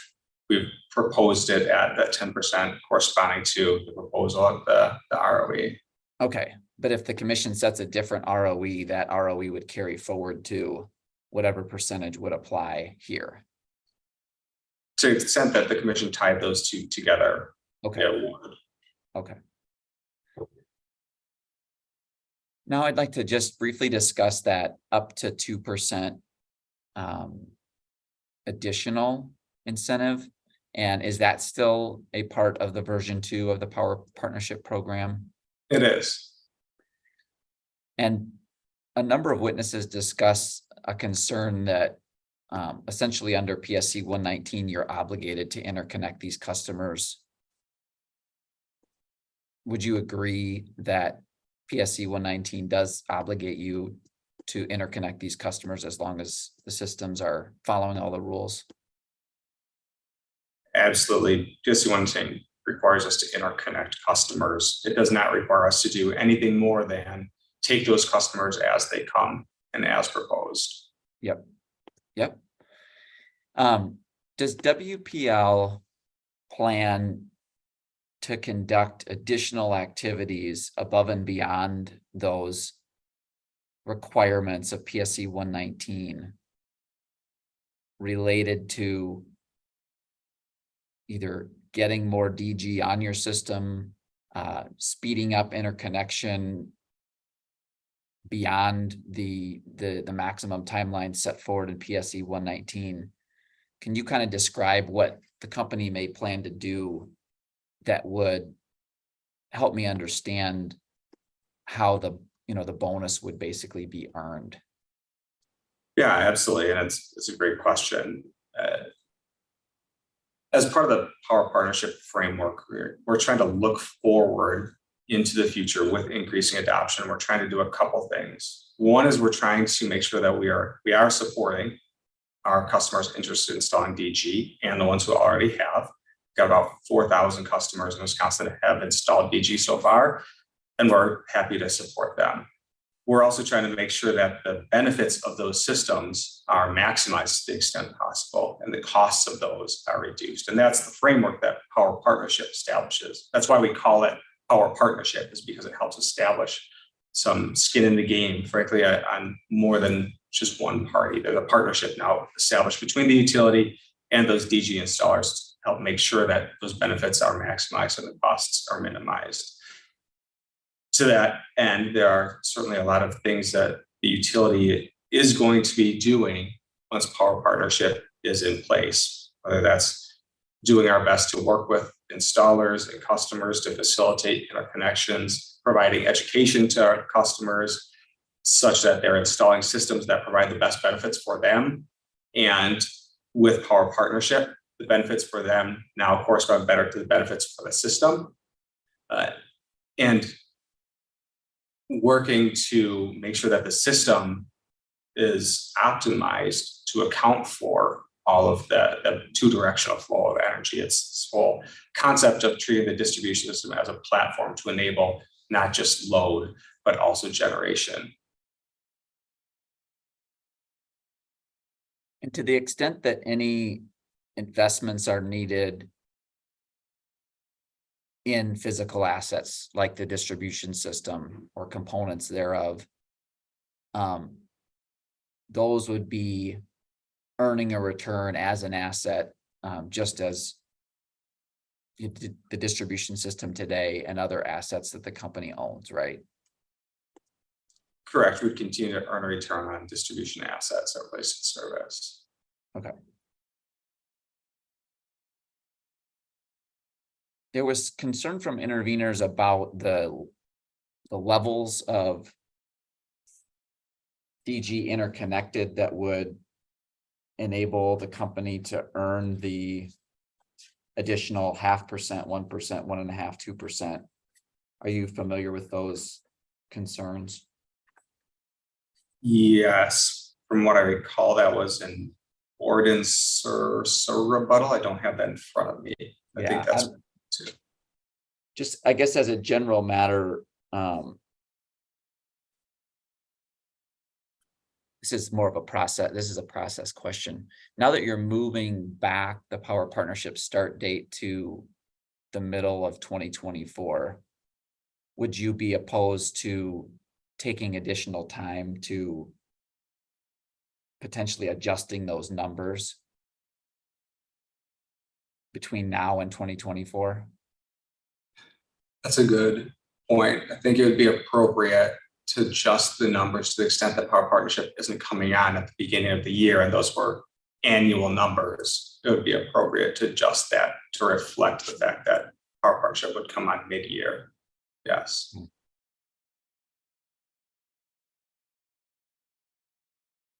I think the other concern was that interveners noted that for the last recent period of time, growth has been more categorized as exponential, whereas the numbers provided by WP&L were more linear.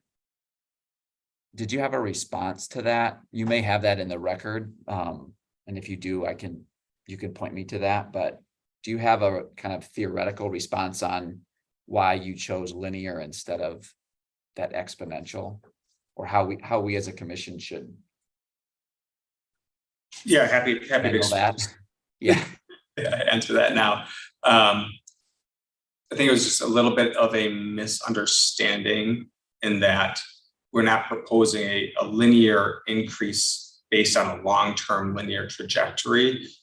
It was a linear extrapolation based on a rolling 3-year average. So obviously when you do that, it accounts for changes in growth rates over time. And so on that rolling 3-year average, it can look exponential and increase, it can look flat, it can look like a decrease. But it was supposed to be just a linear extrapolation based on a rolling average.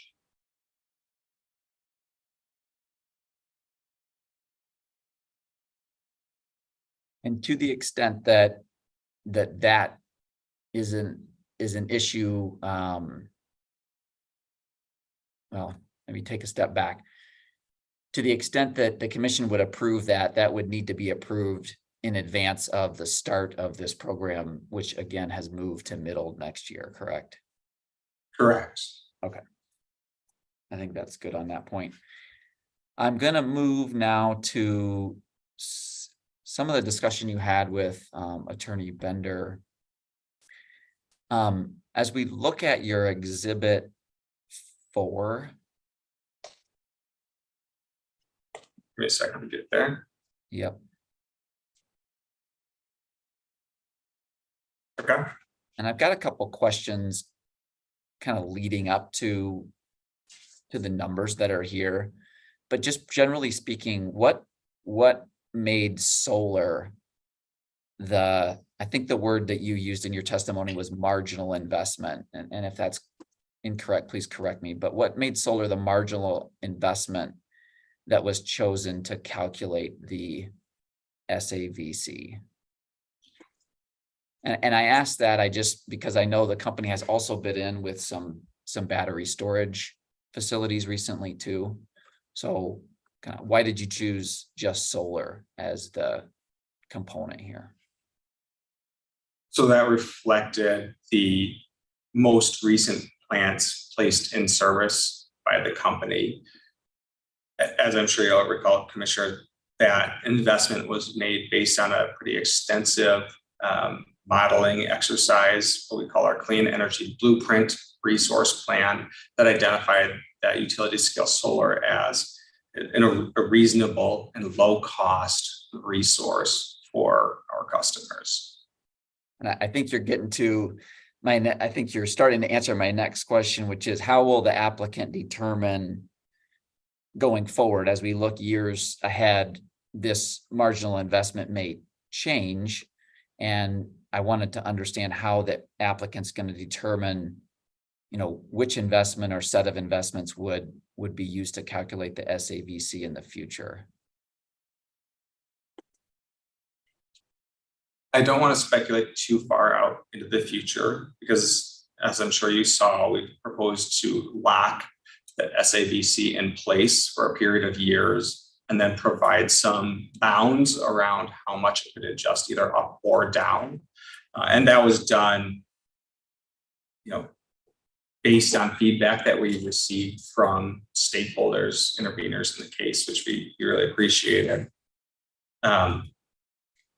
That said, thinking out into the future, when we are getting to the point of re-examining the SAVC, I think it would still likely be appropriate to look at what those marginal units are that are placed into service and the costs to all customers, because in so doing, we're helping and keep those non-participating customers more neutral to the impacts of DG coming online compared to utility scale plant.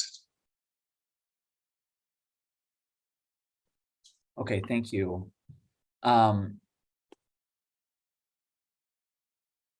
As we look at the numbers on this page, I had a specific question about the capital levelized fixed charge rate, which is 8.257%.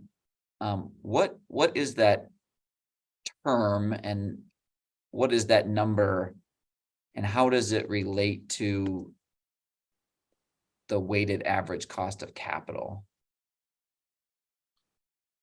So that levelized fixed charge, the capital levelized fixed charge rate is a calculation based on the levelized costs of that utility scale solar plant over its useful life, expected useful life. And so what it's providing is a levelized cost equivalent of how much it costs to install that solar, again, over the useful life, just on the capital components.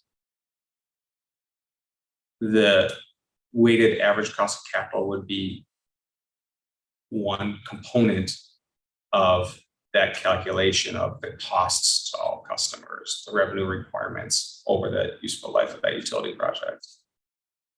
Okay, so the weighted average cost of capital is actually one of the variables used to ultimately calculate this number of 8.257%. Correct. I don't recall. That's fine. Exactly, but. Okay.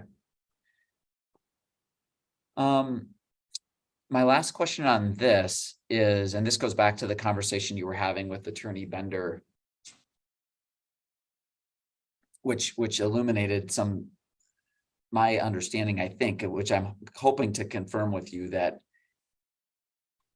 basically everything up through the row that is the levelized annual revenue requirement that calculates to $148,416.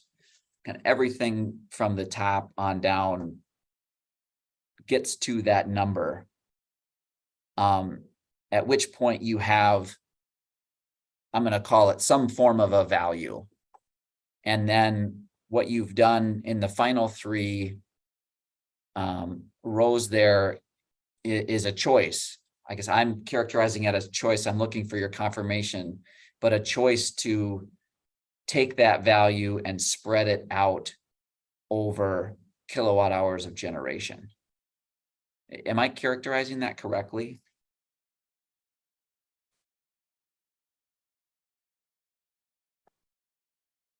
That's how that was done.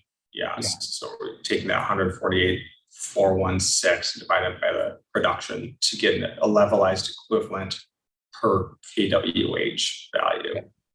Yeah. You could have chosen to divide that 148,416 by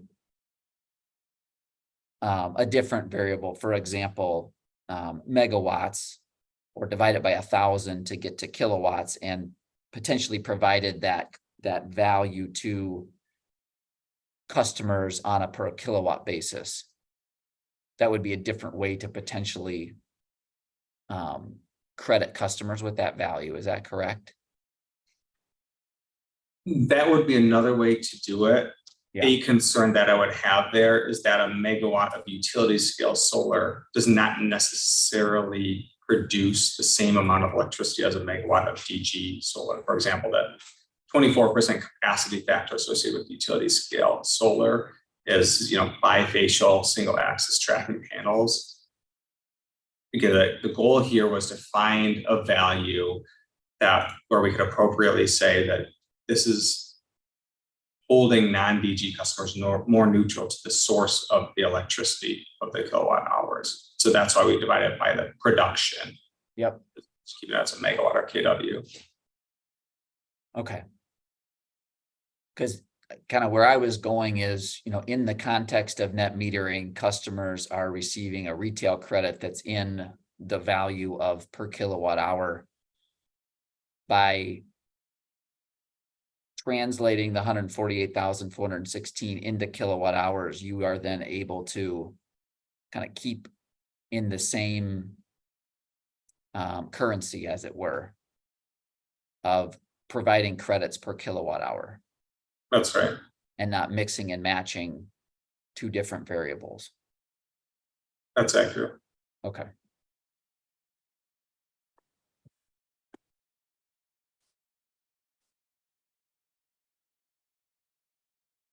Okay, my last two questions are not related to Exhibit 4, and they're related to the version 2 of the power partnership proposal.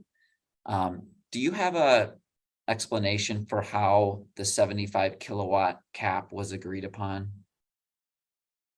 Or why you are proposing that? Yeah, so we're proposing that 75 kW cap, as I said in my SIR rebuttal. Partly, we are more comfortable that the potential impacts to non-participating customers are smaller as a result of the new methodology under version 2 of our partnership, wherein there is that monthly credit limit. So that's what allows us to kind of go up from the 20 kW. 75 kW as a upper threshold strikes a balance between the potential for increasing risks as those systems size up, while also being a natural breakpoint with some of our other tariffs. So our G5 and GS3 tariffs are for up to 75 kW of service, from what I recall. Okay. That's helpful. Okay, my final question to make sure I understand the record and the concepts here is really about the netting. So you described earlier today in testimony and obviously in your written how this is an hourly netting function, but you're also allowing these credits to be carried forward month to month up to either January or April, but essentially annually, right? I mean, a customer will be able to carry credits forward for a 12-month period, correct? That's correct.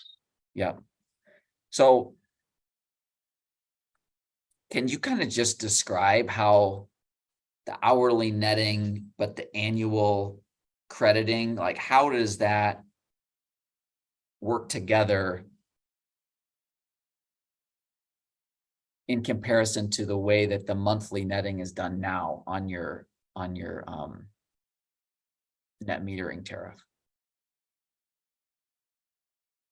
So the way that I would imagine this working from a billing perspective is that those credits would be applied at the rates described in the tariff. So you would still have essentially an energy credit rate and a system asset value credit rate that would be applied to excess generation in any given hour. And then those credits for that excess generation can be used to reduce the bill for load in other hours down to that monthly credit limit amount.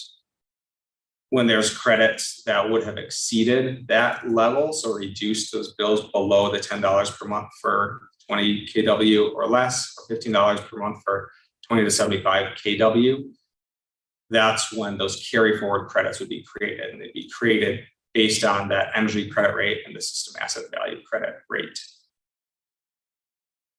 And will you, on a customer's bill who's on this tariff, be showing them how much of a credit they have that they're rolling forward to the next month? I imagine that would be shown on the bill. Okay. And all of that will be translated to dollars. It won't be carried forward month to month as kilowatt hours, or is that correct? That's the way that our partnership version 2 is proposed. Certainly you could look on a per kilowatt hour basis. That gets much more complicated, frankly, and then people have to worry about which type of kilowatt hours they're carrying forward. So yeah, That's my understanding, because you're moving to, the credits are being based on LMPs in that hour, that essentially, the hour that is producing excess is going to be valued at the LMP for that hour. So you just can't really net based on kilowatt hours anymore. It's all got to be translated to dollars. I mean, that's the way I was thinking about it. Right. Is that the way you're proposing it? Yep. Okay.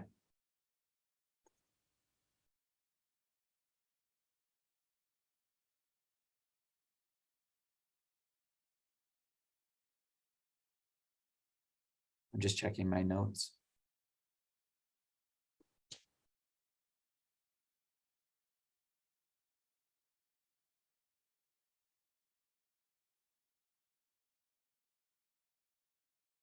I think we've covered all my questions. Thank you, Mr. Cook. Welcome. Okay, any other cross? Yeah, the county just has one very quick question for Mr. Cook. Okay, go ahead, just introduce yourself to the witness. Yeah, hi, Mr. Cook. This is Cricket Beeson with Dane County, and my question is pretty generalized, but if you wanted to refer to something, I am looking at your rebuttal on page 3. Specifically, your discussion about the changes from PGS3 to power partnership. And it seems to me in your rebuttal that you're kind of the assumption is that consumers are going to be flocking to the power partnership versus PGS3. Is that kind of a correct assumption of WPL's belief on the changes here? I mean, it's loose language. Right. I would say that what we demonstrated with the original power partnership was our expectation was approximately 70% of customers are going to see no change or an improvement in their solar economics from that power partnership proposal. And that was just really taking the customer's load as it was. So that was prior to even customers adapting, installers adapting to make sure that the systems are providing as much benefit as possible. And so I guess my question, and I apologize if this is, redundant. I know you've been answering a lot of questions this afternoon, but my question is if the belief is that most consumers are going to be transitioning or choosing the power partnership as opposed to the PGS3, what is the urgency to end PGS3 in 2025 rather than allowing consumers to choose independently the power partnership, which would, in your belief, kind of naturally phase out PGS3? So I'm not sure that I would characterize it that same way. I think that there's a lot of things that happen when people are choosing to adopt solar. I think that when we're looking to make a change in something like this, like going from PGS3 to power partnership, which is going to enable all those benefits and all the great things that we've outlined here, you're still run up against, just to pick one example, a status quo bias. People are more familiar with one thing and they tend to stick with what they know because it's more comfortable. And so to the extent that one thing that we're trying to do is get customers on power partnership because it does have benefits for most DG customers as well as for non-DG customers, I think that it's important to have that transition clearly laid out. That's going to make customers and installers get familiar with power partnerships so they can better understand the benefits. And frankly, there's also those 30% of customers under power partnership or net energy metering that are installing systems in a way that may be causing additional costs or harm to all customers. And part of the impetus for power partnership is to get the economics aligned so that the price signals that we're sending for customers and how they behave and how they choose to install solar align with the costs to the system and to non-participating customers. Okay, thank you for clarifying that, Mr. Cook. I don't have any other questions for you. Okay, thank you. And other cross? I did have a quick question for you based on what we've heard so far today. Just wanted to display on the screen the new proposed power partnership tariff. And as it relates to energy credits, I think I heard you say that the pricing periods and the prices here, those are reflective of the LMP prices. That's right. Okay. And then I thought you mentioned that was the same numbers as what's in PGS1. But yes. Okay, because I think I have PGS1 here, but maybe I'm looking at the wrong numbers. I don't think those are the same. What year? So the PGS2 rate was based on estimated numbers for 2024. Okay. This looks like 2023 numbers. These are the current ones. Okay. And so but these numbers are also based on the LMP. Correct.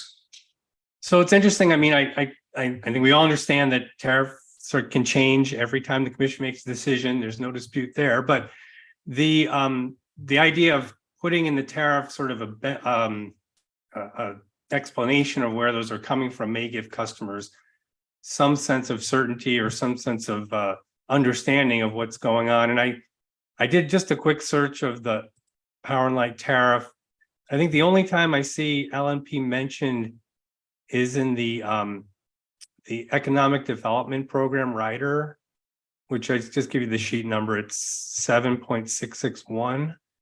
And it talks about setting the rates in, one of the aspects of that rate is the LNP. I'm just curious, would the company consider including some sort of reference to LNP in the PSG tariffs so that customers can understand that clearly from the face of the tariff? I think I understand the question and the reason that would be helpful. I'm not sure that I'm in a position to commit to that here. That's fine.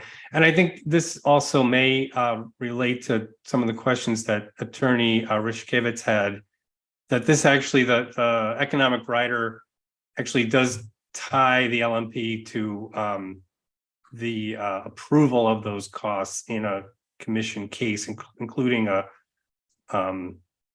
fuel. Actually, it doesn't say a fuel cost plan case, but okay, but it ties it to approval by the commission in a proceeding. So that might be language that would clarify the process. In terms of the system asset value credit, I mean, there really is no explanation where that's coming from. So I guess, in terms of benefiting customers, getting some benefit as to where this number is coming from may be useful for them to know what to look for in case changes are being proposed, or just an understanding of how those are being derived. We know in this case, and it'll be in the testimony, but it won't be reflected in the tariff. So just a consideration for the company to look at. Yeah, so that's all I had. I don't know if you have any additional comment on that. Nope. Thanks for the suggestion. Okay, so any redirect? No, Your Honor. Okay, thanks very much. You're excused.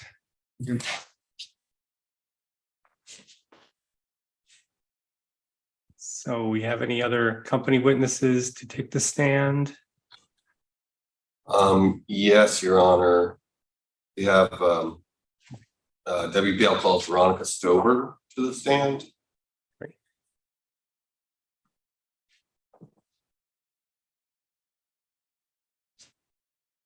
All right, let me swear you in. Raise your right hand. You swear or affirm, tell the truth, the whole truth, and nothing but the truth. I do. All right, go ahead. Okay, could you please state your name and title for the record? My name is Veronica Stover, and I'm the manager of credit and collections. And Ms. Stover, did you file direct rebuttal, surrebuttal testimony and 7 exhibits in this proceeding? I did. And to the best of your knowledge, is the information in your testimony and exhibits true and correct? It is. Do you have anything further you'd like to add for the record at this time? Not at this time. Right, Your Honor, the witness is available for cross. Okay, start with interveners. Any questions? No, commission staff? I have a few, Your Honor. Thank you. Mm-hmm. Hello, Ms. Stober. How are you? Good. I'm Mark Ruskevich, one of the attorneys for the commission. I think the only group of questions I have for you are in regards to the optimal rate switch with opt-out pilot that you refer to in your testimony. Do you recall what I'm referring to? I do. Okay. So my first question is, how will the applicant select the 10,000 customers for annual participation in the proposed program? Our plan is that we will look at customers who are approved for the WEEP program that have a higher amount of usage and savings when we compare the different rates, that if we switch them would see a larger savings. And are you going What was the name of the program again? I'm sorry. Rate optimization program. But did you say we? Oh, yeah, the low income customer. Okay. WEEP, yes, WEEP, I'm sorry. And how is it? It's the Wisconsin Home Energy Assistance Program. Thank you. And Your Honor, could we just read back the answer, please? Sure. Sorry. Question, our plan is that we will look at customers who are approved for the WEAP program have a higher amount of usage and savings when we compare the different rates that if we switch them would see a larger savings. Thank you. Mhm. So as to the customer usage and savings, could you discuss or describe, is there any weighting process that's going on, usage versus savings of a particular customer, or are those intertwined as such that there isn't a need for that? There's not a need for the weighting as far as I'm aware. Okay. So you're just going to go down the list? Is that a fair way to describe it? I think that that's what we're proposing. We'll research that a little more to find the most optimum way to do that. So it's not established at the process exactly? I'm not aware that we have that exact method established. Would you be okay with informing commission staff once you are aware of that process, or with working with staff in order to come up with that process? Absolutely. Thank you. So either one? We would be either one. Yes, we would work with commission staff and let them know what our plan was. And if the data underlying the proposed program, the selection process that is already available, why is the applicant proposing to limit the program to only 10,000 customers? We want to make sure that we have enough time for those customers to one. No, I think we lost your audio. Discussing these rate options with customers can be a lengthy discussion. Correct. So we lost your audio. You'll have to repeat your question again. And I can't see how close that microphone is to you. Maybe you want to move it closer. Can you hear me now? Yeah, we can. It just dropped out, like it just stopped. So it's not a matter of volume. It just disconnected for a minute. So if you could just repeat your answer. Mark, can you repeat the question? Just so Maybe we can read it back just so we don't further confuse things. Yeah. Okay. And do you want the partial answer read also? No. Okay. Question, and if the data underlying the proposed program, the selection process that is already available, why is the applicant proposing to limit the program to only to only 10,000 customers? So we realize from the switching that we did with the pilots with customers from the RG1 to the RD1 rate, it was a process to make sure that the customers understood what that new rate was, what it entailed. They had a lot of questions. The average time for those conversations was around 16 minutes. So we want to make sure when we're switching these customers that if they have questions or concerns, that we have the time availability to be able to explain that to them. The larger the sampling of customers, the more time that would take, and we wouldn't want those customers to have to wait for those explanations. Thank you. And this may be related or already answered, but we'll throw it out there. Is there a process or particular data that the applicant used to come up with 10,000 as the specific number to use? I'm not aware of that. Okay. Not that I'm aware of. Does the applicant have other tariffs that offer a provision substantively similar to the optimal rate guarantee that you're proposing under this current proposal? Objection. I can rephrase. Do you have any other rate guarantees based on more optimal rates elsewhere in your tariffs on file and approved with the commission? So for all of our rates, they're based on what we have filed. There is not a guarantee. It is the actual calculations that we have put into our tariff of what those charges would be. Okay, so this is the first time, to your knowledge, the applicant is offering customers a specific guarantee as to an optimal rate. I don't know that I would call it a guarantee. There is a small percentage of customers that we believe may not save on the rate. And so we're giving them that option that if we have automatically switched you and you're not going to save, that you would indeed get that refund of the difference. Any customer can switch to this rate. And it's available to them. We have our new rate switch application available for them to compare their usage. And they have the option of also switching to the RD1 rate if that looks advantageous to them. Thank you. And I may have the name of it wrong, you just said it, but do you have some outreach in order to get customers to use your rate optimization tool or whatever you called it? We're working through the marketing for that. We have done some outreach to some of our low-income partners, explaining the new tool to them and how their clients may benefit from that. So we have started some of that, and we're looking into future marketing of it too, to make sure others are aware. Okay, you mentioned low-income customers. How about other customers who are not low-income? That's part of the marketing efforts that we're in the middle of developing. Thank you. In the course of your employment, are you familiar with the Wisconsin Administrative Code, in particular, Chapter 113? I'm familiar with the code, yes. Thank you.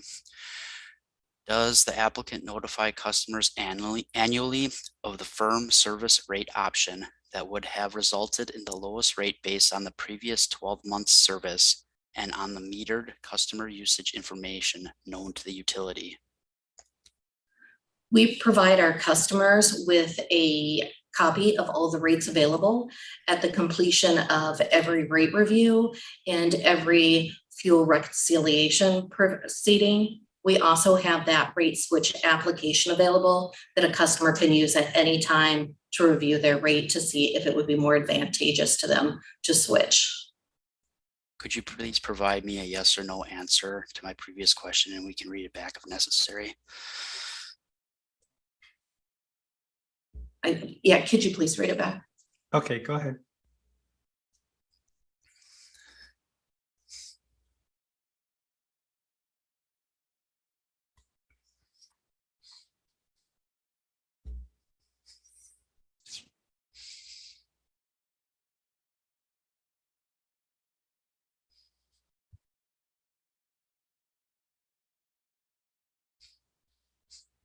Oh, you're muted, Debbie. There you go.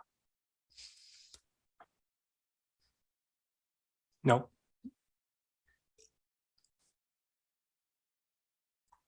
Can you hear me now? Sorry. Mouse on your keyboard again. No, that's a different computer. Does the applicant notify customers annually of the firm's service rate option that would have resulted in the lowest rate base based on the 12-month service and on the meter customer usage information known to the utility? So the ways I'm aware of how we notify customers are the ways that I just answered the question. He was looking for a yes or no. Okay, to my knowledge, I guess I'm unsure. I'm aware of the two ways that we notify them plus the rate switch application. I'm not sure if there are any other ways. Okay, thank you for that. No further questions. All right. So I guess I'm curious, is there a reason you could give us why, if you know a customer's usage for 12 months based on 15-minute increments, the company has not been switching people automatically to the rate that's less expensive? So the way that we know that is through data mining, and we're not data mining every customer consistently or constantly. That would be a large effort to do that. But a customer can within seconds find that answer out with the rate switch app, isn't that correct? That is correct, yes. And the company can't perform the same function. The company would have to do it for each individual customer, which would be a larger lift, given the number of customers. There's no technical impediment from doing that you know of. I am not a technical expert, so I wouldn't be able to answer that. Okay, thanks. Redirect. Judge, I will follow up on your question if you don't mind. Sure, go ahead. Thank you. This is Krista Westerberg for Blacks for Political and Social Action of Dane County. With respect to the data mining, do you know if you could target that data mining to certain either geographic areas such as zip codes or census tracts? Once again, I'm not a technical expert, so that would be beyond my area of expertise. Okay, so sitting here, you don't know? Yes, that's what I'm saying. I don't know from a technical aspect. Okay, thank you. All right, redirect. No, Your Honor. Okay, that's it then. You're excused. Thanks.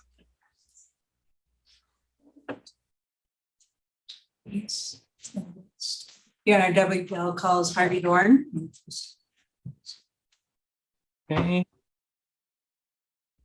Swear you in, raise your right hand. And do you swear or affirm, tell the truth, the whole truth, and nothing but the truth? I do. All right, go ahead.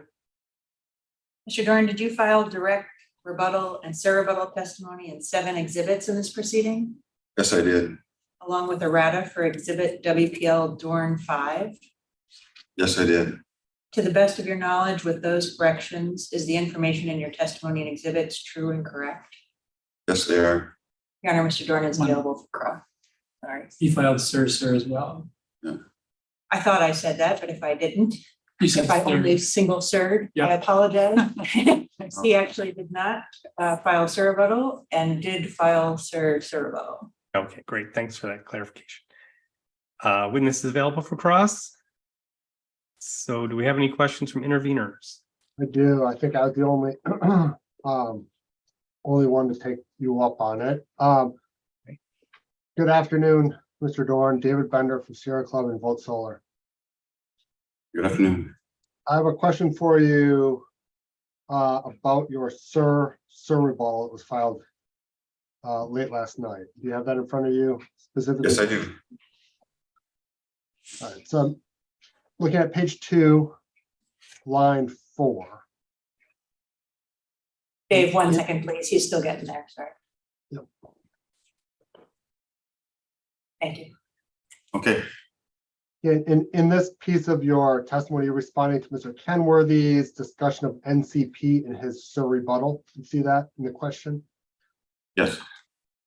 Okay, and you say, starting on line 4, that by definition, NCP is the sum of individual maximum customer demands regardless of time of occurrence? Correct. Yeah. Yes. What's the basis of that definition? I'll do a little comparison for a CP, which would be critical peak time for a peak would be just based on 1 hour, and at that, then usually it's at the system peak. And then when you look at non-coincidental peak, it's the peaks that are over a longer period of time, so that you have more customers that could have different peaks along a different period of time. For instance, if you're looking at residential customers, they may peak as a group at a different hour than what the system peak is. So usually for some of those allocations, you use the non-coincident peak to capture a bigger period of time to hit the evening hours, or a different hour that may be different than what the system peak is for, and that is used for distribution calculations. Okay. Or allocations, I should say. So I need more clarity then. I get the difference between a coincident peak, a system coincident peak, and an NCP. My question is, where do you get the definition that the NCP is the sum of individual customers' maximum demands regardless of when they occur? That's, you take the top peaks that come in over a longer period of time. So that would be regardless of when they occurred in that period of time. So let me ask it this way. If you have a residential customer that peaks at 9 p.m. on January 1st, and the neighbor peaks April 4th at 2 p.m., are you adding those two data points together to create the NCP? If it's in that time period, usually it's in the peak hours, which would be usually a 12-hour on-peak time period. So if those two customers were using, had a peak at the different hours, we would be using those added together. Because I thought I heard you say the NCP is when the class peaks, which is different than when individual customers peak. I'm just trying to decipher which of those two things you're talking about. Yeah, it's when the customer peaks, but we use the wider non-coincident peaks to for allocations because the customer class may peak at a different time than the system peak.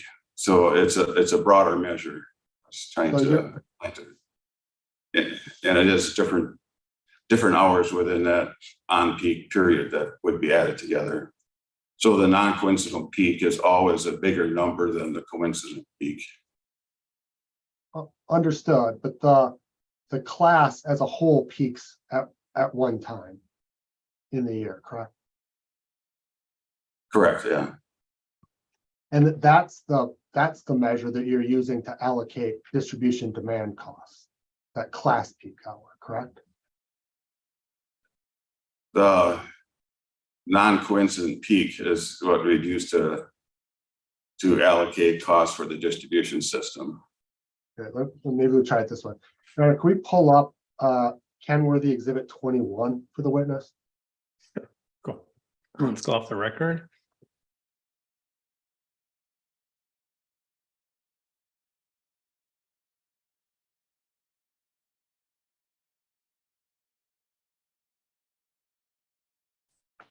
$21, you said, right? 21, yes.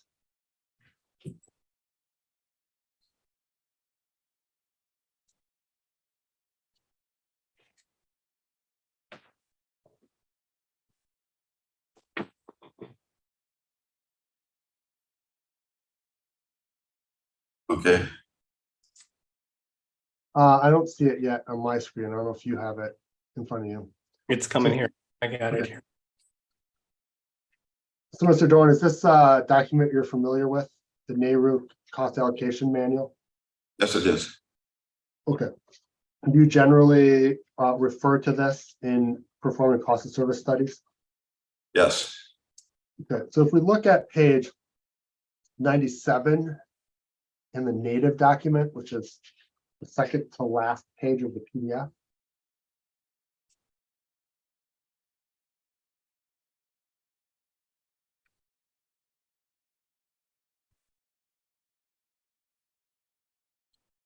So in the first paragraph,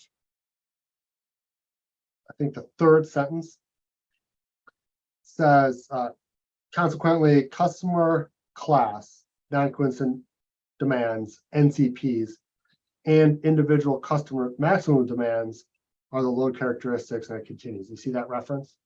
Yes.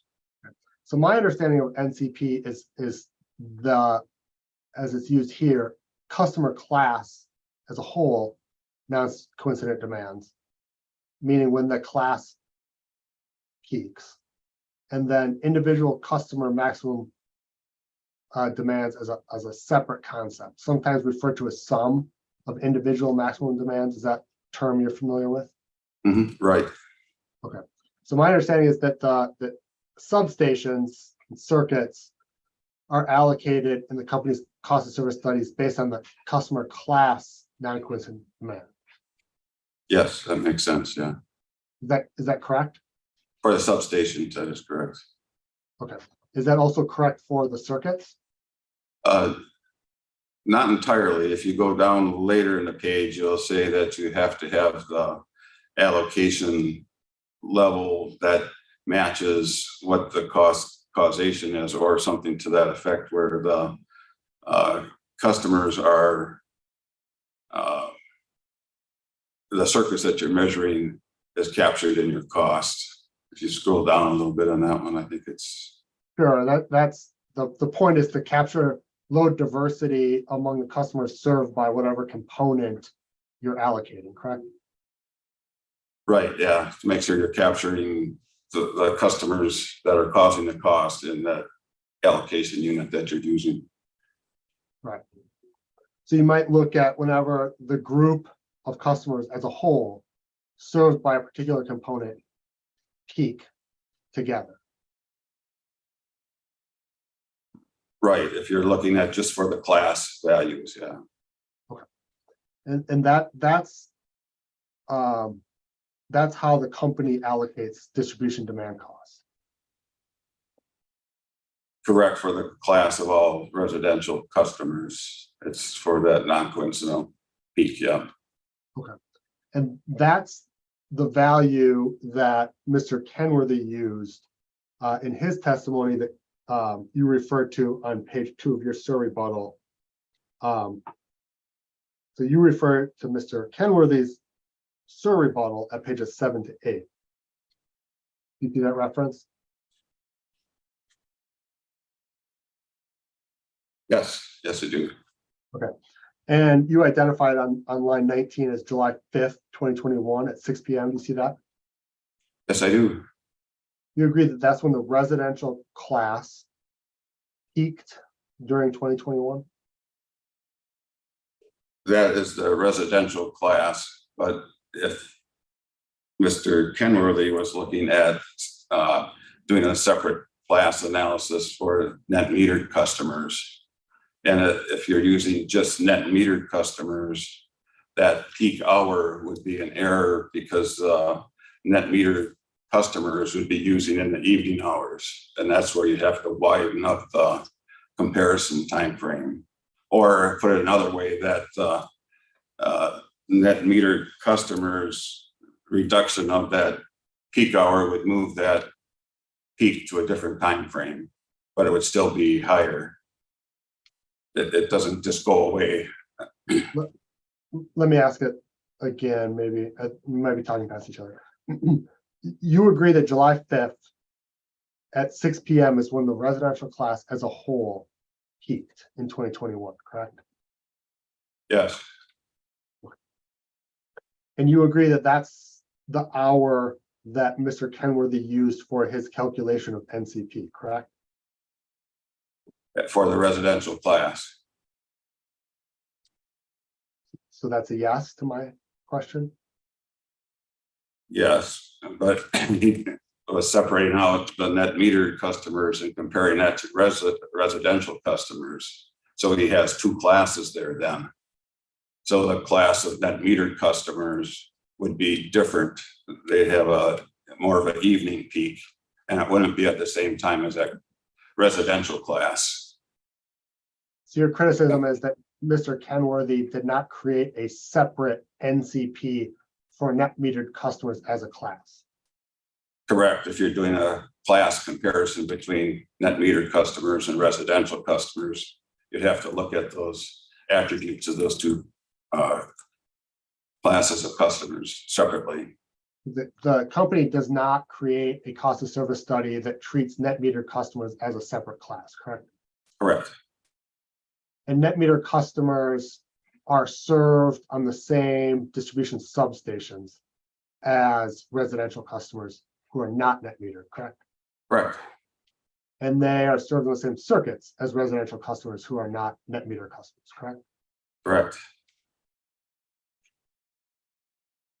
And so the time when the substations and circuits that serve net metered customers peak is going to be the same time that the substations and circuits serving non-net metered residential customers peak, correct? If they're all blended in equally, yes, then it's correct. If you have one circuit that's all net metered customers, they would have a different peaking time. Sure, under that hypothetical, but are you aware of any circuits that only serve net metered customers? There's some that are higher, but there's none that are the same. I mean, all net metered. Okay, I have no further questions for this witness. Thank you. Okay, we'll move on. Other interveners? Judge Krista Westerberg, yes, I have a few questions. Go ahead. Thank you. Mr. Dorn, Krista Westerberg with Blacks for Political and Social Action of Dane County. You attached to your testimony what was Dorn Exhibit 6, which was the mailer sent to customers regarding rate impacts. And I don't necessarily need you to refer to it, but I'm just wondering if you can tell me when that was sent to customers. The mailer for this rate review. Yes. Yeah, that was sent starting in July 30th. Okay. I mean, June 30th, and then it was all done in July. Okay. 30th. So have you attempted to create a new mailer based on the rate adjustments that the applicant has agreed to for the natural gas utility? That was on the bottom of there, the natural gas customer. Right. This mailer was based on the rates in the original application. Is that fair to say? That's correct. Okay. That's all I needed to know. Thank you. Okay, any other any other interveners? Commission staff has a few questions. Okay, go ahead. Just 1 second, Your Honor, I'm sorry.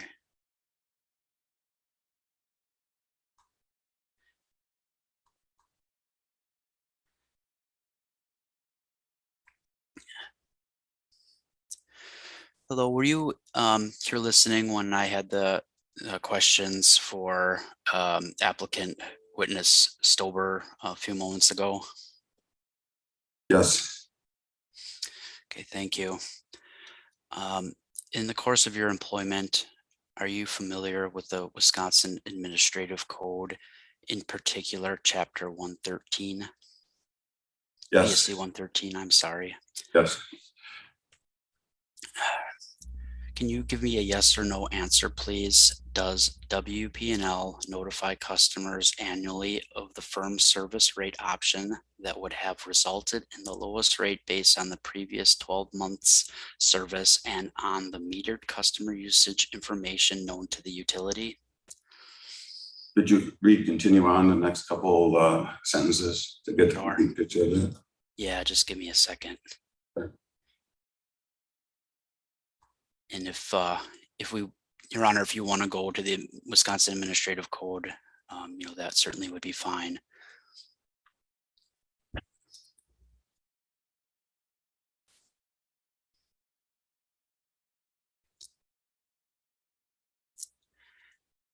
The next sentence is, the information provided shall include a general explanation of electric service usage characteristics to assist the customer in selecting the lowest rate consistent with the customer's anticipated usage and needs, if that helps you out.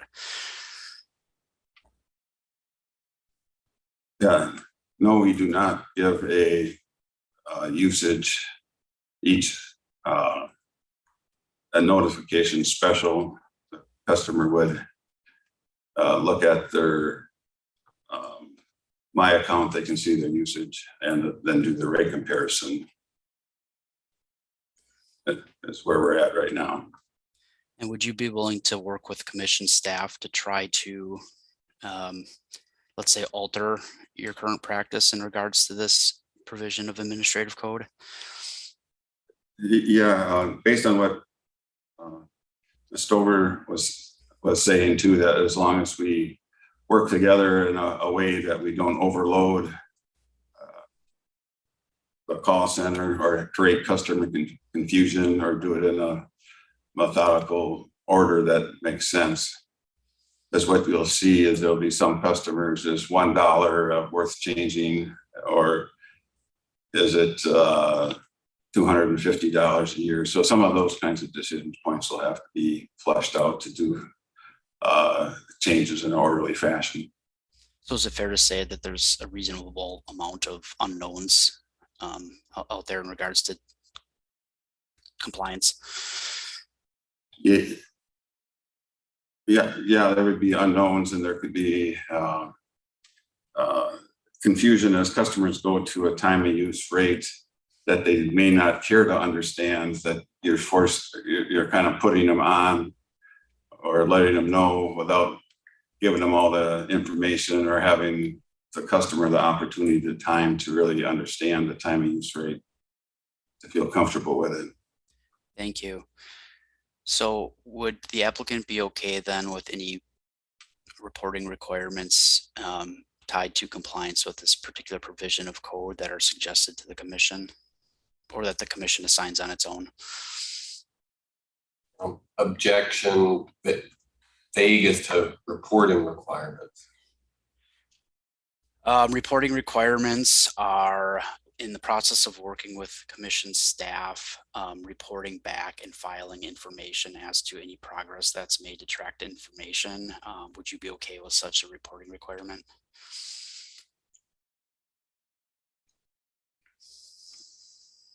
Yeah, work with my staff to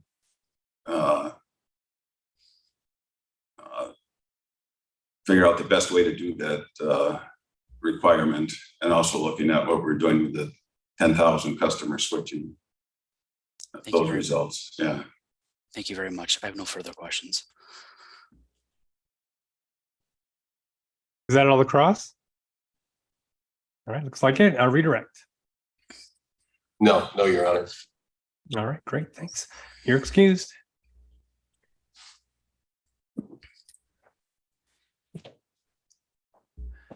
Any more applicant witnesses?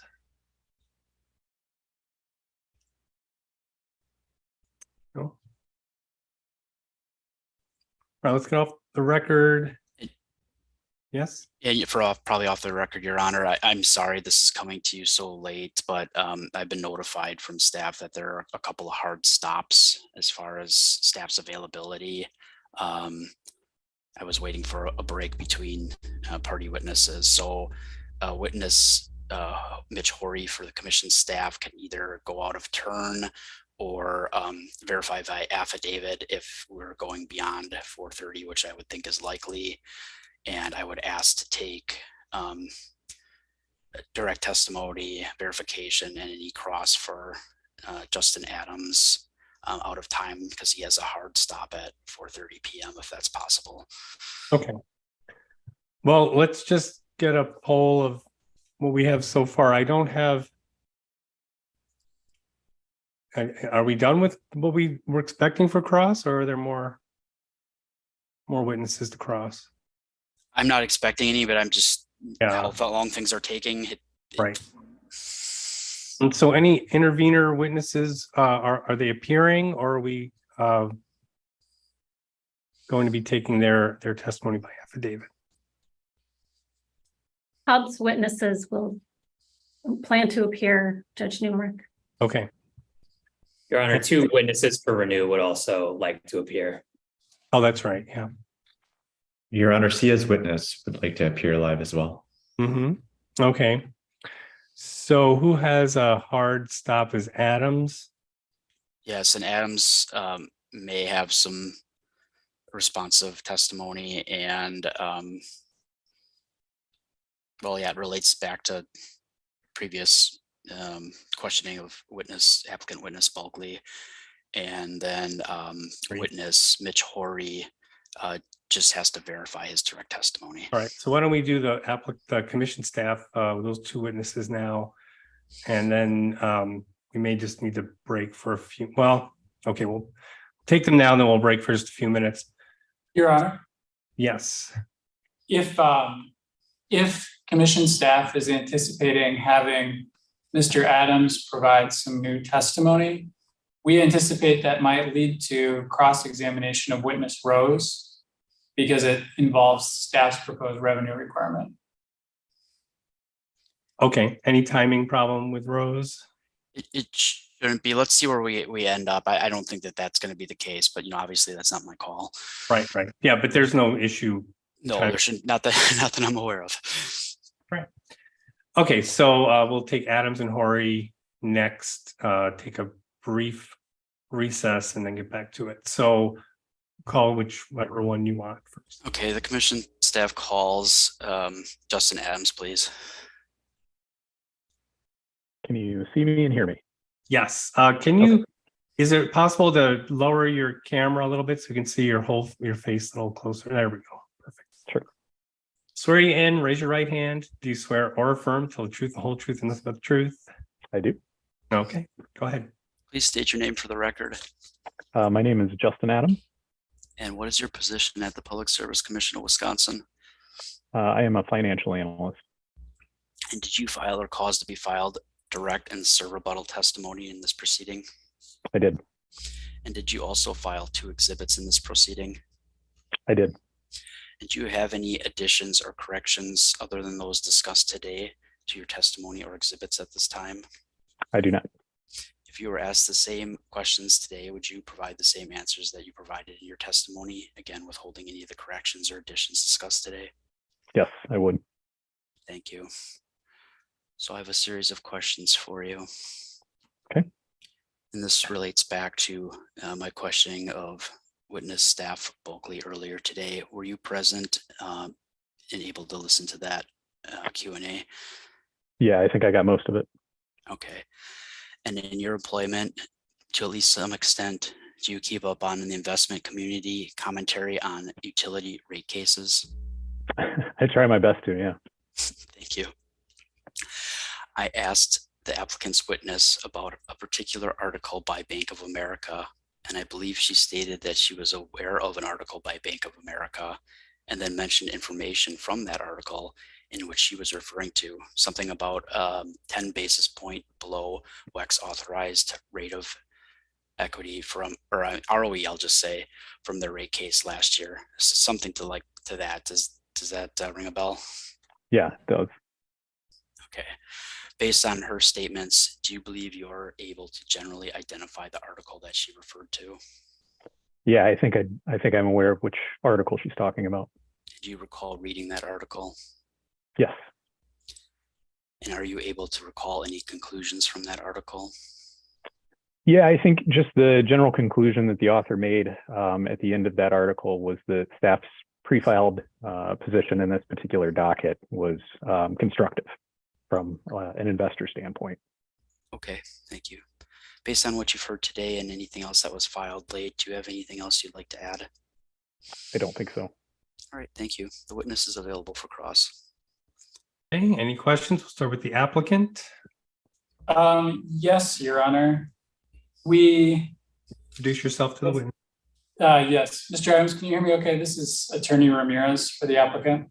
Yes, I can hear you. Okay. So, is it correct that the article that you are referring to is entitled Bank of America Global Research PowerPoints Wisconsin LNT dated September 7th, 2023? I believe that's the article, yes. Okay. Is it correct that that article states that, quote, the ROE recommendation of 9.7% is 30 basis points below the current approved and requested amount and notably lower than the 9.8% received by peer WEC utility in early 2023. This is notable given the move in interest rates year to date. Yes, I believe that's correct. And when it gives that statement of this is notable given the move interest rates year to date, is that indicating that it's notable that staff's ROE recommendation went down given in move in interest rates year to date? I'm sorry, can you? Yeah, I'm happy can you to try that repeat again? the question. Yep. Sure. So it says this, referring to staff's proposed ROE of 9.7%, is notable given the move in interest rates year to date. So I guess I'd ask you first, so make sure we have understanding. The move in interest rate years to date has gone up, correct? I believe that's correct, yes. Okay, so then when they're saying, given that the interest rates have gone up, it's notable that staff's ROE recommendation is 9.7%. Is it their indication that it's notable that staff's ROE recommendation has gone down since its recommendation a year ago? I'm gonna object. I think now we're getting, instead of just summarizing an article that was discussed, we're getting into analysis of what the authors may have been thinking and their own internal analysis. And I don't think the witness can comment on that. I disagree, Your Honor. The way that this has been used is staff's understanding of that article. The word constructive is a vague word with general meaning, but staff have proposed to use the word constructive and have it entered into the record based on Mr. Adams' understanding of the word constructive. And in fairness, then, I think it's a much more defined statement that given the move in interest rates year to date, staff's recommendation of 9.7 is notable.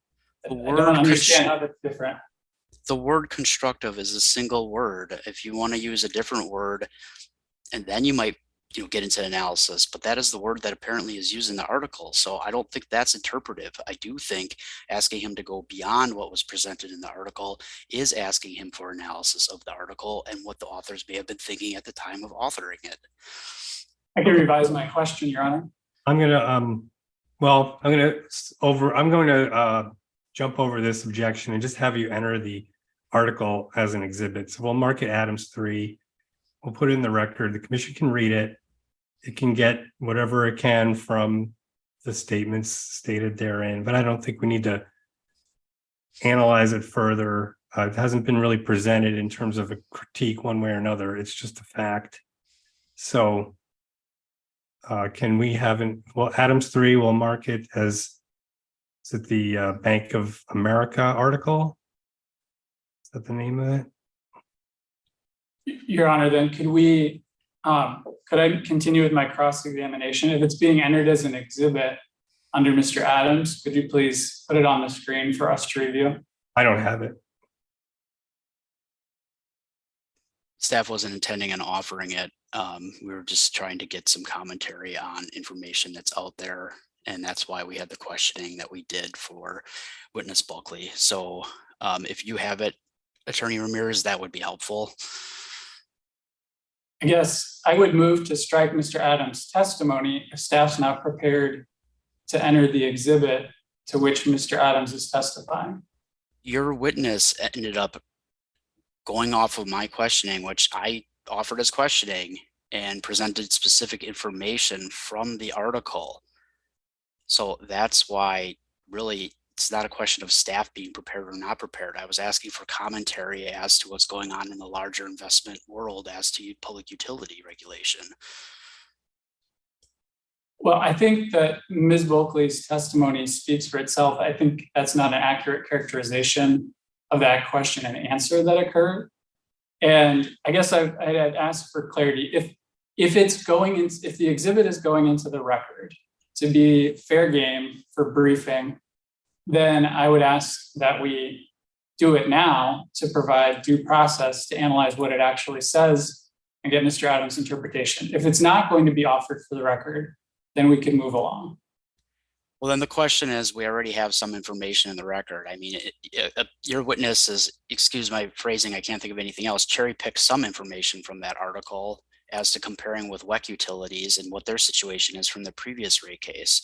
So, I mean, I guess maybe we can just strike all this stuff and just let it go. I was hoping that we could just have a discussion of generally what's going on in the investment community, but if you guys see that as problematic, I see that as a result. I don't think it's fair to let you guys have some information from this article, not offering it as an exhibit, and then say that we can't say anything about it generally, or even use a particular word without getting into complete analysis of the article or what the authors of the article may have been thinking. So I'm looking for a fair solution to this. I'm willing to agree to something, but it can't be one-sided. Your Honor, we would agree to striking any testimony on it. It was not our exhibit offered. I believe Ms. Bulkley answered the questions about what types of commentary she's received to the best of what her recollection was. So we were not the ones advocating for this line of inquiry. So let me ask you, Attorney Rishkevich, the term that witness Adam used, and I can't recall it exactly. Constructive. That's a word in the article you said? Yes. Okay. So I'm overruling the objection. I'm allowing the entry of the exhibit as Adams 3. And testimony can stand to the extent, I don't think just witness Adams gave any analysis to that article as being claimed as it's being claimed by the applicant. So if there's no other analysis provided, we can have the article stay in the record for the commission's review. They can read it for what it says. Based on all the other information in the record, it will add to their information, but it will not be, it hasn't been analyzed or characterized by staff. So I don't think we need to pursue that line of questioning.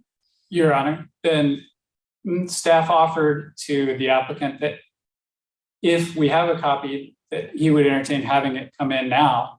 I do have a copy that I'm reading from. I could email it to Your Honor.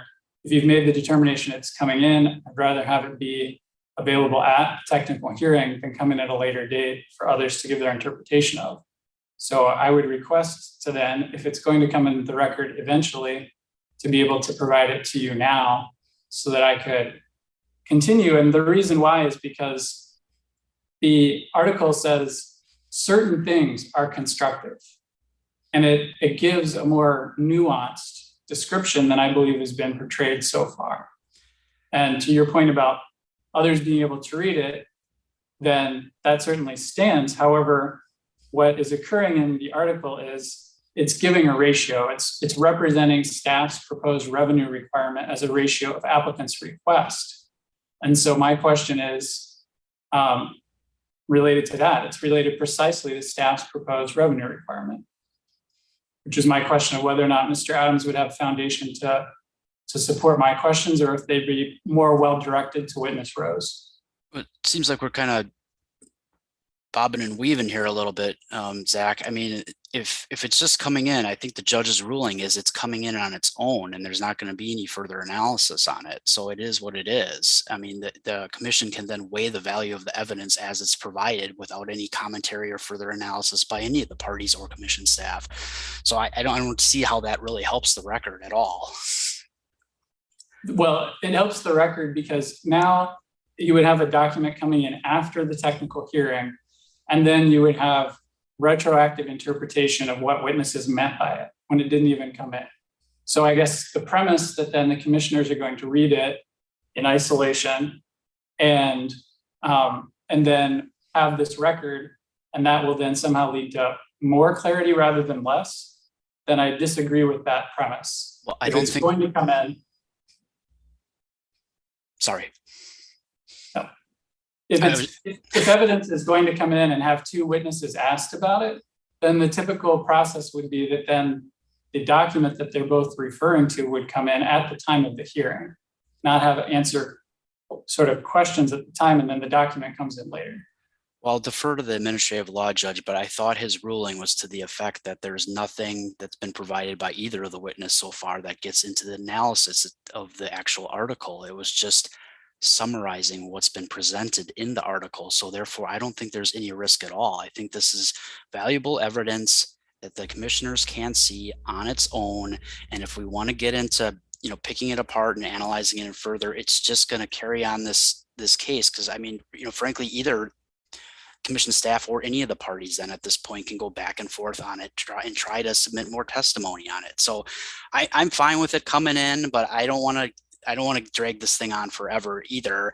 I mean, there's certain conclusions that can be drawn from it in either direction to the benefit of the applicant or not. Commission staff's not a party. I just want richness of the record, and that's all I'm going to say on that. I guess Your Honor, we would make the offer of proof with this document so that I could provide my cross-examination with this document rather than have it come in later. Well, are you calling your witness back, I guess is the question then, or like, is everybody coming back now to be able to analyze this? This is specifically why we weren't necessarily going to offer it, because it seems to be a little bit late in the game. I was looking to get a little bit of evidence for the commission's benefit, a little bit of perspective on what's being offered out into the world. Not that it's necessarily supportive or not supportive of any of the witnesses' testimony. Your particular witness picked some information from that article comparing your current application with what's been approved in WEC's previous application and rate case. So that was the only sort of cherry picking, and none of it really was anything other than summary evidence provided of what the article states. So again, I don't know that we need to dig into this anymore at this point. And again, the ALJ made his statement, so I think that's just that the evidence comes in as it is, and nothing else needs to be said about this particular article. The commission can weigh it as they see appropriate and give it whatever weight they choose, and that's it. Okay, I agree. Let's move on. Do you have any other questions? One moment, Your Honor, then let me look at my other questions to see what would remain relevant.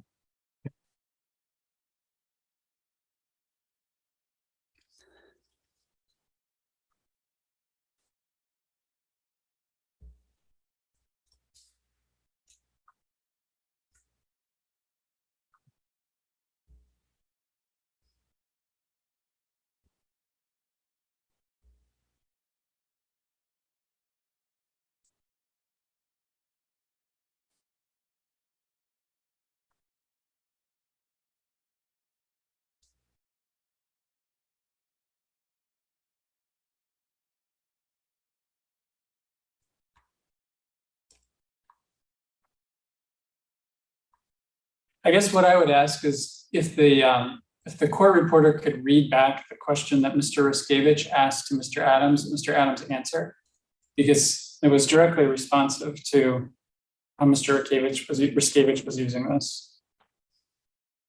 I'm sorry, I didn't hear the last part of your. Yes, could the court reporter read back the question about the article that Mr. Ruskevich posed to Mr. Adams? And because of what? I didn't hear the last part. Oh, I apologize. What my request is before I begin my cross-examination. Yes, I got that. Yeah, Attorney Ruskevich posed a question to Mr. Adams about the article. Yes. Could the court reporter read that question back to me? Why is my question? Yeah, I'm just sorry. Okay, I'll let ALJ speak. I'm sorry. The answer to it is that with the back and forth, I want to make sure for which of these questions I'm pursuing, then I want to make sure that I understood how Mr. Adams used the article. I see. Okay, yeah, let's read back the question and answer from Ruskevich to Adams and back. I don't mean to sound really dumb here, but I have no idea what question you're asking about. So if there's a question that Attorney Ruskevich proposed to witness Adams, probably if you look at Adams' last statement and then the question before it, may be the best way to find it. Okay. Question, and are you able to recall any conclusions from that article? That question or further back? That sounds right. Answer, yeah. I think just a general conclusion that the author made at the end of that article with staff's pre-file position in this particular docket was constructive from an investor standpoint. Question, based on what you've heard, anything else that was filed late? Do you have anything else to add? Answer, I don't think so. Thank you. I appreciate that. The nature of it is with that answer, that's Mr. Adams, as I understand that, was that staff's position was constructive. And are you re-arguing your objection, Zach, or are you asking a question here? I'm asking a question. Thank you. Okay. So my question is, Mr. Adams, you said that that article described staff's position as constructive. Yes. Which aspect of staff's position did the article describe as constructive?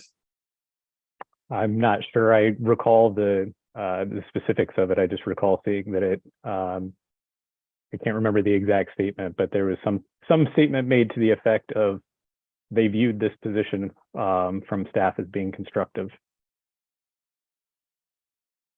And was it,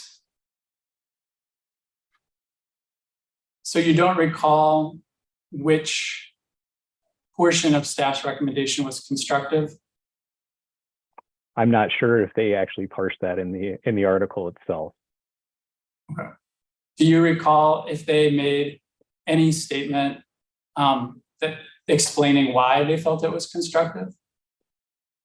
I don't recall why they couched it or why they framed it as constructive. No. Okay. And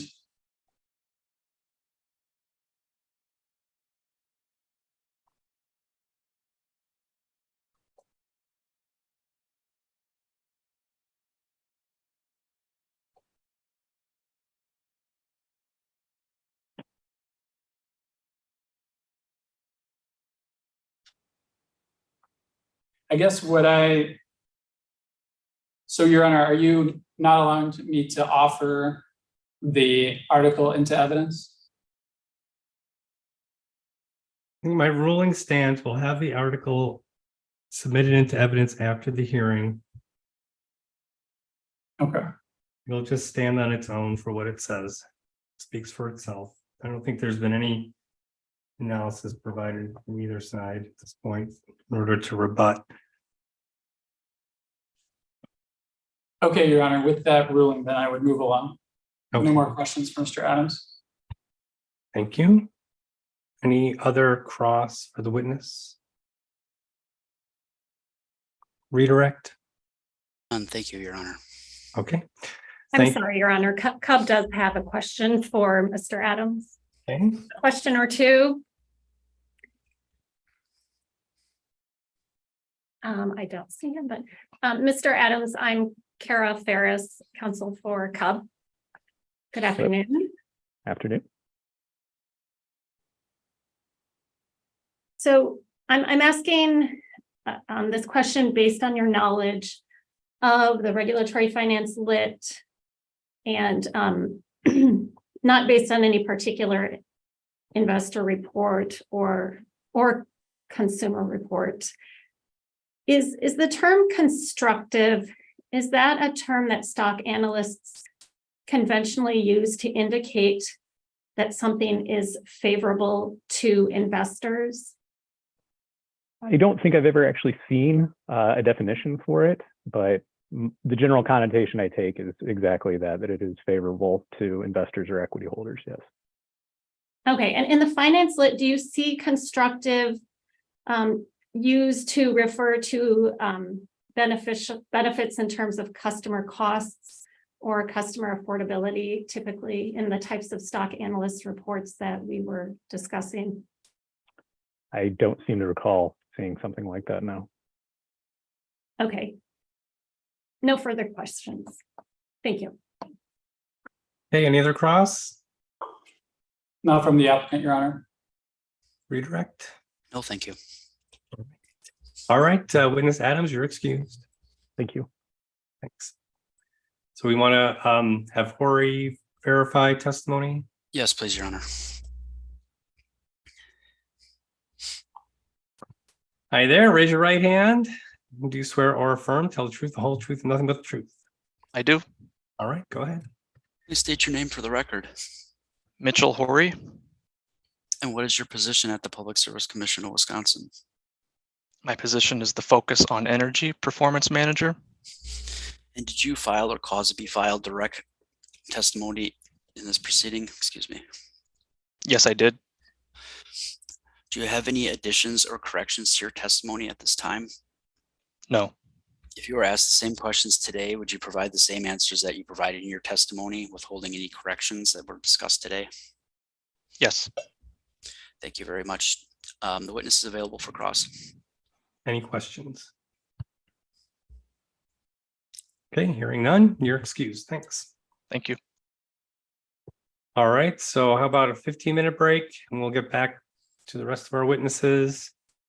So makes it around 4:20.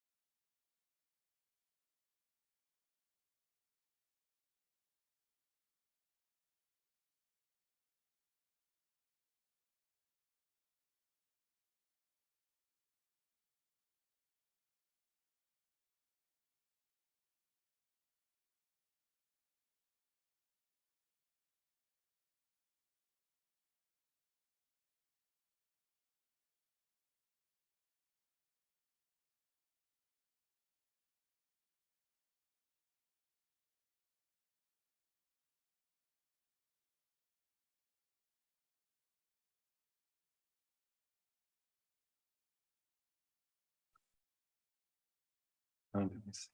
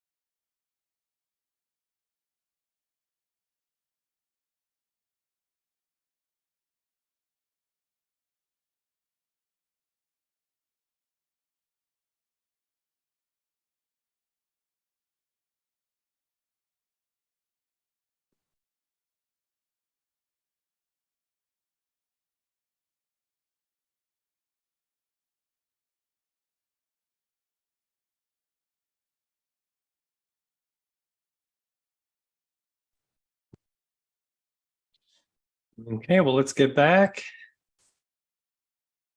See, a few people still need to connected.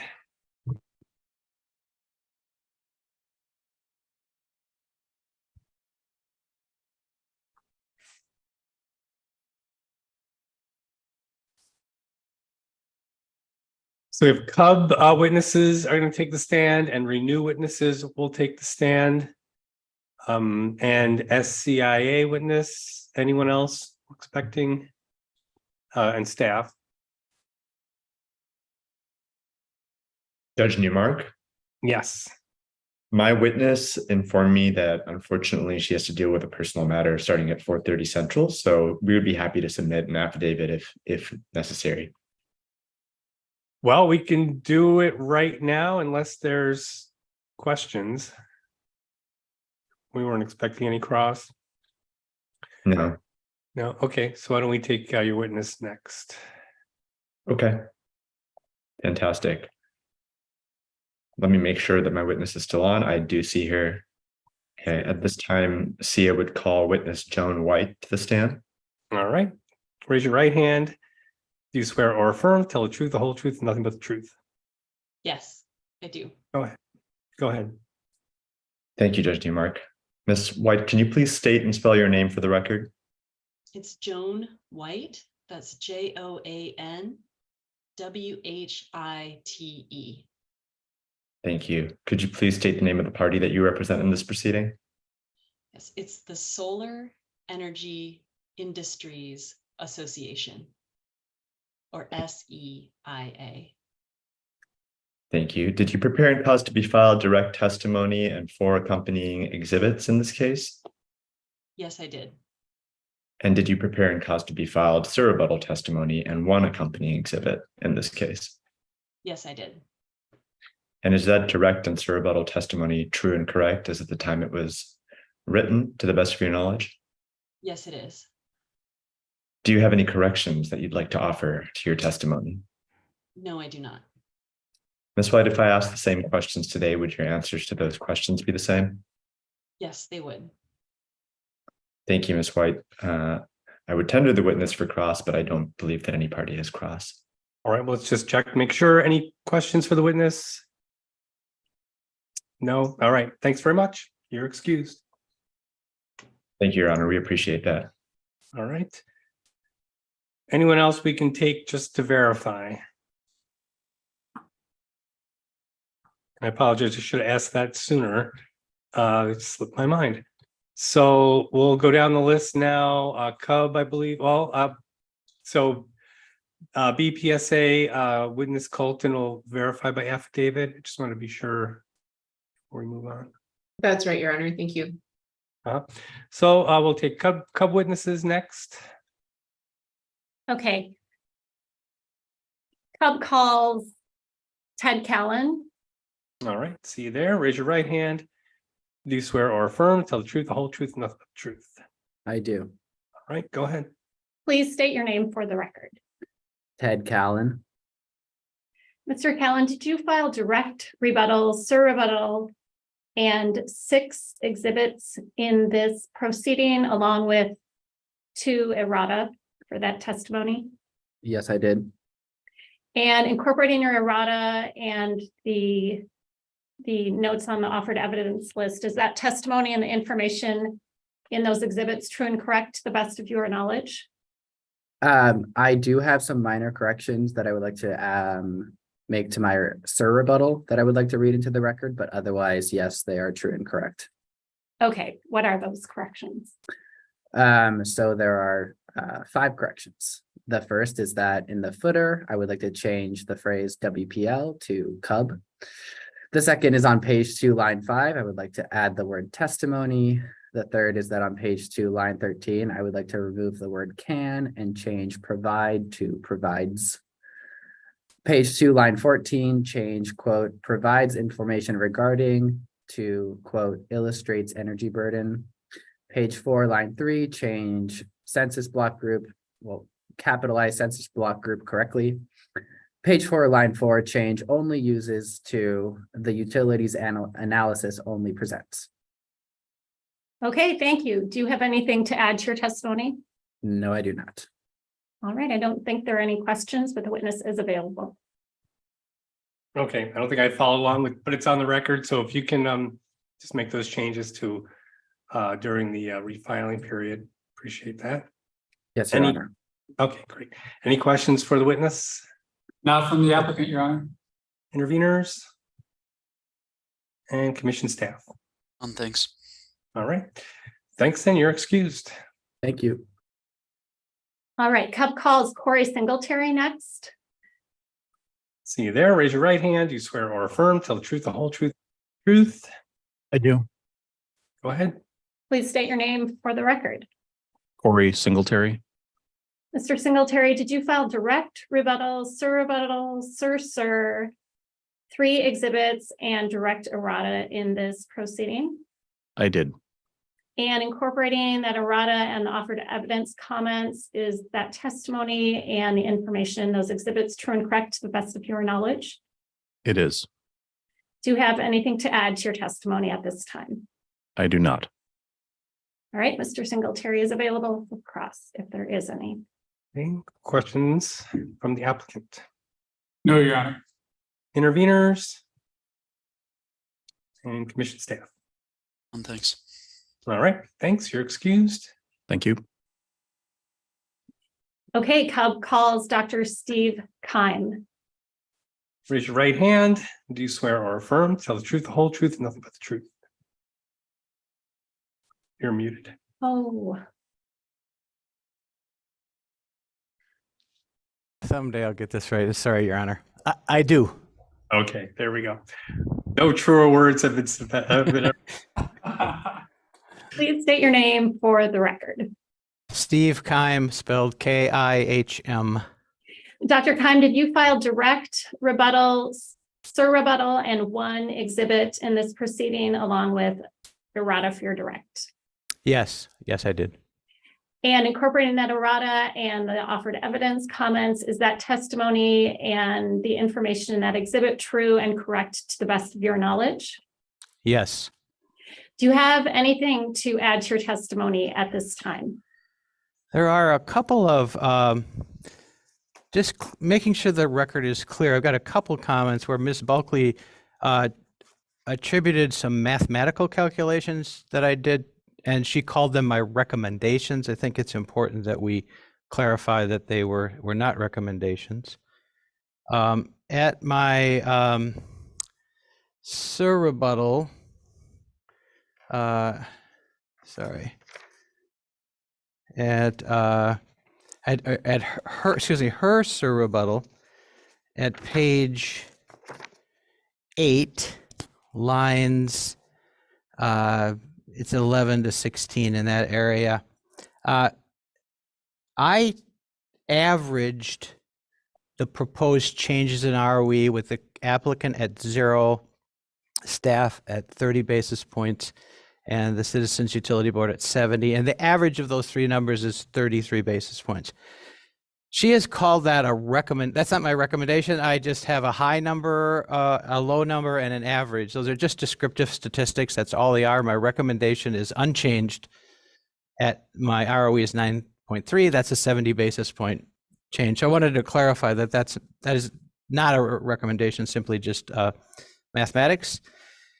And then also, she attributed my at her rebuttal at page 3, I had made a comment that when Mr. Adams ran his analysis, that his DCF results dominated his return on equity analyses.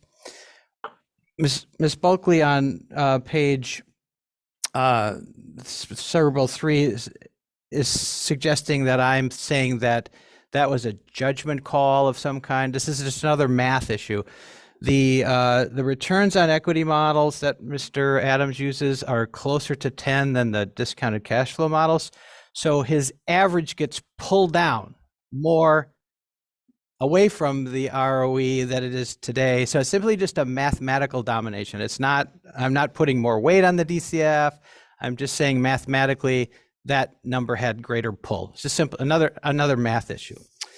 The other thing that we've had a lot of discussion, especially as of late, about, and I'm not going to dive into that particular Bank of America report, but Ms. Bulkley raised in response to Ms. Ferris, S&P Global Insight and Guggenheim Securities and Moody's. And so we've got these qualitative assessments about what might happen when a return on equity is changed.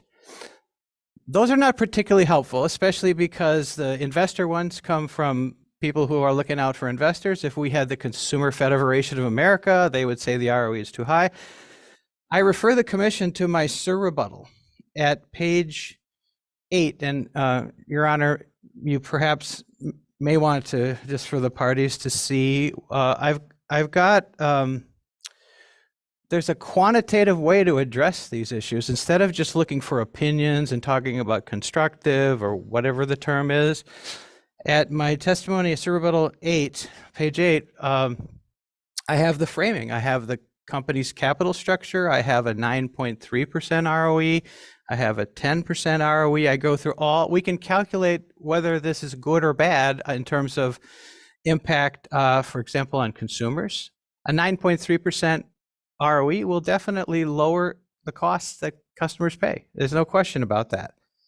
And my bulk of my testimony shows that there will not be an access to capital problem. So rather than talking about what analysts say or what consumer groups say, I think the commission should just use that framing, and I can wait for you to get for it. It's page 8, Your Honor.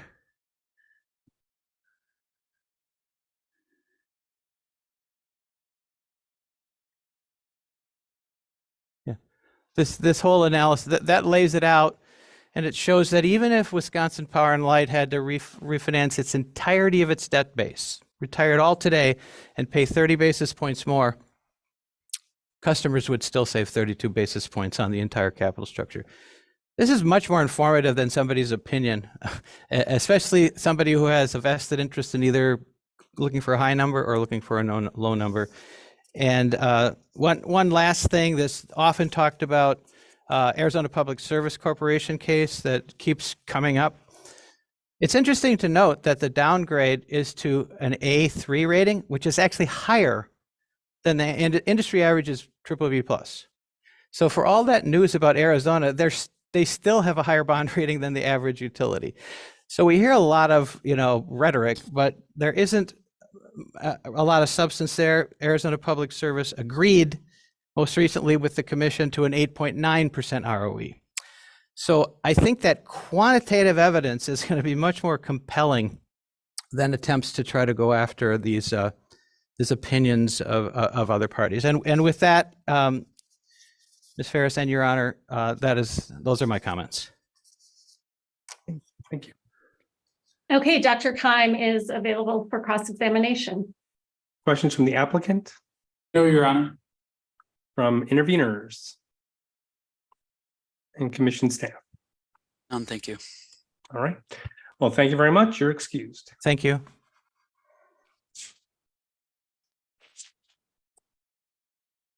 Okay. So we can move on to the next party. I believe that's Renew. Yes, Your Honor. I think we have 2 witnesses that are going to do oral verification. All right. First, Renew would call Mark Duda to the stand. Okay, see you there. Raise your right hand. Do you swear or affirm to tell the truth, the whole truth, and nothing but the truth? I do. Okay. Mr. Duda, did you prepare or supervise the preparation of the written direct testimony marked as direct Renew Duda with attached exhibits, Exhibit Renew Duda 1 and 2 in this proceeding on behalf of Renew Wisconsin? Yes. In reviewing your testimony in preparation for cross-examination, did you find any errors in your testimony that require changes to those pre-marked exhibits that you would like to make at this time? Nope. Are the facts that you state in that testimony true and correct to the best of your knowledge? Yes. Do the opinions and conclusions expressed in your testimony reflect your professional experience and best professional judgment? Yes. No further questions. This witness is available for cross-examination. Questions from the applicant, No, Your Honor. interveners, and commission staff? Thank you. All right. Thank you very much. You're excused.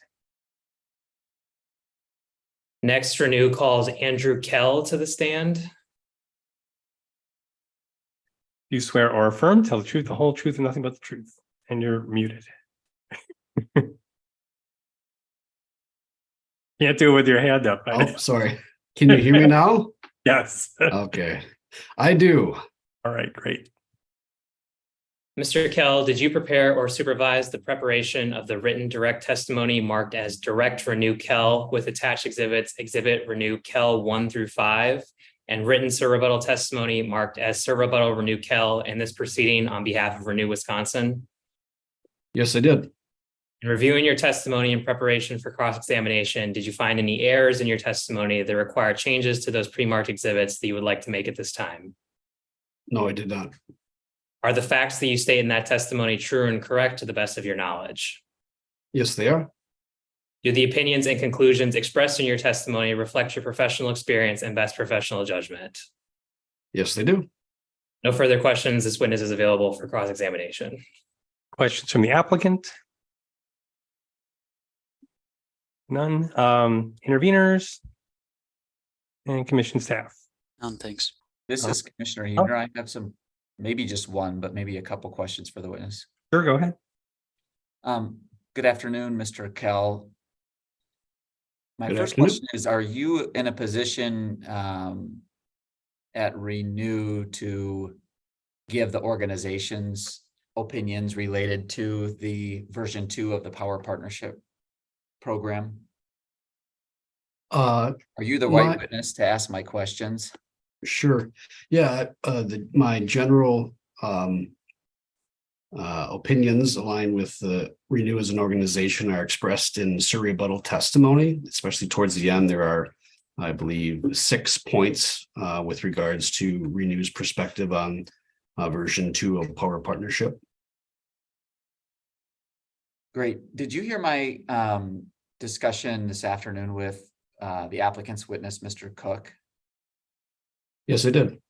Did you have any other comments or corrections, or do you see any of the mechanisms we discussed working differently than the examination that we went through this afternoon, or do you see it generally the same? Yeah, I know that you and witness Cook discussed a variety of topics, and again, we review the version 2 of Power Partnership to strike a balance with concerns, especially that we had as a party, and that other interveners had as well, with regards to certainty and sending price signals and assuring both in the short term and the long term that solar installations would be allowed in Alliance or Wisconsin Power and Light's territory going forward. Great. And then my final question for you is related to the cap for customers under version 2 would be increased to 75 kilowatts. Mr. Cook indicated for the applicant that may be a delineation of some of their tariffs. Was there any considerations from Renew's perspective regarding that capacity limit of 75 kilowatts? Yeah, in discussions. Yeah, thanks. Yeah, thank you, Commissioner. In discussions with the utility, obviously, we noted that the current 20 kW cap for net metering tariff was lower than most other investor-owned utilities, and that played in the discussions with regards to modifications to Power Partnership and the coexistence in the 2-year period with Power Partnership and net metering, and then Power Partnership in the long run as well, and being able to provide benefits to systems and customers that own systems above 20 kW with new installations starting next year. Great. That's all my questions. Thank you. Okay. Any redirect? No, Your Honor. All right. Thanks very much. You're excused. Thank you, Your Honor. So that's all the renew witnesses we're taking today. Yes, the rest will submit verifications. Okay, thank you. Thank you. So any other witnesses we're taking live? No? Okay, great. So that's all we have for our witnesses. This point, before we adjourn, any issues? Your Honor, Commission staff. Oh, right. I thought you were referring to party witnesses, but thank you. You too, yes, I guess. Okay, go ahead. Commission staff calls Andrew Field, please.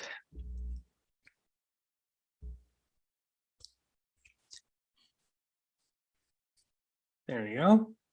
Can you hear me okay? Yes, I can. Raise your right hand. Do you swear or affirm, tell the truth, the whole truth, and nothing but the truth? Yes, I do. All right, go ahead. Please state your name for the record. Andrew Field. And what is your position at the Public Service Commission of Wisconsin?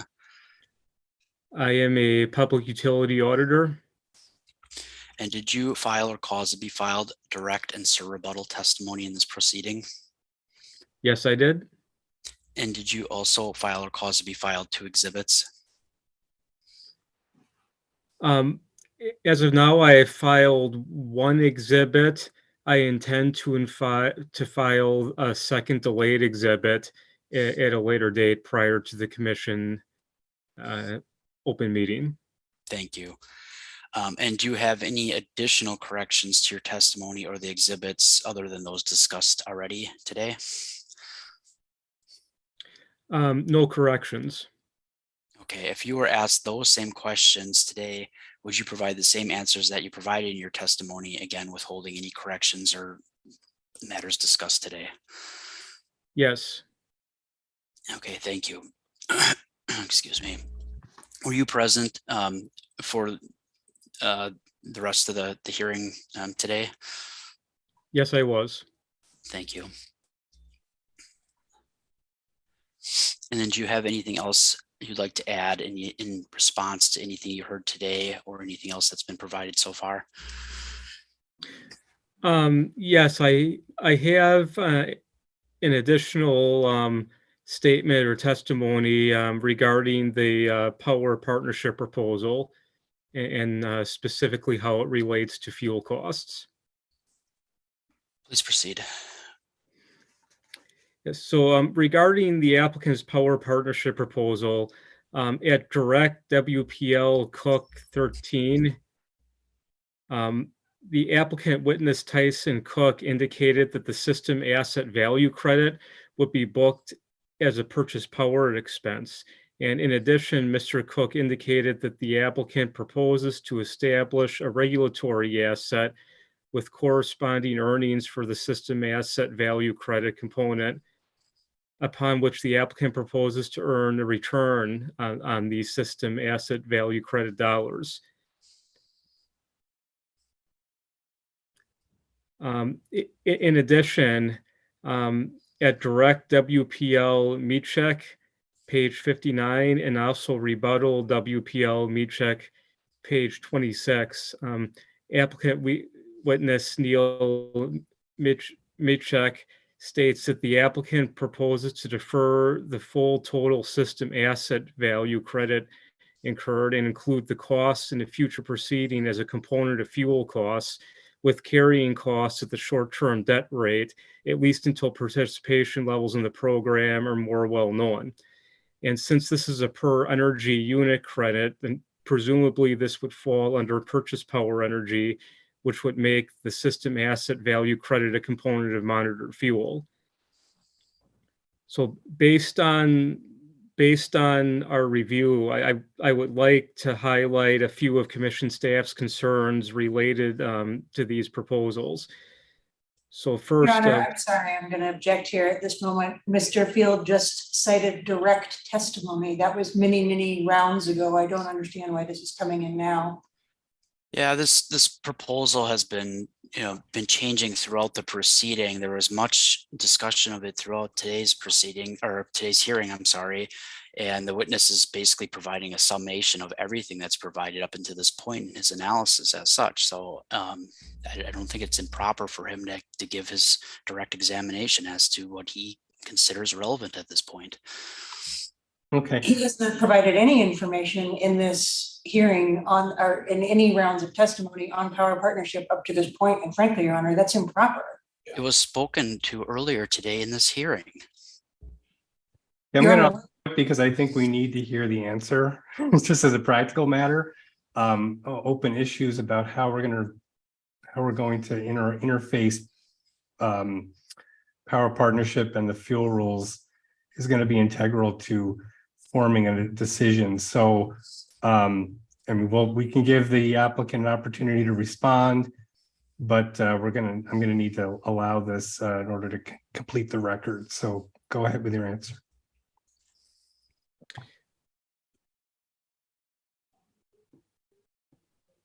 Okay, would you like to continue then at this point? Yeah, continue on with your answer, please. Okay, well, basically, I would like to highlight commission staff's concerns related to certain aspects of this proposal. And first, Wisconsin Administrative Code PSC 116.02 lists all the expenses to be included in fuel costs during the time period of the fuel plan. And on PSC 116.01 defines annual fuel cost as actual fuel cost over a plan year, and further defines plan year as the 12-month period identified in a fuel cost plan. To commission staff's knowledge, there is no provision within the fuel rules in PSC 116 to allow deferrals of costs incurred in previous years to be included in the fuel cost plan of a different year. Further, well, admin code PSC 116.07 allows the most recently authorized short-term debt rate to be applied to the combined difference between authorized monitored fuel costs and actual monitored fuel costs for a given fuel plan year, plus or minus, an approved fuel tolerance bandwidth. To commission staff's knowledge, there's no mention in the admin code of a return or carrying cost for a separate or individual monitored fuel cost component. So therefore, I conclude in saying that the commission will need to determine if a deferral of these costs as a component of monitored fuel costs is appropriate, and if so, whether a separate return or carrying costs should be authorized. Thank you. Anything further you'd like to add? Nope, that is all. All right, thank you. The witness is available for cross. Okay, questions from the applicant?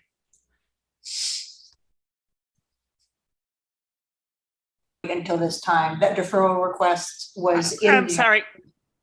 You must have been speaking. There was nothing coming out. Can you start over? We got a notification that the internet connection was unstable. Hopefully it is stabilized. I can hear you. Go ahead. Okay. Nothing in what Mr. Field just So is this a question or what is this? We already No, had an I objection. asked to pause the, oh, I'm sorry, that you probably didn't hear that either. I asked him to pause at this point to have this discussion. I'm sorry, off the record? Is that what No, you? you're on the record. Okay, so go ahead. Nothing that Mr. Field just testified to couldn't have been testified to after the direct round of testimony. He was referring entirely and only to what occurred in WPL's direct testimony and Mr. Mitchick's testimony and Mr. Cook's testimony. That has not changed in any way from direct testimony to now. There is no reason that testimony could not have been provided prior, immediately following in staff's rebuttal testimony or in staff's direct testimony to the applicant's direct testimony. and we'd ask that it be stricken. In the alternative, we need the opportunity to respond in writing to that information. Counselor, do you hear the questioning that I had for your witness regarding Administrative Code PSC 116? I think we covered these matters as to how there's an interplay between the fuel cost plans and how we interplay between the fuel rules and this proposal by the applicants. This is all stuff that was discussed today. Okay, so to the extent, Attorney Lair, your statement is either asking me to reconsider my prior decision to allow the testimony and over your objection. So I'm going to deny that request. I note your objection. It's already on the record twice. There is an opportunity in the facilitating matters order to request leave to offer additional evidence. So I would suggest the applicant review that and follow that process if necessary once you review the record as it is. If there's additional documentation or evidence that the applicant wishes to provide in response, you can file that request and I will take it up in due course. Anything else?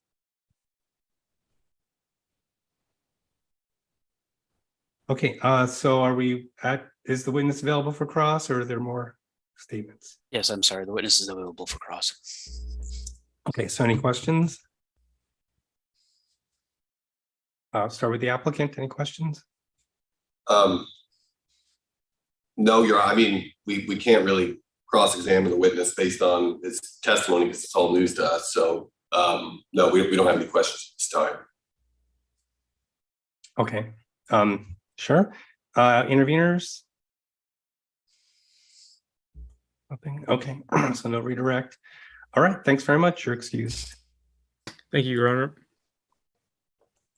Commission staff calls Jill Rose, please. Okay. There you are. Raise your right hand. Do you swear or affirm? Tell the truth, the whole truth, and nothing but the truth. We're having trouble hearing you. So is there a... I do. Oh, there you go. Just had to be a little more bubbly. Perfect. All right. You're sworn in. Go ahead. Please state your name for the record. Jill Rose, What is your position at the Public Service Commission of Wisconsin? Public Utility Auditor. And did you file or cause to be filed direct rebuttal and surrebuttal testimony in this proceeding? Yes. Did you also file or cause to be filed 3 exhibits in this proceeding? Yes. Other than any additions or corrections that were discussed already today, do you have any corrections to your testimony or exhibits at this time? Yes, I do. As indicated in my direct testimony on page 19, Commission staff supported the applicant's requested deferral treatment for the Power Partnership Program. After further review, Commission staff is no longer able to fully support the applicant's request for deferral treatment of the Power Partnership Program. As mentioned by my colleague, Witness Field, based on the PSC 116 fuel rules, it is not clear if the proposed deferral treatment with carrying costs is appropriate. Ultimately, the Commission will need to determine if a deferral of these costs is appropriate, and if so, whether a return or carrying cost should be authorized. All right, thank you. If you were asked the same questions today, would you provide the same answers that you provided in your testimony, withholding any of these corrections or additions that you provided? Yes, I would. All right, thank you. Do you have anything further you'd like to add? No, I would not. All right, thank you. The witness is available for cross. Okay, questions from the applicant? Your Honor, if we could just pause again, we would object to the same line of questioning. I'm anticipating your ruling. We understand what to do next. Okay, objection noted, overruled. So no other questions, interveners? No, commission staff, no redirect, I'm assuming. Okay, thanks very much. You're excused. Thank you. Commission staff calls Tyler Mulemans, please. Raise your right hand. And do you swear or affirm? Tell the truth, the whole truth, and nothing but the truth? I do. Okay, go ahead. Please state your name for the record. Tyler Mellemans. And what is your position at the Public Service Commission of Wisconsin? I am the rates supervisor at the Public Service Commission. And did you file or cause to be filed direct, rebuttal, and surrebuttal testimony in this proceeding? Yes, I did. And did you file or cause to be filed 3 exhibits in this proceeding? Yes, I did. Do you have any additions or corrections to your testimony or exhibits at this time? Not at this time. If you were asked the same questions today, would you provide the same answers that you provided in your testimony, withholding any corrections or additions discussed today? Yes, I would. Just one moment.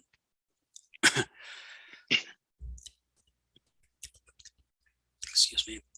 Have you read the data request response to your data request 3.2? Yes, I have. Do you have any comments you'd like to make on the response provided to your data request? Yes. So first off, given the timing of when this response and tariff were offered to commission staff, I'll just note that we've had very limited time to review this proposal. That being said, based on my initial review, commission staff would recommend that the commission impose reporting requirements on the proposed optimal rate switch with opt-out pilot, should they choose to authorize this program. Commission staff would recommend that the applicant file annual reports on the number of customers that the applicant did reach out to each year, how many customers switched rates as a result of this program, what the savings or additional expenses were for customers that did switch as a result of this program, and the amount of refunds given out to customers under the optimal rate guarantee. Thank you.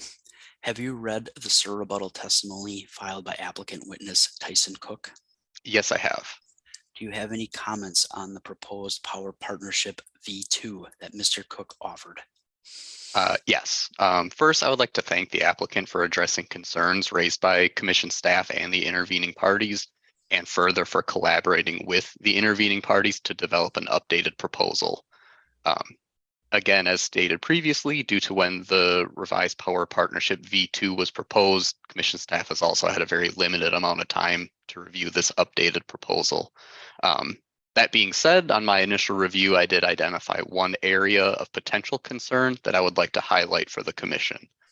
The applicant has proposed to limit how much the system asset value credit can change over a 2-year period, limiting the overall change to be no greater than 15% in either a positive or negative direction over that time period.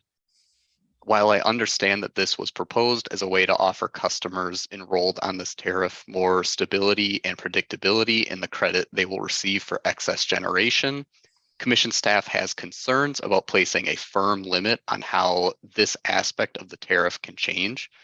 Should the underlying factors that are used to determine the system asset value credit warrant a change in excess of 15%, the commission would not be able to appropriately adjust this rate under the applicant's proposal. Commission staff has a concern that should this situation occur, it could lead to 2 possibilities. The first being that customers on this tariff could be overcompensated for their excess generation at the expense of all other ratepayers. And the second being that customers on this tariff are being undercompensated for their excess generation. Commission staff does not have a specific recommendation on this matter, but does want to identify the potential issue that this provision of the tariff could cause under certain scenarios for the commission to consider in their evaluation of the proposal. Thank you very much. Do you have anything further you'd like to add? I do not. The witness is available for cross. Thanks. Just had a quick clarifying question for the witness. A few questions ago, you talked about the rate switch program that was being proposed and the reporting requirements you're suggesting. I'm just curious, do we have that? You mentioned it as being a tariff, and do we have that as a filed proposal from the company? Do you know if that's in the record, or am I? As of right now, it would only appear in commission staff's data request response exhibit. It came in as the response to TCM 3.2, I believe. Okay. And that to my knowledge, has not been sponsored as an exhibit by anyone from the applicant. Okay, but we'll be including that in the data request response exhibit. Correct. Okay, as long as we have it somewhere. Okay, perfect, thanks. All right, so any cross-examination, start with the applicant? Just a little bit, Your Honor. Go ahead. Mr. Mullins, and Your Honor, do you mind pulling back up exhibit WPL Cook 11, please? Yes. I can do that. Okay, is that where you want to be? Yes, please, thank you. Mr.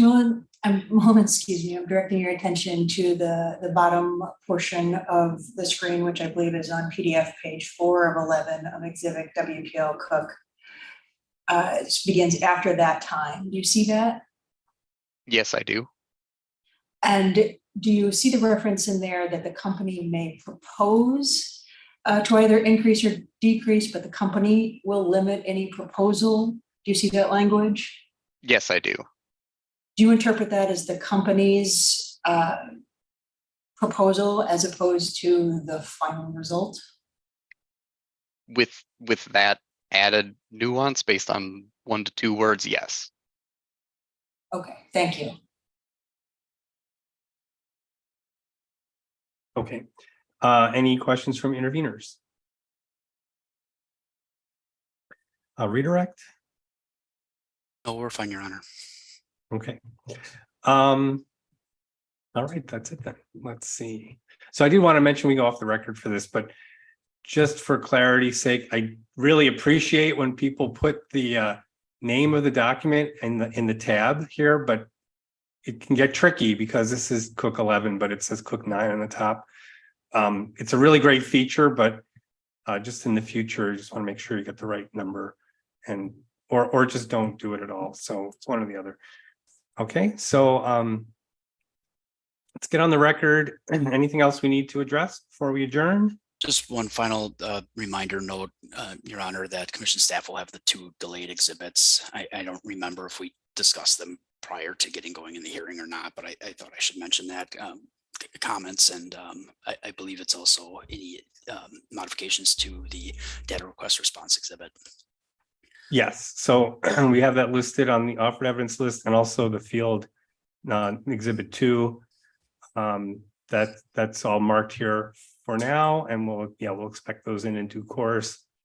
Also, we have the other additional exhibits we've discussed, the refilings, the affidavits, and so I'm going to be changing the electronic calendar online to reflect the change in date for those. The deadline for that will be Wednesday, October 4th. Did I say 4 p.m.? That's fine. I can give you some more time for that. And okay, anything else we need to address? All right. Well, thanks very much, everyone, for attending, participating. Definitely intelligent discourse was had, so I appreciate it very much. Take care. We're adjourned. Thank you. Thank you, Your Honor. Thank you, Your Honor. Thank you, Judge. Thank you. You. Feel better, Mark. Yeah, tea and honey.